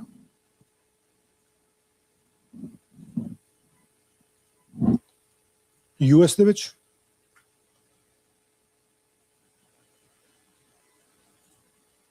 ਵਾਸ਼ਿੰਗਟਨ DC ਦੇ ਕੋਲ ਇੱਕ ਐਲੀਮੈਂਟਰੀ ਸਕੂਲ ਦੇ ਕੋਲੋਂ this is a very big news. ਹੁਣ ਤੋਂ ਕੁਝ ਦੇਰ ਪਹਿਲਾਂ ਇਨਫੈਕਟ ਕੁਝ ਮਿੰਟ ਪਹਿਲਾਂ let me just share directly from the Justice Government's page, then I'm going to take you to the press conference. 14 defendants indicted in crack and cocaine trafficking conspiracy operating near DC Elementary School. Aaj the information today, June 17th. A 21-count federal indictment was unsealed in US District Court this morning, charging 14 defendants in connection with a conspiracy that allegedly distributed crack and powder cocaine near Handley Elementary School in Southeast Washington. That has been announced by US Attorney Janine Ferris-Piro.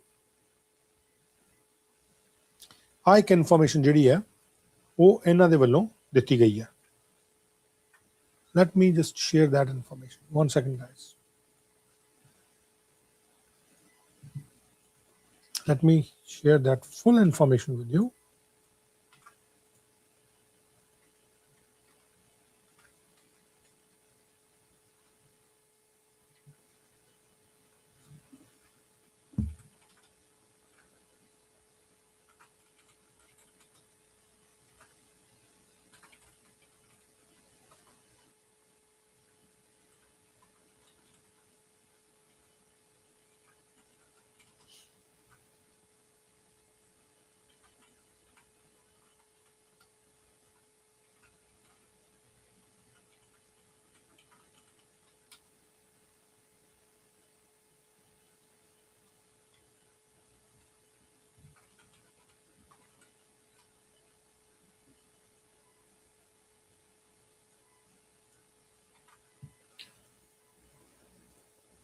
And it's the information. I will share that information. One second.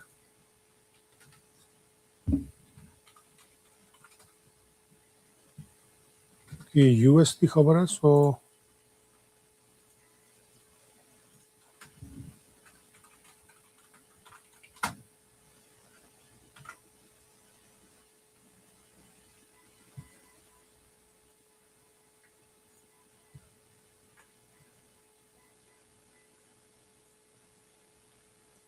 US ਦੇ justice department ਨੇ ਇਹਦੇ ਬਾਰੇ information ਦਿੱਤੀ ਹੈ ਸੋ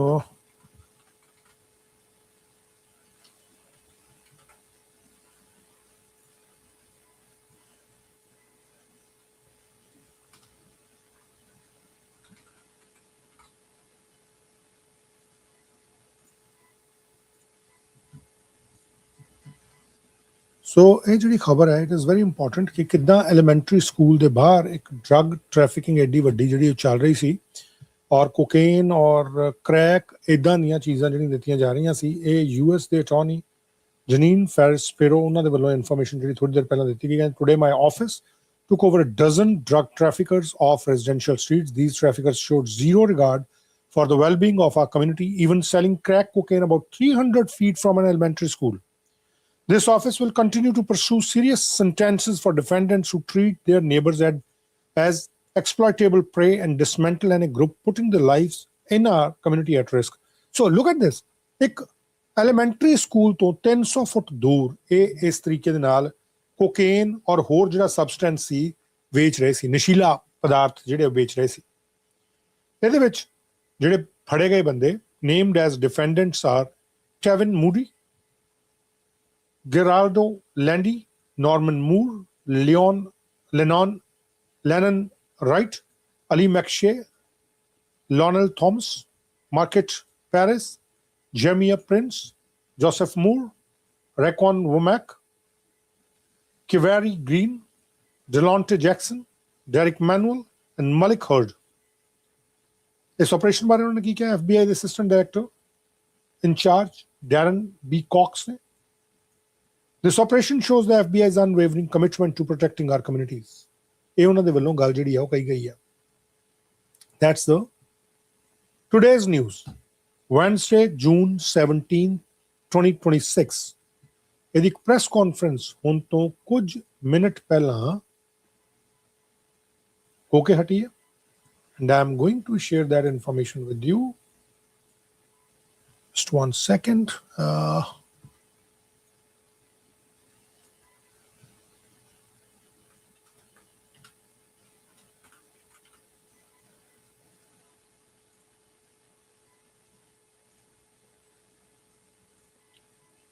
Let me share that information with you. The press conference हुई है।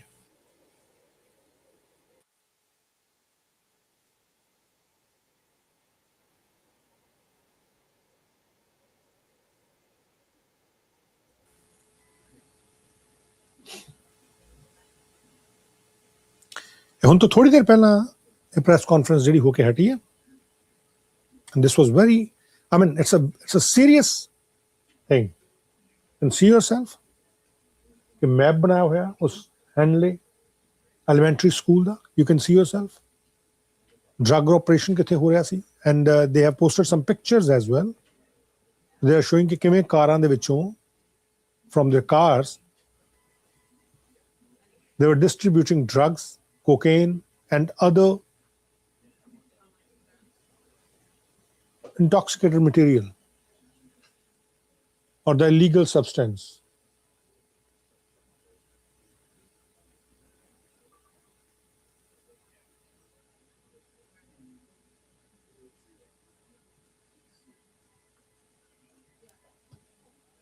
That's the one sec.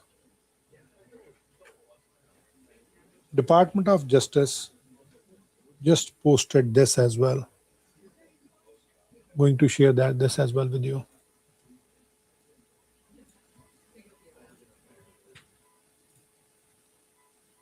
Department of Justice, United States Attorney Office. You can see the seal of Department of Justice on the left side. Let me just take you back to the press conference. You can see yourself. कितना ये बच्चे बैठे हैं and they are, selling drugs or there's no regard for public safety or for even small kids. It's such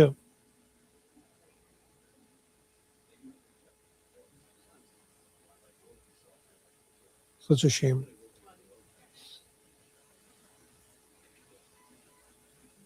They have released the names as well. They have released the names. I think there's going to be that information in this press conference as well.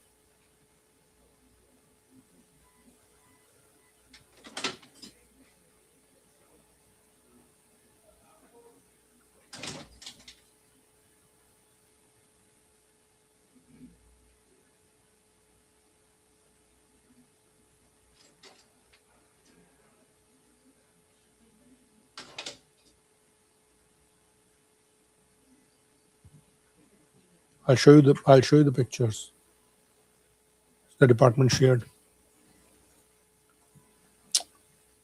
By the time it's going to start, I'm going to share some pictures.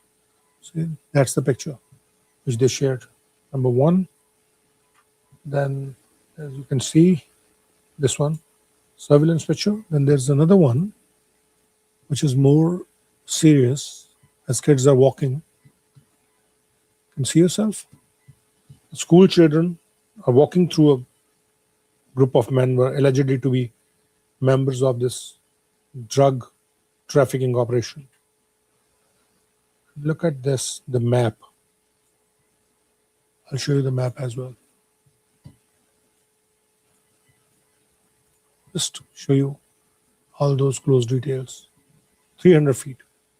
Not just only the elementary school, there's a child care as well on both sides. There were three child care, you can see, three child care.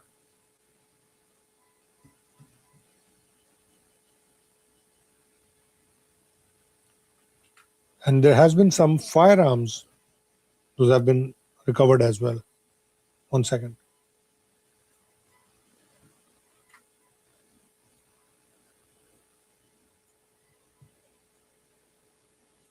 Officers, they seized some firearms from here. See yourself. These are the firearms. That's the map. These are the low-life thugs. See? Now 14 defendants now indicted. Norman Moore, Talvin Moody, Geraldo, one sec, let me just go on this side.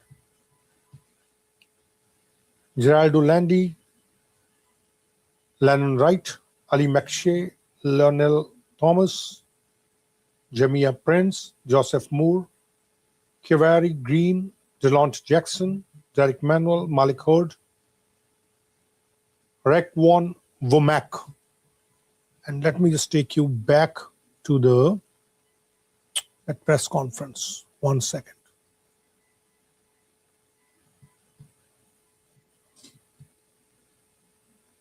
Yes, so now the press conference is starting.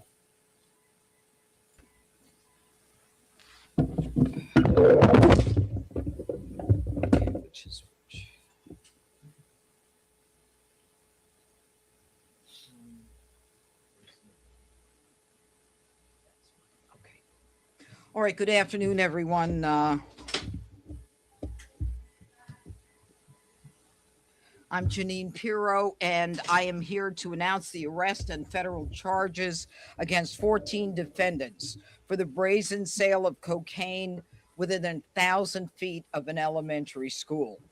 We now today have a 21-count indictment charging 14 defendants with conspiracy and intent to distribute crack cocaine and cocaine within 1,000 feet of a protected location. 1,000 feet, 300 meters. Distribution involves Not feet. 2.4 kilos of crack. Oh, it says 300 feet. It says 300 feet, not 1,000 feet. Fentanyl, as well as marijuana. Now, let me be clear. This is not some victimless crime in a dark back alley. This is poison that is being peddled during the day within feet of a schoolyard where our children learn, play, and grow. Selling cocaine near our kids isn't just illegal. It is an attack on the most vulnerable in our society. It endangers the children, it destroys families, and it fuels the violence and the chaos in the district that we have suffered for far too long. These defendants chose to set up shop in Washington Heights, a home to more than 10 schools and even more child care locations meant for education and safety. They set up a marketplace for deadly drugs. Cocaine doesn't discriminate. It ruins lives. It overdoses kids who accidentally come into contact with it. And before you, right now at this table, is the firepower that accompanies the selling of these drugs. 19 weapons during the course of the conspiracy and 9 weapons that were seized today. And also, we have, in addition to the 14 defendants, there are now 20 defendants who have been arrested and are in custody. Now, the area where this conspiracy occurred is in Washington Heights, Highlands, as I said, and it operated around 4th Street southeast and Chesapeake Street southeast, right around the corner from Hendley Elementary School, which is a school that services pre-K to 6th graders. And the sale of this powdered cocaine on DC streets has caused violence between the local street crews and, of course, the horrible addiction. In this case, these 14 defendants routinely sold crack cocaine in the presence of school-age children, in the presence of their mothers, in the presence of their babysitters and their parents, who were helpless to do anything about it. This criminal behavior exposed children to illegal activity in broad daylight and normalized dangerous conduct. And the abuse, as you know, has been crack cocaine has been an epidemic in this district for far too long. And it has historically fueled more crime than any other drug in the city.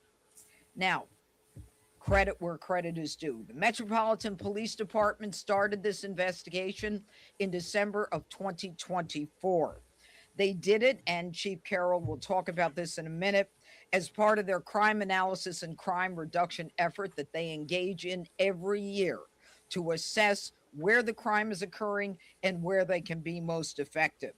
And this case is part of the Homeland Security Task Force, the initiative that was established by President Trump that brings the whole of government in a partnership along with MPD, the FBI, the DEA, as well as the United States Attorney's Office that was involved in this right from the beginning in December of 24.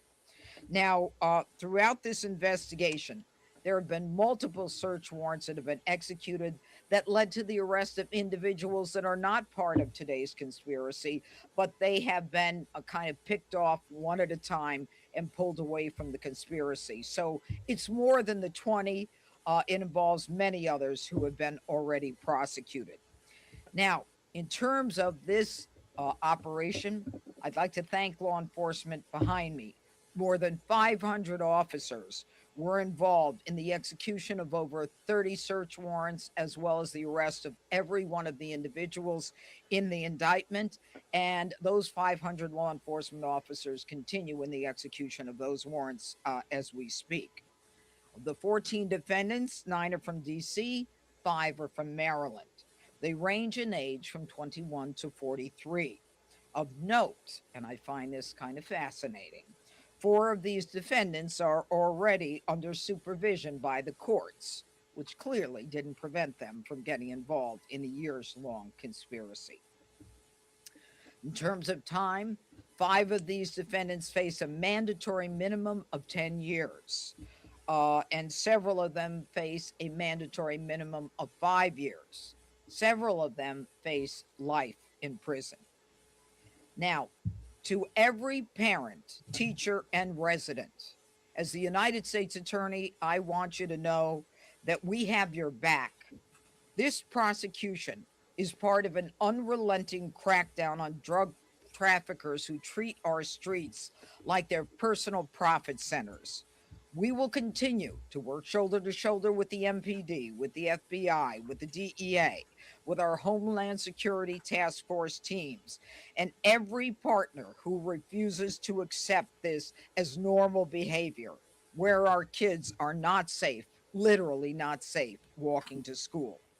And let me be clear, I will seek the maximum punishments available, as well as enhanced sentencing that is available for sales in proximity to these schools. If you sell drugs near our children in the District of Columbia, you will be caught, you will be charged federally, and I promise you will go to prison for a very long time.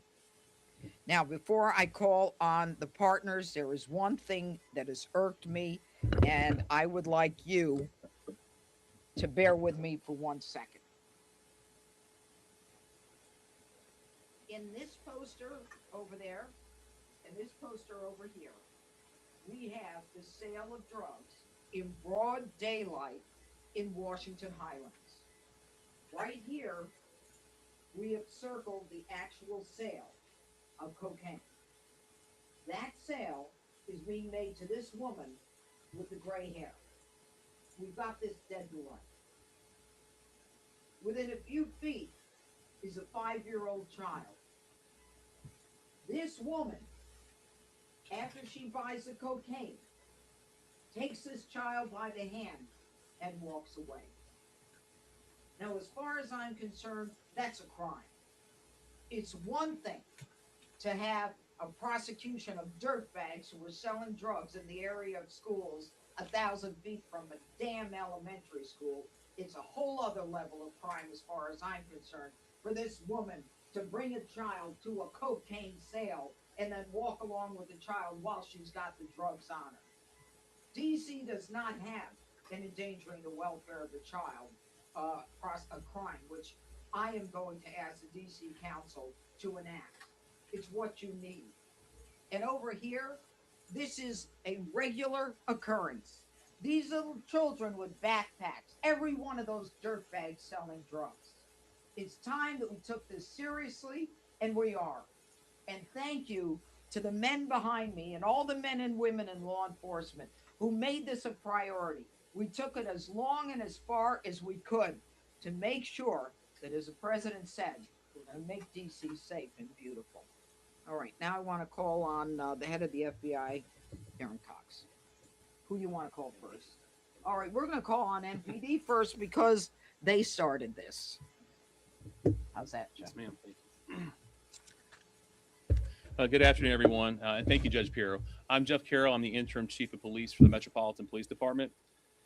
Since late 2024, the Metropolitan Police Department's Violent Crime Suppression Division has been investigating a series of violent offenses and narcotic trafficking centered in and around the 4200 block of 4th Street, as indicated on the maps over here.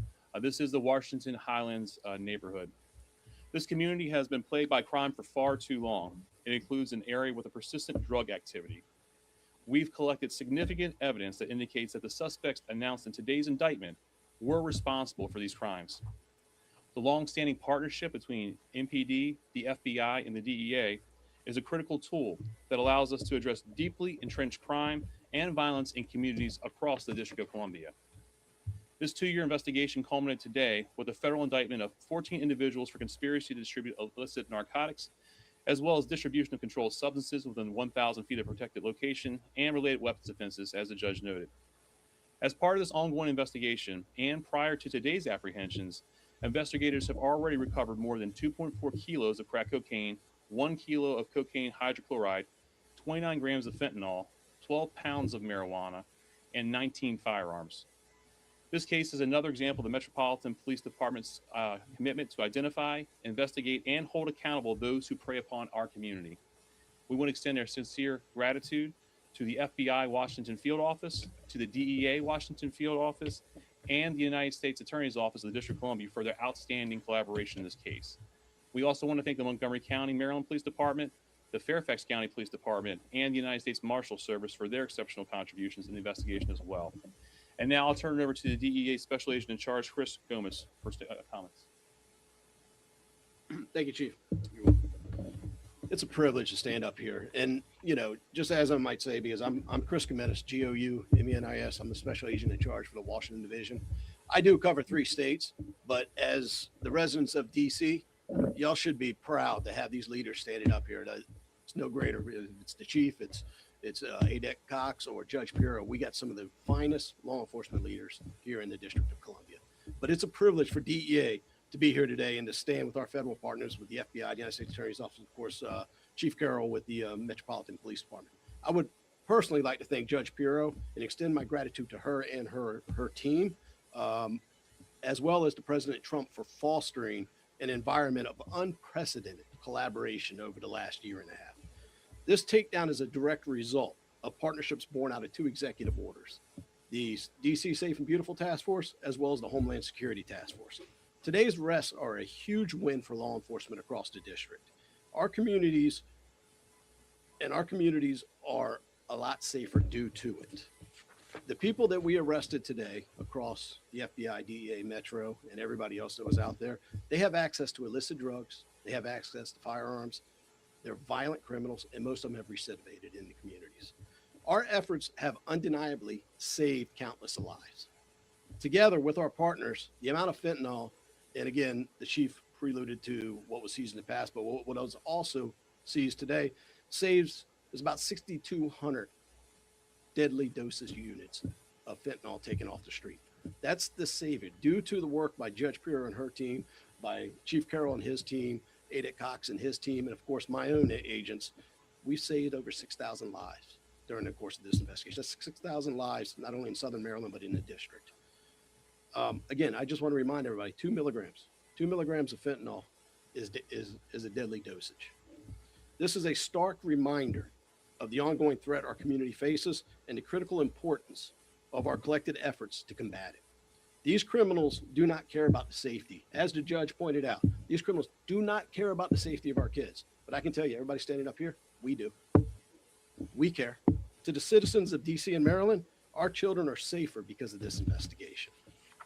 Under the leadership of the president, as well as Administrator Terry Cole of the DEA, we have been dedicated to ensuring a safer nation's capital. And I think that's evident. Whenever we are called to serve in any capacity, the DEA will be there. We want to be the best partner that we can. And that is the direct order of our administrator. And that is what I push to my people, be the best partner to not only to the judge and her team, to Ada Cox and his team, Chief Carroll and his team, and any other federal agency that we're working with on the Safe and Beautiful Task Force. I personally, again, I know I keep saying it, but I want to thank the team standing up here because without them, this wouldn't have happened. I also want to extend my gratitude to the officers in the Metropolitan PD that were involved in this, the FBI agents that spent countless amounts of time out with my own agents on the street and my TFOs. I want to thank the judge and her attorneys, the intel analysts, as well as the marshals that are helping us today and everybody else. Again, without them, we would not have been successful. Together, working together, we will relentlessly pursue and hunt down these dangerous drug traffickers, no matter where they hide. And that's what we're here for. Thank you, Judge, again. Thank you. Darren Cox. Hi, good afternoon. I'm Darren Cox. I'm the Assistant Director in charge of the FBI's Washington Field Office. This morning, teams from the FBI Washington Field Office, working in partnership with MPD and DEA, executed 19 search warrants and made 20 arrests on a violent street gang that operated here in DC and Prince George's County. There were approximately 500 law enforcement officers that participated in today's operation. This 4th Street crew trafficked guns and narcotics like fentanyl and cocaine. They, along with other neighborhood-based street crews, are the primary drivers of violence in DC. They commit crimes including armed carjackings, shootings, robberies, and even murder. This has been a comprehensive investigation by the FBI Safe Streets Task Force, MPD, and DEA. It is part of a larger effort by the Homeland Security Task Force to target narcotics traffickers and their cartel links that jointly terrorize our community. They terrorize our community by trafficking narcotics and also violence. This investigation also marks the FBI's kickoff of the Summer Heat Initiative to crush violent crime in DC. Citizens may see the FBI out on the streets overtly as part of the DC Safe and Beautiful Task Force. That task force, along with these guys back here and MPD and DEA, they combat violent crime in DC every single day. Today's investigations demonstrates how the FBI and our DC Safe and Beautiful Task Force partners are working behind the scenes on investigations every single day that lead to larger scale takedowns like we had today. We build these cases over time, and we make significant impact by taking the leaderships of these street crews out along with all of their members. We dismantle the entire gang in one foul swoop. In addition to the partners that we have here today, I also want to thank the Fairfax County Police Department, Montgomery County Police Department, and the Prince George's County Police Department, who also assisted with this investigation. And finally, I want to thank the DC U.S. Attorney's Office, led by U.S. Attorney Pirro, for their aggressive prosecution and their hard work to hold accountable these violent offenders that are terrorizing our community. The FBI is committed to working with our partners to take violent gang and violent offenders off the street, just like this 4th Street crew. Today's operation is an important step, and we will use every resource that we have to keep the streets of DC safe and beautiful. Thank you. Okay, any questions?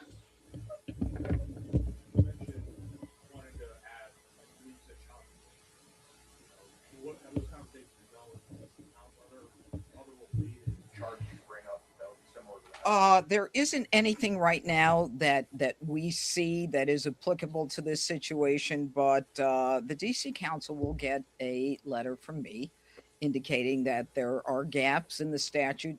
Most states have endangering the welfare of a child. It's more generic.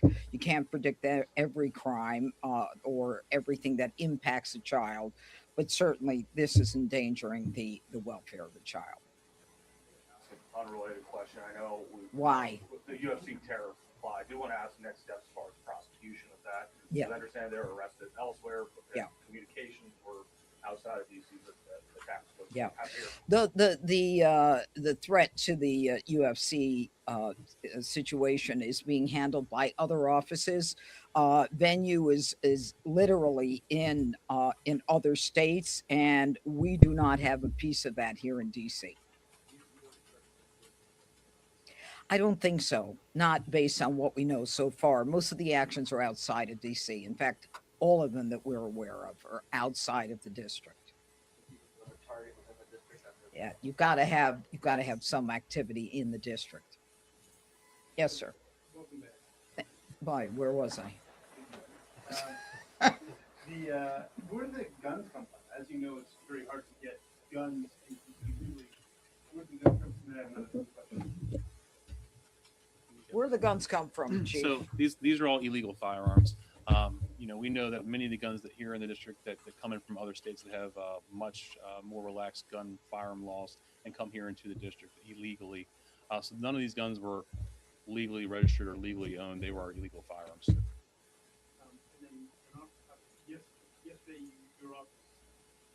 Why are we off topic? I want to talk about this.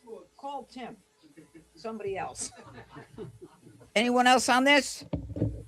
I think you can sense the excitement that we all had in working this case. It was a long case. It was a very intense effort.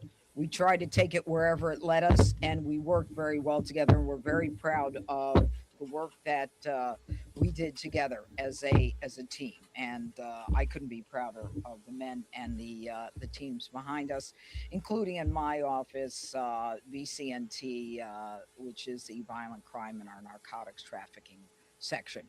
All right. Thank you. What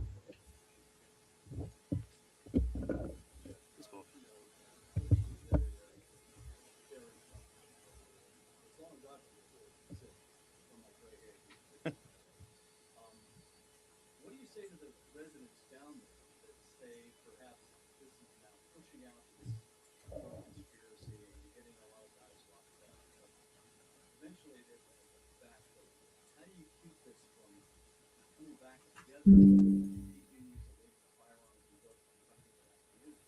Yeah, so Paul, it's a really good question. So we've done similar operations like this in other communities here in the district. And we know that by making these arrests and taking these people off the street and the firearms and illegal drugs, it definitely has an impact in overall violent crime. That's why we identified this area and we identify these areas to do these long-term investigations. With that being said, the Washington Highlands area, it does have, as you mentioned, a long historical history of violence in there.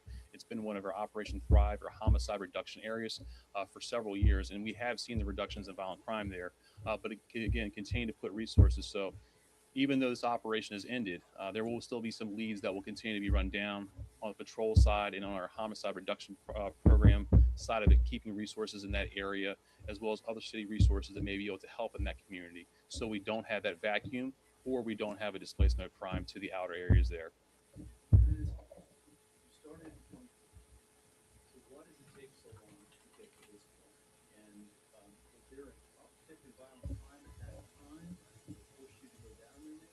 No, so what we do is to identify the areas that where we're actually going to do an operation. Our Violent Crime Suppression Division actually looks at areas across the district where we may be seeing an uptick in crime. So in this case, when we began this investigation, I believe there was like 94 violent crimes, including homicides, robberies, violent felonies that occurred in that area. So we try to look at an area where we thought we'd be able to have a good impact overall, because as you know, these firearms and drugs, they're connected to so many other violent crimes that are out there. So by identifying that area, the means that this operation takes, a lot of times on day-to-day operations, buy, bust, things like that, but these are longer-term investigations. So getting sources in the community, different tactics that we have to use. The goal is not just to get the street-level buyers and sellers, but really the people who are providing, and that's where this conspiracy and this information about the indictment comes from. We want to get the higher-level people, not just the people that are selling in the hand-to-hand transaction on the street, so we can really get in deep and try to get to the root cause of this. Yeah, and if I just want to add something to that. There were at least 165 buys during the course of this operation, and as I indicated before, there were several individuals who were picked off and were not part of this. And I may be a believer, which is why I'm still doing this, but I really believe at some point that the more people you take off the street, the more public it is, then I think we can make a difference. I really do. I think that we've changed the landscape in DC a great deal in the last year and a half since the president has been here. And I think we'll continue to do so with the aggressive work that we're doing together. I really do. I am optimistic. And the chief was right. I mean, they're focusing on areas where there is a lot of crime, and they're applying their efforts to those areas. And we do it. We do it not just in terms of prosecution, but in terms of offering services to families, making sure that, that they're policing in that area. I really am more optimistic than most that we can turn things around.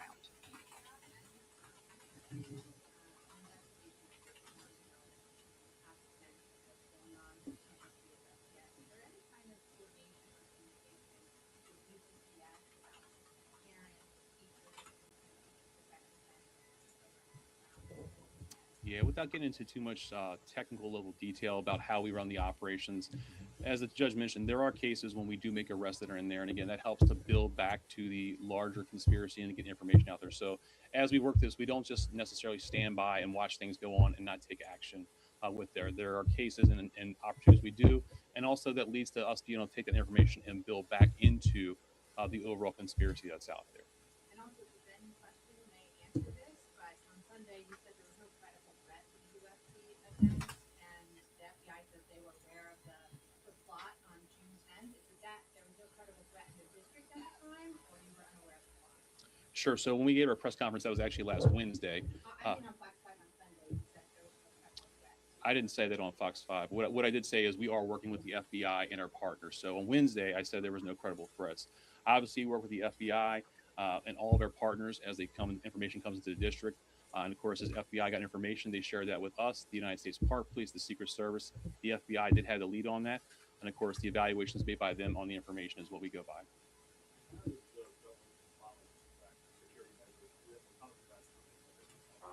How does that affect operations on your guys' side of things? And also, I know with the juvenile curfew, I know you guys are able to call curfew zones.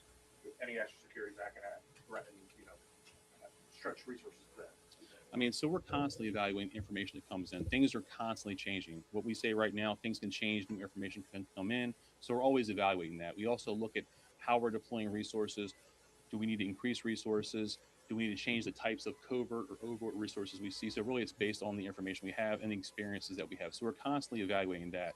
For us, as we deploy resources, especially on certain events, we do things like go to a full activation where we have additional resources, longer shifts, and have more resources. Additionally, in many of these events, think about the Salute to America, the UFC fight, the Park Police had to lead in that area and then brought in a bunch of outside law enforcement and National Guard. So we're working together collectively overall for the plans.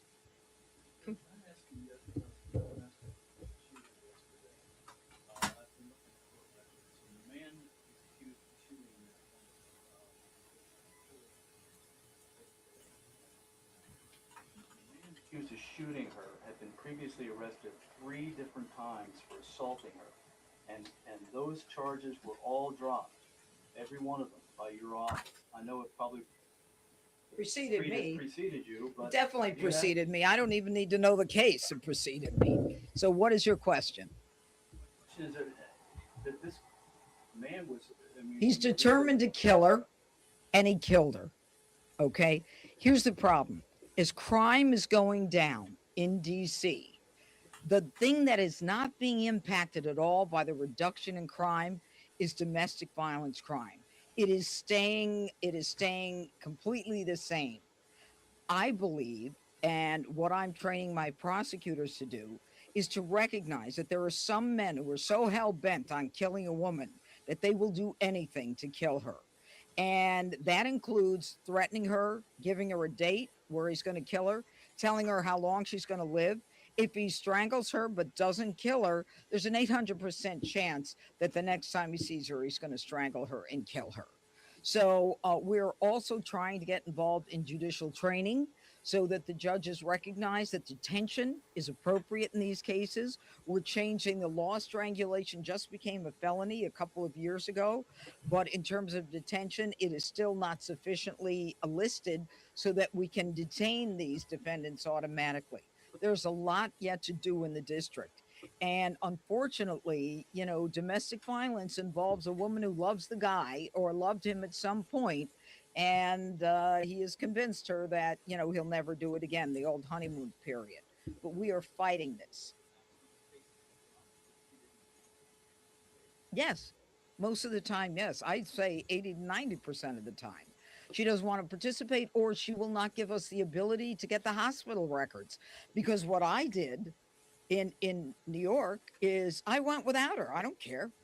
It's the people of the state of New York. It's the United States of America against him for what he did to you. I don't need your permission. However, in some cases, if I don't have the medical records and I can't get them here, and if I don't have a witness who's willing to testify and I have no corroborating evidence, then I've got nothing. Thanks for asking the question. I think press conference is over now.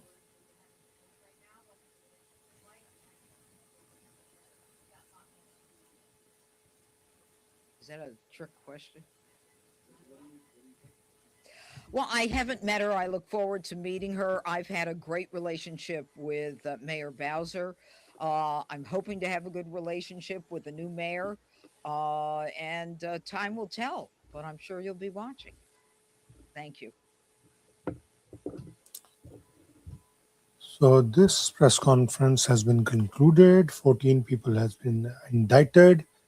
All the information is on Attorney General's website, so you guys can check. And with this, I'm going to take leave. Thank you so much for joining. And tomorrow I will see you once again. And my humble request to all of you to please kindly like, share, and subscribe, whether you're watching it on X, Facebook, or on Instagram, LinkedIn, or on any other social media platform of News Derby or Sam Online. Please subscribe, like, and share. Thank you so much.